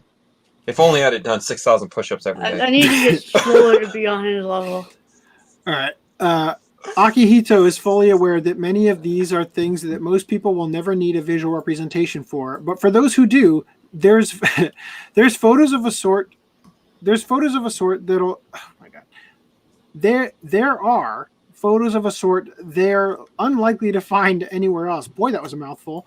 Aside, don't comment on that comment. Aside from internet writers and advertisers, Muscle Power has also been getting a lot of Illustrator visitors looking for reference photos, and the site is happy to welcome one and all as a part of the stated mission to, quote, add some muscle to your daily life. Yeah. Isn't there that new anime coming out that it's about gymnasts or whatever? It's about what? Gymnast. There's a new gymnastics anime. I thought you said gymnast. I was like, what? Is that another part of the line? No, that was Princess 69. Anyway, all right. So I saw this. I have to, because this might be the last podcast I can do this in a long time. I have to like find out about this. It's like one frame a second. Yes. Okay. Creator of Plastic Bottle Girlfriend. That's a thing. That's its own separate thing. Has new invention: brainwave activated inflatable muscles. So like when you think I want to get big, just get big. What if it literally is like he's getting aroused? Oh god. About a month ago, we brought you the story of artist Shota Mori in Lisako. I'm pretty sure we covered this. I'm pretty sure he's an actual Shota. I'm pretty sure we covered this at one point. The muscly guy. Am I lost? I wasn't looking at the screen. No. The plastic bottle girlfriend. Uh-huh. I'm pretty sure we at least scrolled through this. Yes, we definitely did. Oh my god. I'm fairly certain this guy would be better off dating his computer. It almost looks like he made her out of used gum. It looks like this man could use a hypothetical hug. It's weird that this is the same guy. Oh my god, it's Chucky. This is the same guy as this guy? When did he get his hair back? All right, so creator of I gotta know. About a month ago, we brought you the story of artist Shota Mori and Lisako, his plastic bottle girlfriend. Their forbidden love landed Mori in police custody for suspicious behavior. Well, Mori apparently escaped incarceration because he has just released a new video in collaboration with beverage maker Suntory that promotes his latest invention, the brainwave controlled muscle suit version 3. So Suntory is a whiskey distillery in Japan. In a helpfully English subtitled video released through the Suntory YouTube channel, Mori demonstrates how the suit works through the experiences of lovelorn, nerdy high school kid. Okay, so this is a actor standing in for him because obviously you don't want to actually see the guy who has the plastic bottle girlfriend doing this. Nerdy, sure, but that ain't no average headband. When the object of his affection is being bothered by 3 jocks, our hero comes to her defense by calling inexplicably huge muscles into being. Get ready to taste the pain, jock scum. Okay. He First time at the wash? he kind of looks like Broly. That's just weird. So impressed by his display of super strength, the jocks fall to the ground and beg to become his friends. Soon, they are all hanging out, arm wrestling and perving on girls together. But lest you think our hero has himself become a jerk, he also wins the girl's heart by offering her a special umbrella and a look at his huge pecs on a rainy day. So only got polygoned. But how does this device work? Damn it. No. No. Why you do this, Japan? Please just tell me it's blocked. Oh, damn it. It deleted the video. It privated the video. Damn it. But how does this device work? Mori, as the scientist on the right, explains that when the sensor in the headband detects a certain amount of brainwave excitement, pneumatic valves open, inflating a muscle and releasing CO2 gas to make the transformation look so cool. I like the idea of like you're just wearing it, you know, and you're going about your business, and a really hot chick just walks by, and all of a sudden, just like no, like in remember the He looks like one of those wrestling toys that I got off like no boner shelf. Go back. Yeah. Why won't it go down? I mean the muscles. Right? No, but it's like remember in the Black Knight episode of Family Guy where they're all trying to impress the lady Magdalene or whatever. She walks by and it goes ding, ding, ding, like they're getting boners in their armor and it's hitting the metal. Yeah. Right? And then Mort, like it comes up to Mort and he goes, ding. Ding. Oh. Okay, so they might still have a few bugs to work out though, as the video shows anything from a little intestinal discomfort to an indirect kiss can set off the system. I love this idea. I love this idea. Like the most inappropriate places for this to happen. Like you're literally taking a lie detector test, or you're doing your deposition. That'd be even funnier. You're in the middle of a deposition, and it's like, you know, you're trying to convince them that you didn't like rape somebody, but they start talking about the story of what happened, and it's like, oh no, it's like, why? Just growing in size, the buttons on your suit start coming undone. Oh god. I mean that's a very bizarre situation I came up with. I'm not gonna lie, but I just like, I think there could be a lot of really funny uses for this that I wish they hadn't blocked the video and had done a whole series. Anyway, last thing here. Oh. There we go. Weird. Look at that. The site's even. Oh, well, that's 24. I thought it was 34. Someone skipped leg day. The guy? I don't think the guy did, because this is his entire freaking thigh. I don't know. The girl's legs don't look as muscly. They're not Chun-Li. Okay, so do we want to actually read this one, or are we just going to... Not really. Just read the headline. Yeah. Well, I'm going to show you the pictures first.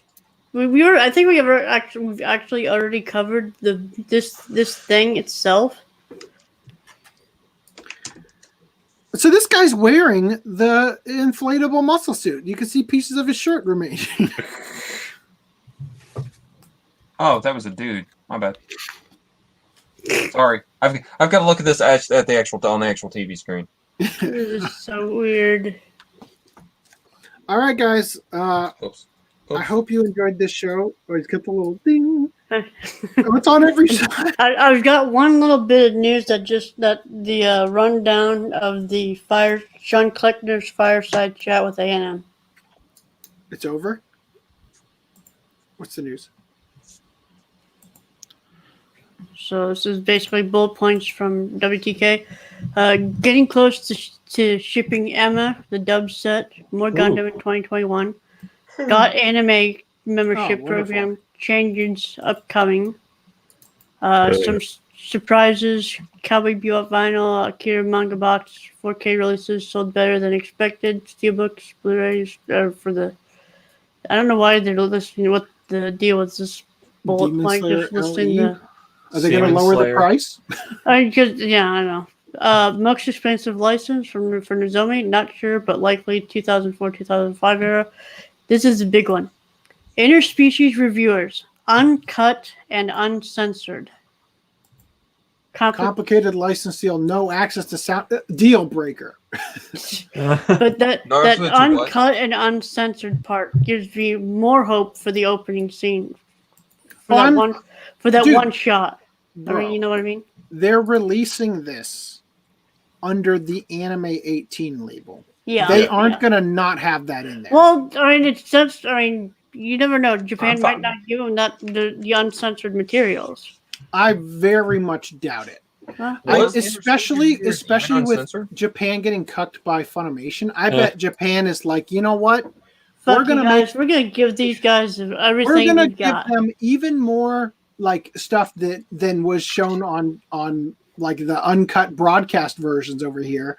We're gonna we're no more mayonnaise episode. It's gonna be just an actual dick flying. It's gonna be full blown. But I mean, no soundtrack. See, that is deal breaker. I mean, So no Japanese scripts available transcribing from voice for Sayonara Zetsubo Sensei. So that just means that they have to actually transcribe for the subtitles. What's being spoken in the show itself. That's weird. I mean, I guess it's sometimes better to have the actual. It's probably mostly better to have the actual the script. working script to work off of for the translation. Oh, wonderful! El Hazard Blu-ray. See, all these things that I wish I could buy that I now can't. Freaking interspecies reviewers. They Can't buy did them. already mention that El Hazard was coming to Blu-ray. Yeah, but I'm thinking from the perspective much of is the series? downscaling my collection, right? To be able to. Get Oh, you're rid of saying some like stuff. that would have been nice if it already existed. Now you're gonna have less shelf space. FDDNM, how much of El Hazard does Nozomi have?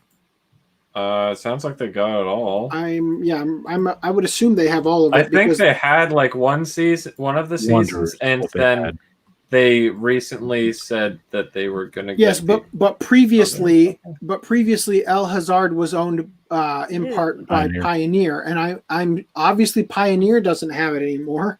They got The Wanderer for sure. I know. Don't click on Dream Hazard Why not? because it's a porno. Well, the pictures will be censored. They're censored.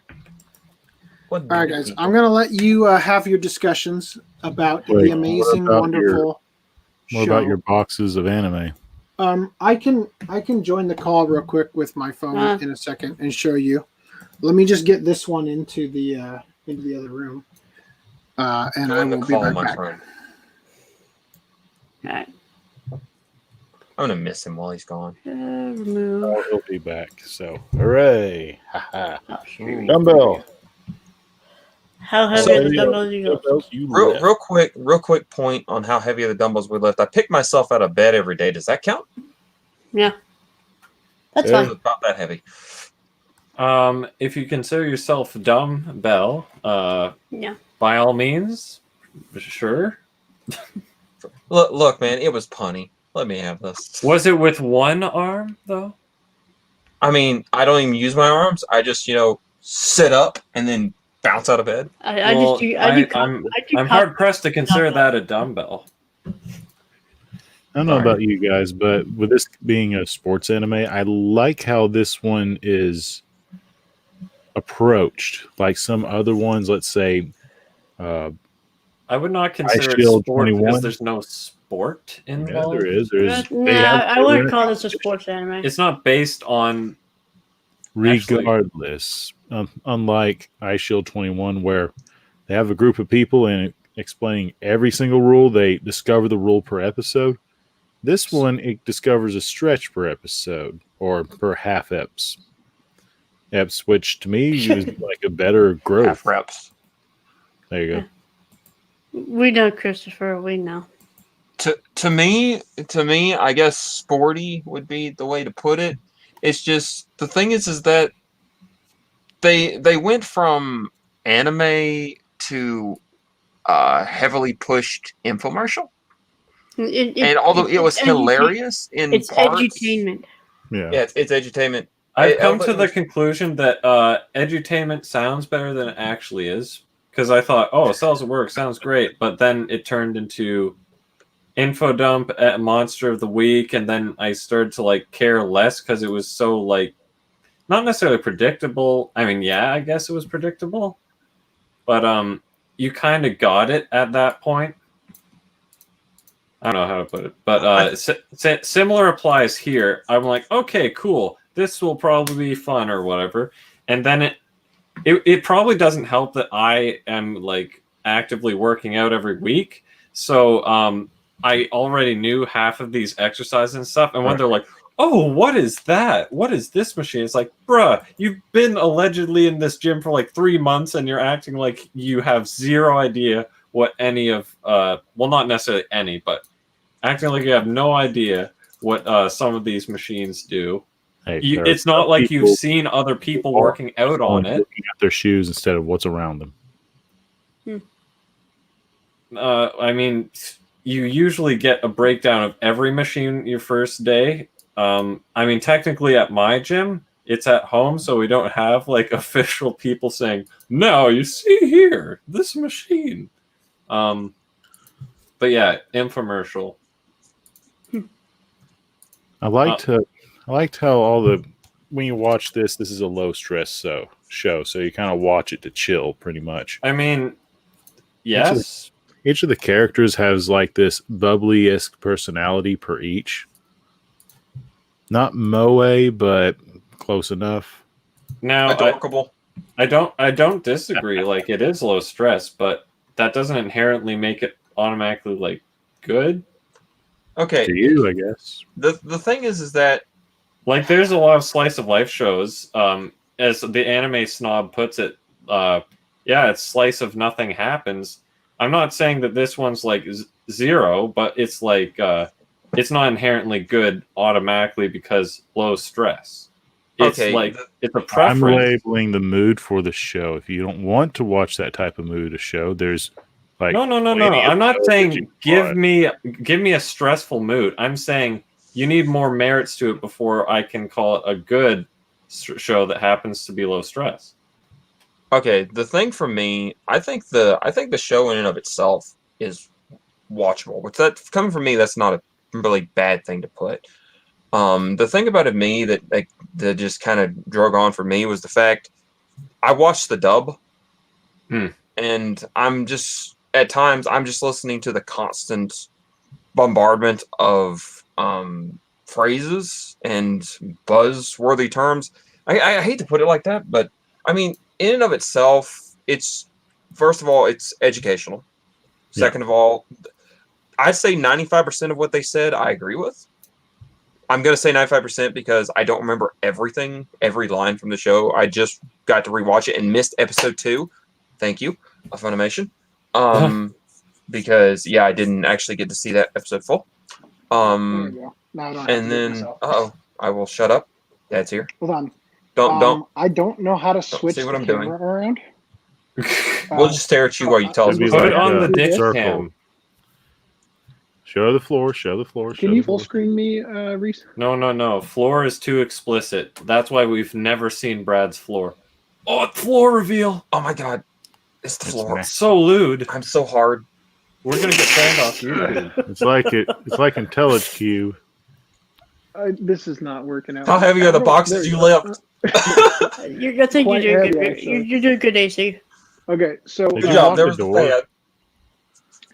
so I've got them in Not reverse How order, neat that Right. pile is. which has been friggin' genius, honestly, because what happens when you're packing stuff up is you will occasionally have just one DVD or Blu-ray that is like right on the edge of the bookshelf, and it's completely out of your view, and you'll get shelves past there and then find it later. And when you go backwards instead of forward. When you find that shit, you're gonna put it in a box that His you're face now is gonna be censored. opening sooner rather than later. So you're not gonna put everything in when you get in your new place and have to go back and slide everything down. You're gonna actually see it way earlier the way it works. But anyway, so this is it. From here, this is 5 cases deep, right? So there's, well, this is, all the way up to 35. This is all the way up to 70. And then down here, all the way up to here, this is the last one, 83. 84 is going to have like 20 DVDs in it. But I haven't decided what else is going to go in there so that it can be stacked and everything. Then we've got the bootleg series, box 1, 2, 3, 4, 5. That's basically everything from the bootleg shelves. And then I've got the blue animation VHSs, which are up on top because they can't go on top of them because they're too fragile. So I've got them up here with like the words "super fragile, do not stack" like written on the side of them. This also has the City Hunter ADV fan subs and the Loop on the Third VHS tapes in it. But that's basically it. And then over here in this other room, I have the manga. I'm just waiting for the jump scare behind you. There's a bunch of crap I also have to take with me. Then here's the manga, and then there's more manga over here, and then there's more. I have.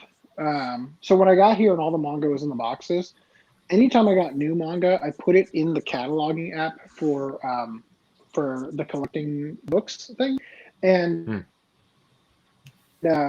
I have actually 100 manga on wish list section, which is where I put things when they're not with everything else or in the bookcase, right? So it's exactly 100, with the exception of this one, which is the San Diego Comic-Con 2018 exclusive one.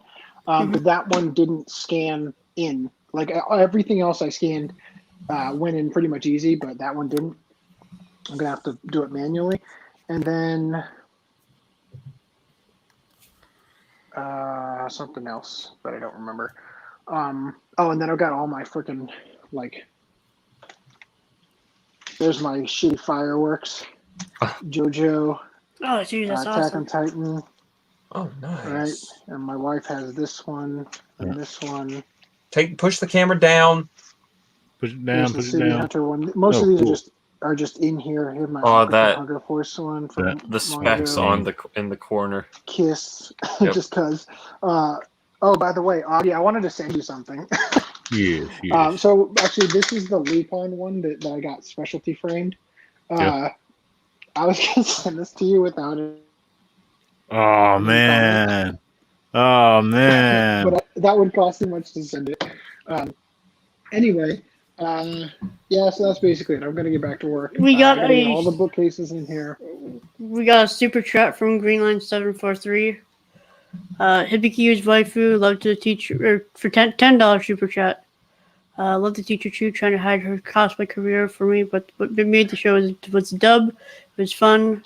It was simple and didn't need anything more. This is related to the show, not me. It ends with "Miss you, Brad." Yeah, well, I just say I appreciate the support financially and emotionally and all those things. Just because I'm going to, like, this is going to be the last time I'm going to be on tonight. I'll say this: I fully believe in the idea that, like, one door closing is another door opening, so to speak. So obviously I'm going to make the best that I can in California, but it's just a lot of uncertainty and it really sucks. And I don't want to put everything in a storage unit and then lose it in 2 months because I can't pay the bill for whatever reason, just because it's hard. I fully expect I expect life to cost me more money in California, even though my rent is being cut in half. But then it's like, okay, rent is cut in half. You probably aren't going to have to pay much of utilities because the purpose of the rent you are paying is to cover your utilities and stuff that you're doing. But then you have to add the rent for the storage unit. And food, everything, literally everything just costs more, so I'm just expecting it to be hard. But I really do appreciate you guys, being with me all these years and the support in front of and behind the scenes. I do appreciate it. So anyway, as long as I am there to do the stuff that needs to be done behind the scenes, the podcast will keep going as long as RHYS wants to continue, being in charge of it and everything. But as far as me being there, I don't know when I'll get back to it. But I do plan when I get to California to hardcore jump into Stealth Weeb, because honestly, that could have been more profitable if I had worked on it more. But because I picked up every overtime opportunity possible, I only had time to do the podcast most weeks. Would it help you on Stealth Weave if you had like retailers, like mom and pop shops selling your stuff? I don't know how that works. Well, they would place the order, and that would help him. It's more like print on demand kind of stuff for Stealth Weave. It's manufacture on demand. Now the thing is, manufacture on demand. The thing is, I don't. If I got to the point where a shirt was selling like, I don't know how many, like 1,000 a month, then oh, there we go, my AirPods just disconnected. But if it got to the point where, what the fuck, the fulfillment center would start silk screen printing the shirts instead of what they're currently doing, so the quality would go.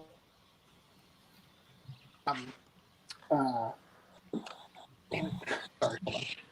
I'm just gonna put the earbuds. Hi, fan. So let me put it this way: having a mom and pop shop, like, it wouldn't be the end of the world, but honestly, the payment I would be getting would just be that they bought a lot, And the thing is that I use, if I were selling like there's a certain quantity that if you're hitting this amount of sales per month, you actually get like a 10% discount, right? So if I started hitting that, then I would actually make more money off of each sale because I'm getting a discount on the price of the product. But the thing is, like, what I need to be doing is I need to be actually producing more, and promoting more and all that, which I will have a little bit of time to do. Like, I'm definitely going to keep up with that. I got my Cintiq right here, all ready to have in California, so that I can work on designs and stuff. I have a whole backlog of stuff that I've rated as like, this is easy, can be done quickly, might actually be a good seller, or this is complicated, like the Oingo Boingo shirt from JoJo. Like, that one, I fully expect to spend as much or more time than I did on the Lupin shirt with Rebecca. And I don't expect to actually sell that shirt. But I feel like putting in that kind of effort might have some more people coming in with like, hey, you should do this, Like, if people actually see more shirts like that, then I think that it will result in more suggestions. Because I do get more than you might think from people, but a lot of them I just can't do. Just it's unfeasible to do them due to, I don't have a shirt that has like a really weirdly high collar or something on it. It's like not something that I can do in that regard. But I have ideas for things, and I plan on jumping on it. But the other question is, depending on how things go in November, like, is anybody actually going to be wanting to buy anything? Like, because that was what was kind of weird with working at the warehouses, is that it feels like the literal apocalypse is happening, and people are just stuck at home buying stuff online all the time. Like, it was weird that we had so much work during this whole year, but now with the fact that people are hyping up like the freaking end of the world, as they always do with every election, but just charged everything is, especially with like the recent stuff with them not charging the cops for the murder of Breonna Taylor, that like all that extra data that comes out is like, oh, why is this not surprising at all that you misled the world to believe one thing and it was completely untrue as usual? But the way that people are responding to that is what's making this so dangerous, and obviously making people more apprehensive about spending money. So I might go to California work on Stealth Week and not sell anything because, I mean, I wouldn't be putting money into an anime themed shirt during this time. You know what I mean? But so anyway, I don't know. I'm just rambling off the uncertainty of this move. But yeah, I do appreciate the support you guys have given us all through all this time, and I hope that things can, we can ride this out. Which again, I think the country will survive. I do. I don't know if I will survive, but I think the country will survive. Whatever is being thrown at it right now, and we will get back to some semblance of normal in the future. We'll just have to wait and see. But I don't know when my life is going to go back to normal because I am. It's it's impossible. I mean, look. Let's say 5 months from now, the world goes back to normal. Like COVID just ends. Which I mean, let's see how that goes after the election. Let's just say COVID ends, the world goes back to normal, and then let's say that I actually have some cash now because of the way my income works, and let's just say that I'm able to save money because I didn't, spend any extra money, and let's just say that we have that. The problem is I can't just go back to the way things were unless rent dropped drastically, which it won't. Obviously, it's going to only go one direction for as long as it can. It's not going to drop down until a bubble bursts, right? Which is what will happen eventually. But then even if it did, it's like I need to get another job. I need making decent money. Making another move out to another state is very uncertain and impossible and all that. It's really hard. Anyway, I'm going to stop complaining because this will just go on forever with me rambling off all the things I've been thinking about the last month straight. But anyway, I'll let you guys go. And I just want to say, could not be prouder with how you guys have handled the podcast the last couple of months. Especially Reese, you've brought in information that has been really on point to what people need to know. And all the stuff you guys talked about tonight, anime limited release of Violet Evergarden and all that, just could not be happy with how you guys are. So anyway, hopefully I see you guys again soon, but I think I've left the podcast in good. So thank you guys for watching. I'm going to sign off for tonight. Take care, AC. See ya. Rock on, AC. But Lance, I think so. Essentially, in short, if there's a mom and pop shop that might be interested in his shirts, you just point them to the site. Be like, hey, this is my buddy. He he could use some sales right now. If you're interested in his shirts, yeah, but that mom and pop store still has to take a cut too. Yeah. Well, they buy the shirts inventory and then they sell them. They buy the shirts, then they sell them for whatever price they want. Yeah. AC doesn't want to have the inventory to store and all that. That's why he's not going around to conventions selling the shirts. Yeah. And I know some people. I know people who they buy and they'll buy a bunch of merch and they'll turn around and sell it. I actually know a few stores, just little small shops. I'm not going to name drop because I can't. I'm not going to put them on the spot with them. Right. It's not exactly he's a distributor or anything. His store. What happens is the transaction that say a mom and pop shop places an order for, let's say, 10 or 20 shirts. As soon as they make the transaction, there they go. AC made his the money that he would have made. Mm-hmm. That's how it works. It's not as if he makes commission off what they sell.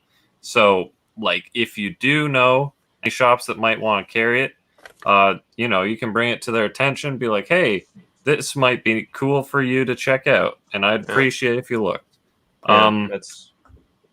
But yeah, back to Augie's water dumbbell. All right. Oh, I was actually in the middle of a monologue annoying both FDDNM, Augie, and Reese. All right. Continue if you remember where you left off, because I don't know. I still on Funimation. Yeah, I have a general gist of where I was going. The thing is that I don't dislike this show. I think it was hilarious. I think the fan service was creative, kind of. It's just the way that they did it with the whole exercising thing and trying to emphasize that area. I love how Machio is just constantly doing the most random ass thing he can. I'm not gay, but the thing is that I love when what's that term that Gar? Yeah, Gar. I love when a character is like this, And I would also like to point out that my boy, I shouldn't say my boy, but my favorite male actor, Ian Sinclair, is the commentator. The commentator. And that part right there for me was amazing because you'd be like, wait, what? And he would be lost with the audience. It's like, wait, that just happened? And that for me was great. But he had a couple of cringy phrases though that sounded like he was like trying to come in on the group and be like, "Yo, girls," or something. Like, girl, you hungry? Yeah, something like that. I'm like, the audience they're trying to sell stop, to. Please, no. Same dialogues, just like with Dagashi Kashi. If anything, the same cast from Dagashi Kashi. That wasn't Todd Haberkorn as the Machio, if that's what you're thinking. He sounds similar. I'm not saying all of them, but some of them were there. Or I meant to say. There's only like 4 characters in the show. There was not a big cast, was there? There's like 6 or 8. There's like 5 workout girls. There's Machio. 3 teachers. Schwarzenegger. There's there's the other teacher that's not part of the platform. Machio was voiced by Stephen Fu. Yeah, I've never heard of him. Nope. But he sounds like a slightly less annoying Greg Ayres. So before y'all do a cast dump on me, one of the weird details was that in the credits they mentioned and thanked Gold Gym for letting them go in and use the location scouting. Location gathering, but they called it Silver's Gym or Silver Gym to avoid it. So you have a strange case of we're parodying you, but we're thanking you for letting us parody you. No, it's a location scout doesn't mean you're obligated to use their brand or anything. They're literally just scouting the area for shapes. It was probably Silver Gym in the manga. Yeah, which was made first. And if you didn't notice, there was anytime they brought up a brand or a big name, it was 100% a parody. The thing I didn't like was I think the reason I was thinking of the Disneyland thing is because they had the Disneyland ripoff. I think the way they handled that was so overbearingly like, okay, get on with it. Just use as a quick reference. But they went into it. It's like, this is the mascot Mickey Mouse ripoff. It's like, why do you have to say that? We can just observe that. Don't say here, look at this. This is a reference. Just have it be like, yeah, we spent the day at Disneyland, and that's that. Because in the thing I'm writing, I'm planning to have the characters like look something up on Wikipedia, but it says like Frickipedia, and that's that. They're not going to be like, whoa, what is this search engine Frickipedia? Yeah, Frickipedia is the thing that has all the information in the you don't just you don't try and assert the reference onto people. You don't try too hard. You don't push the reference. Make a stupid joke and let it ride. I didn't feel like that was too overbearing. There's other examples, but well, I don't think it was like the worst thing they could have done. I just felt like it was so unnecessary that it kind of lost what it would have had. You would have been like, "Oh, that's cute." So you didn't like the pace of that episode, huh? FDDNM. I don't know why you equate pacing to like a lot of things. Pacing is important. Pacing does not imply dialogue choices. What? That's true too. That's scripting. Well, I agree. All I'm saying is I thought the way they just acknowledged it rather than not acknowledge it and just let it be like part of the quote nature of it, like something you would observe as an Easter egg, would have been like better than overtly saying, yo, we're at Disneyland and Jicky Jouse over there is like the mascot. It's like, just like let it be part of the nature. But anyway, like continue. So how'd y'all feel about the exercises at the end? To me, it kind of reminded me of like a G.I. Joe PSA or you mean the one post-episode? Planeteer segment, yeah. Half of them were recaps of the exercise you already got in the episode, so I felt it was kind of unnecessary. Did you watch the training course part 1 and part 2? Wait, it has specials, doesn't it? I actually haven't watched episode 12 yet. Well, Well, I didn't budget for that, but I guess I will be. Is it basically Mockenkey? Oh my! I don't know. Because Mockenkey had these exercise.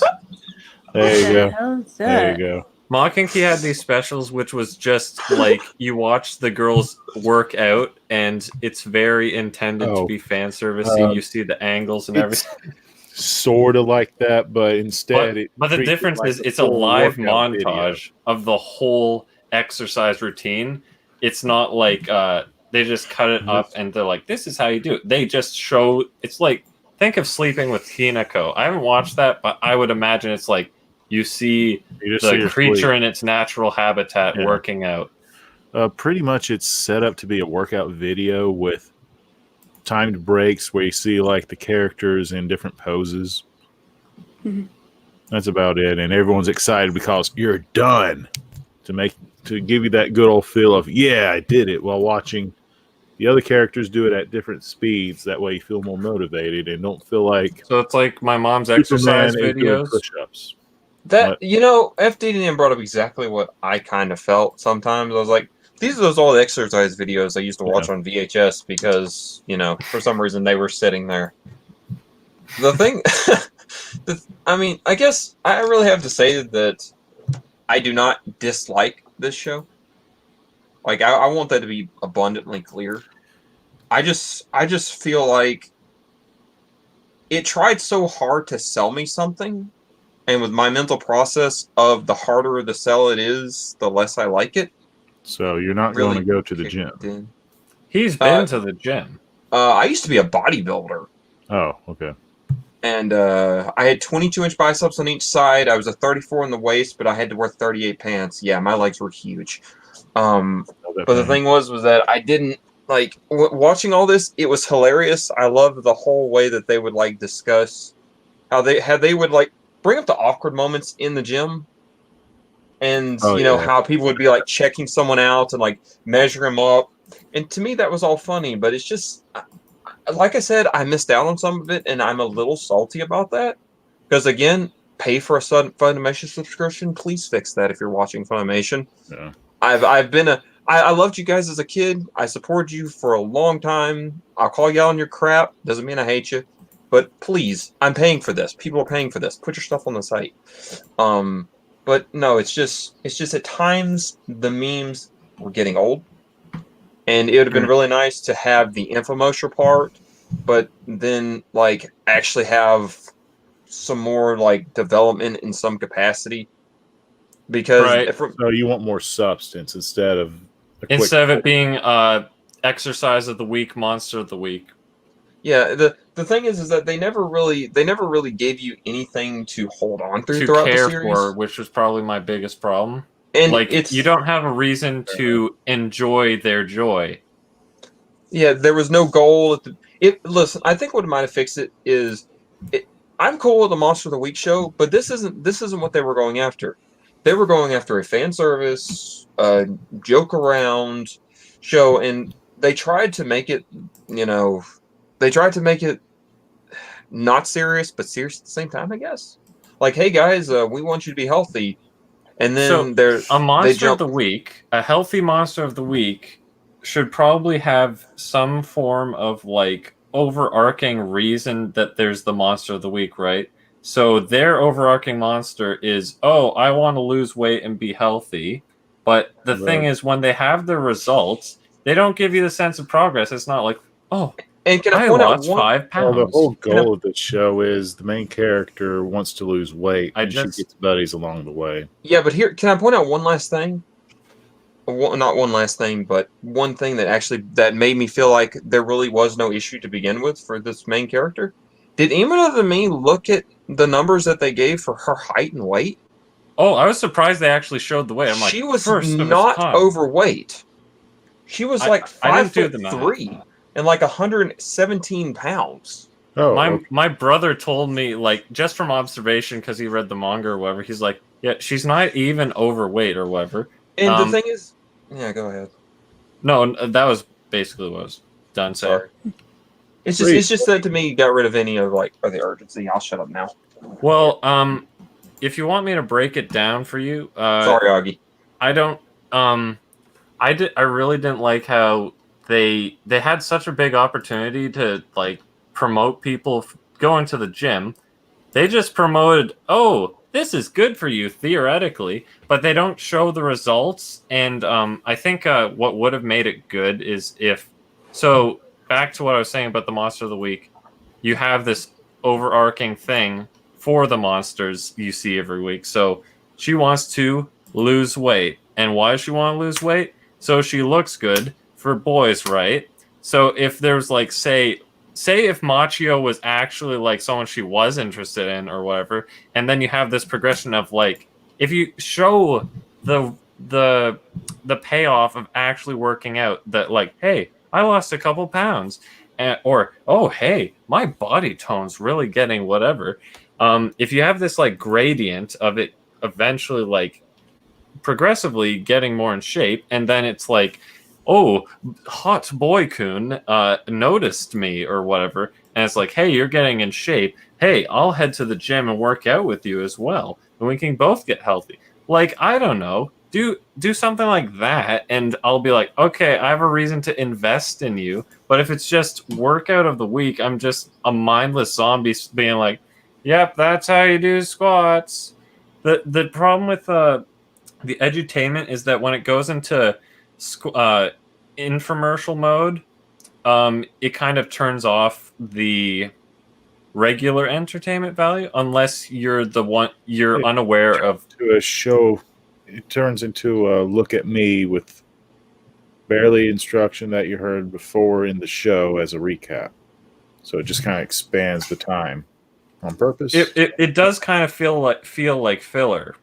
It feels like it's just filling the gaps between the quote story events, and it's punchlines. It's kind of an excuse to teach you something, but like you don't. If you're trying to learn something, the story bits get in the way. If you want to, just chill out and see the characters do their thing, the quote filler workouts get in the way.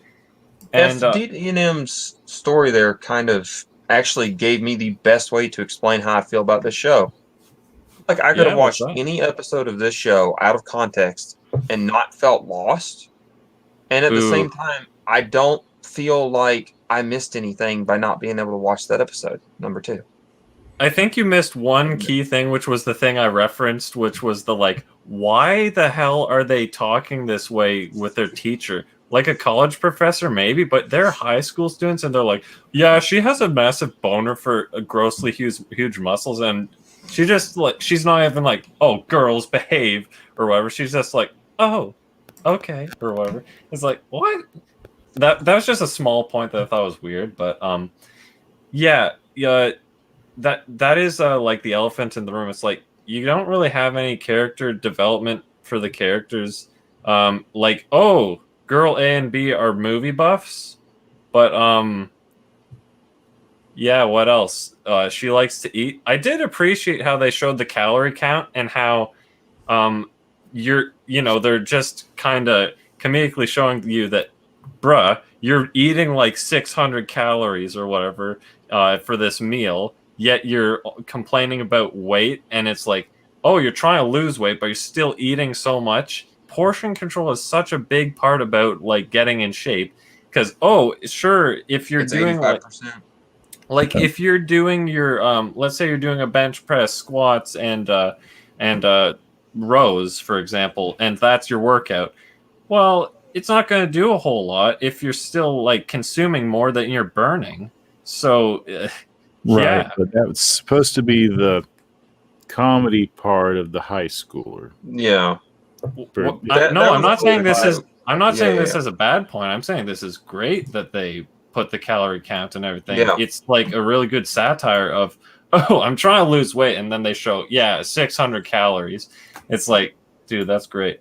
But that's like details like that, and being accurate with all the instructions, that was another good part, because they could have misinformed you. They even had the one thing that I thought I was going to call them out on, which was they were talking about the one chest press, was it? Because that one is a machine that's like it's not like you have weights on a bar. It's a machine, it's guided, and then the one girl who is like, that's a bad thing, because that's what I was taught by my gym buddies. It's like, because it's on rails, you're not working out your stabilizer muscles, so then it's really bad because it's only working very narrow groups of your arms when you do that. Whereas if you do a raw bench press, like what we do, it works your stabilizers. It gets you the full deal, the full raw thing. But it also enlightened me too. Oh, well, actually, if you mix the two, you get like, I don't know about the best of both worlds, but you get like a decent even coating. Let's put it that way. Before we get really into the whole like they're exercising whether it's on point or not, I'd like to hear Augie's point, because earlier we were talking like you were talking about the whole. I think did you mention something about the kind of the aesthetic about the show being God, I can't remember what I was gonna say now. I'm sorry. I apologize. It's just something Augie said earlier. Was it something about like the low instruction, stress? the simple instruction, the low stress slice of the life. low stress slice of life part. I want to hear more on your idea about that. Yeah, pretty much. To me, this one is a comedic slice of life. So there's no really tension to the story. Like they do compete in a bodybuilding tournament or contest, but isn't. The stakes are so incredibly low that it's low stress. Yeah, it's like, can I outdo my rival, but not like life or death. Arm wrestling competition as well. Oh, to me that was hilarious. That was awesome. Oh yeah, RHYS, what do you have to say? Right before that, I just want to say it seems really weird that she just had a superpower of arm wrestling. That caught me off guard as well. Work and earn it. It seems kind of outplaced if you're trying to drag it down to earth with this realistic edutainment and then be like, oh, we're anime actually, and she's actually super strong. But anyway, Reese, go ahead. I enjoyed it while I watched it week to week when it aired. I thought some of the things were funny, like Schwarzenegger and Statham or whatever. How you're Jason Statham? I think it was Statham. It's like it sounds so similar. SGATHAM or something like that. I thought those were funny. And like Patton, like freaking super buff Putin with Bear. Like, don't talk about it anymore. I mean, those little things were funny, but yeah, like that was only pretty brief. Well, not the Schwarzenegger thing. That became a whole thing in the last couple episodes. That was the arc that ended it apparently. Did you guys watch it dubbed? I watched it subbed.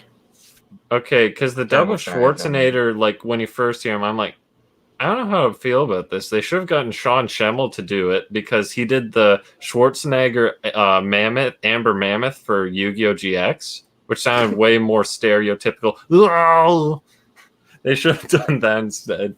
I just felt like that was probably another good example of they need to make the reference so abundantly in your face that it kind of just, well, it felt at that point because he was his own character or whatever.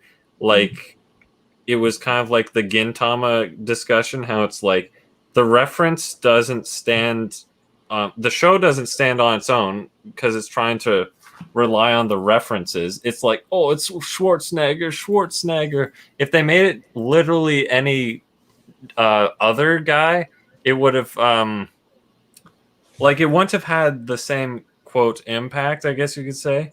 But I don't know where I'm going with this. Opportunity, because usually if you look at, or when they reference bodybuilders, they want to blend both Schwarzenegger and Sylvester Stallone together, but maybe I'm too used to the 90s on that one. When I first watched this show, full disclosure, I had kind of just gotten out of the hospital. It was still in that daze, because I know I've said it before, I've seen this show, but I saw it like it was still airing, and I like had just like gotten out of the hospital, So rewatching it again, I like when I first watched it, I didn't remember this many punchlines. Holy crap! Yeah. So the thing is that I've been sitting here wishing I could like watch it, just somehow have perfect memory and remember what they said, because I felt like I watched a completely different show and had a completely different experience. I'm just wondering if Funimation like did the whole, hey, yeah, we redubbed They this redubbed it after the fact and put up the episodes because, yeah, that. But now back to the here. whole. I can put. Well, I don't know. Did you want to go into that? The lingo. Okay. We can. As I described it to Lance, they Funimation really felt like the hello fellow kids lingo was necessary. They want to show how hashtag relatable they were by incorporating a ridiculous amount of things. Like I had a point where I was like in my head going like, I approve that one, and like, but it was outweighed with the I don't frickin' approve of that. It's like, why are you stuffing it so full to the brim? Because it makes the characters come off as these white girls, which is like that is the one demographic that like probably respects people who work out modestly the least. Like, you know how the girls, that one girl was like posting a like naked woman undressing or whatever on Instagram. It's like, I can't unsee this, or it's like, what? And she got in a lot of trouble for that. And like, you know, people are overweight who go to the gym. You know, that's probably the demographic that like laughs at them. But it's like this person is like putting effort into improving themselves. That's like horrible. Yeah, I never got that with gym culture. Like the fat person enters the gym, you make fun of the fat person at the gym, but then what are you doing with fun of the fat person? Why are you making fun of the fat person at the gym so they can become a skinny person? That is pretty ironic, because it's like, oh, look at them, they're so fat. It's like, yeah, they're so fat. So what? You want them to here at the gym? Yeah, you want them to do what? Go work out? Oh wait. I mean, you complain about fat people being fat. So are they just a hippo exhibit in life? Are you offended or are you entertained? Should you be paying them at this point? Now, if they smell like everyone else, then they can hit the showers. But yeah. I mean, don't take me wrong. I'm of the opinion that if you can smell me, you're too close. But it's kind of been my motto in life. But these are the people that are in your face because, exactly. I guess, self insecurities. But yeah, like I can't remember a ton of the lingo. I just remember just cringing at half of it. It felt pointed out with Dakashi Kashi. It kind of felt like they had the same writer as that, just kind of adapted. I felt like this was Dagashi Kashi on steroids. As far Dakashi Kashi, I don't remember having all this. Like, it felt. Did I make a point about that when we did the Watch Club? Because I felt like I wasn't quote offended by the adaptation, like all the lingo they were using. I think what we were saying about Steins Gate is how they had like incredibly good choice in like the language they used when they adapted it. It wasn't. It felt natural. It didn't feel like this dated. Oh, hello, fellow kids. I can meme too. And I'm sorry, Reese. I'm so sorry, Reese. But I don't know of any form of media nowadays that uses the word sauce as a suffix. They said, "Whoa, that's lame." Was it lame sauce, or they used another sauce? They used another sauce thing in this dub, and I'm like, "Stop it, Funimation! His protein Get is the some best." help. When one of them said that, I was like, "Oh my god, really?" Yeah, that's what they said. One of the lines was, "His protein, Machio's protein is the best," or something like that. I was like, "God damn it!" How is his protein the best? He buys it at a freaking store. Anyway, just to promote. I will say he adds his special protein to the nectar. Oh yeah, his love nectar, his personal protein. Shimonetta forever. I'll say grinded up beans. I really did like the protein bar. Like I did too. Actually, that was actually pretty cool. That was a pretty good joke, and I really appreciate at the like episode 11 or whatever, where Machio's just like, oh, my protein shake, it's clumped. Because god damn it, how many times have I had that happen? But like that's what I mean. They had so much opportunity to put all this like real gym stuff into it, but they kind of ruined it by detaching it from the like giving it the real progression. They did a good job with like the whole on your first day you feel like you're dead, but they didn't like show in the results or how you improve. They didn't even show them up their weight for progression, for Satan's sake. Outside of the main girl, that one time that I'm now remembering, I don't know when it happened. I forget. She Was looked it? at a scale and was freaking out. I think it was the teacher. Somewhere. She said, "Oh, I need to lose weight for my cosplay in the summer or whatever." Oh, and next thing you know, I guess it was a. They don't even reference how much time goes ahead. That actually, I was like, you don't. No. It's like, oh yeah, it's summer now or whatever, and it's like, oh, thank God I lost that weight. It's like, what? You're just gonna tell me you lost the weight? You're not gonna show that you lost the weight or feel the progression? If this was a serious sports anime, you would have this, but you would have like an episode long weightlifting montage. No. I'm saying you give these passive little senses of progression, like, oh yeah, my results are like this, and maybe you could have the one character who's like, oh, my results aren't showing or whatever, and then they analyze what they're doing wrong, and they take that one thing that they're doing wrong and use it as like another edutainment point of, oh, if you eat one meal a day, your metabolism's AIDS, and then it's like, oh, there we go, I am losing weight. Episode. What is that? I think that was a Metalocalypse episode. It absolutely was. Lose weight, but that was so great. Human skin leather. I mean, what?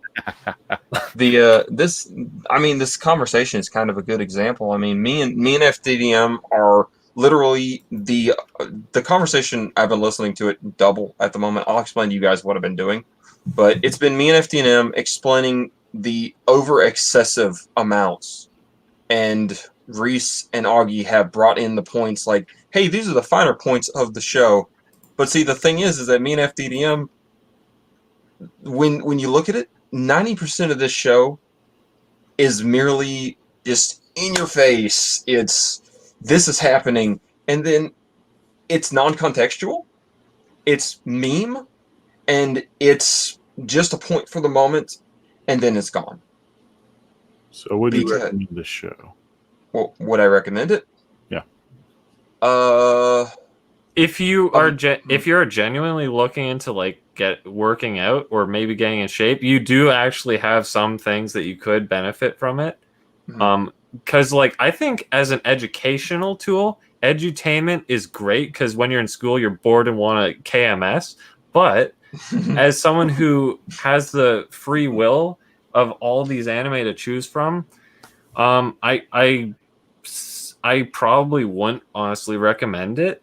Like if you want a slice of life, for example, like, low intensity, whatever, low stress, like when you said that, I was thinking, okay, Tanaka-kun's Always Listless, I think is a really, really chill, low intensity anime, but you get this sense of like, the characters build on each other and build on you, and they don't have this distraction of montage of, oh, this is how you do this exercise that you may or may not already know, which that could have contributed to my watch thing, is that I knew how to do all this stuff. But even at a certain point, like even when they were doing exercises I wasn't too familiar with, I'm just like, okay, it's droning on. But which exercises weren't you familiar with? I was familiar with all those. I don't remember the ones I wasn't familiar with because I'm not familiar with them. What is it? That one where I don't know. I've done all those exercises, but it just caught me off guard. It just caught me off guard that they acted like some of them were so niche, especially the one with the chair, because I was doing that on the playground when I was a kid. Yeah, I was just saying, holding myself up. I remember. What is it? like I was saying before, it's like there were a couple things that they're like acting like they're this foreign object or something. It's like, bro, you've never seen that like briefly anywhere? This is a natural movement you've done accidentally. Yeah. Like I said earlier, at least this is like individual stretches, not an entire game, which you're going episode by episode, and they're explaining like, oh wow, so you throw the ball. Ooh, such a technique. Okay. They're far worse than what we've seen. As far as digestible goes, the show is easily digestible. It's pretty much liquid. You could literally drink this because there is really nothing to process. Which in that regards, if you're looking, there's so little to process that I was consolidating my collection for the second half of the show. If you are okay, would I recommend this? I have to say this in two parts. If you were looking for a show to casually watch and you just want, some information that you, in any wise, if you miss something, like when I used to watch anime while I would like write music and stuff, and you want to watch it and you don't want to feel like you've missed anything, but you just want something on the background that's funny and, entertaining enough to catch your attention in that moment of boredom, this show is perfect. But if you're looking for an actual story or anything with any sort of substance, I'm not trying to be a jerk. It's just the way I am. There is a no. I just think there's options. A big disparity in those two things. There is, but it's just this. Basically, you bored? Need something to occupy time for 5 minutes? Yeah, this show's great. But there's a lot better out there. The thing is when I was doing this while consolidating... No. There's no other thing. You're right. No. Well, what do you want to say, Augie? Oh. Go ahead. If you're in a downer, watch this cheerful show. I agree. I kind of agree with both of you. The stretches that they cover, it's as if, have you ever walked outside your house before? Then again, if it's been a while and you see the stretches, it's a quick reminder on how to do them. Yeah, but you could go on WikiHow. But that's not an anime. That's words. That's reading. But you can conveniently see that's not the fun. That's not the fun way. Well, how do you scan through which episode you do like squats or whatever? That's why you watch the whole series, episode 2. Oh, gee, I forget how to do sit-ups. Better watch 4 hours of anime to figure out how to do it. Well, you either do the proper form or you sit on your head and thinking, I'm sitting up because my butt's in the air. I would love to. I think if you're in a downer mood, Tanaka-kun, even Sakamoto-kun, I'd probably prefer those over the... There's plenty of stuff out there. Drop on the whole exercising. Light watch. Not if you're looking for plot, not much here. Besides, we see a girl, make friends, go to the gym, and does she succeed in her weight loss? I guess you could call that a linear plot, which isn't inherently bad. Yeah. But you could say the same about the two I just recommended. What about you, Reese? It's okay. I mean, I'm glad I watched it weekly, so I wasn't, watching it back, just because of its episodic nature. Okay, I can't remember what I gave it actually for a score. For a rating, yeah, like maybe I a think 7. I would have loved this if I hadn't have had to binge it. I can't see it being better week to week because you're not overstimulated with info dump. That's the best way to put it, I guess. Yeah, I gave it a 7. I can see that going off the whole, not having to. It's like that one health drink you're stuck drinking. Like, I have to finish this, thus I hate it. I literally drank a protein shake and a smoothie right before the podcast. What'd you say, Augie? I couldn't hear you, bud. Watch. I'd recommend this as a watch this, but don't go out of your way to go watch it. I was not bored, but I really want to call this a Moe show when it's not Moe. I see what you mean. Cute girls doing cute things, except the cute thing is working out. Except the cute thing sometimes busts into an ogre. I have no proof of it. The Machio thing became a bit repetitive. It's like he's like they even explicitly said like, "Oh, he's just flexing his muscles unnecessarily." It's like, why do you have to verbally say that? They just have these. You don't need to explain his shtick. Everything has It got to the point that actually was pointed out. You guys just want to be in this scene, and I'm like, you guys are really trying hard to break that fourth wall. And normally I would love that, but it's been the whole show. Again, kind of marathoned it, and Reese's and Augie's points kind of put things in perspective of how you enjoy things can make them better or worse. Well, by all means, you can enjoy it. I don't know how you'd enjoy it the way I enjoy things, though. When I was consolidating my collection, it was passable. It was something, to hear, but I felt like if I was dedicating myself to sit down and watch this, I would probably, I don't know, at a certain point just be droning on. I don't know. That's me. You'd put it on to go to bed too. I'd be playing more my guitar. I'd be focusing more on the guitar I'm playing than the show, probably. FDDNM, do you have next week's Watch Club? Yeah. I actually had it as a pickup at one point, I think. Yeah. It's a Girls Last Tour, right? Yep. Mine's somewhere. Probably. Yeah, mine has this absurdly, terribly shrink wrap from Sentai. It's really bubbly. Yeah, I don't have any way to watch that, so I'm... It's on Crunchyroll. Yeah. Oh, okay. I could do that if... It has. I would like to be here until you guys kick me out, which... No, you're not coming back. We still get a Wii burger somehow. I mean, if you want, unless we have another guest book for next week, you can just chill, minus the Watch Club, or just passively watch us talking about Girls Last Tour that you haven't watched. So. I mean, honestly, I've been wanting to join a Watch Club for a while, and this is kind of really scratching that itch. Oh, so you've got to get myself. You got to get your dose of Watch Clubs. I have a weird question that's future. I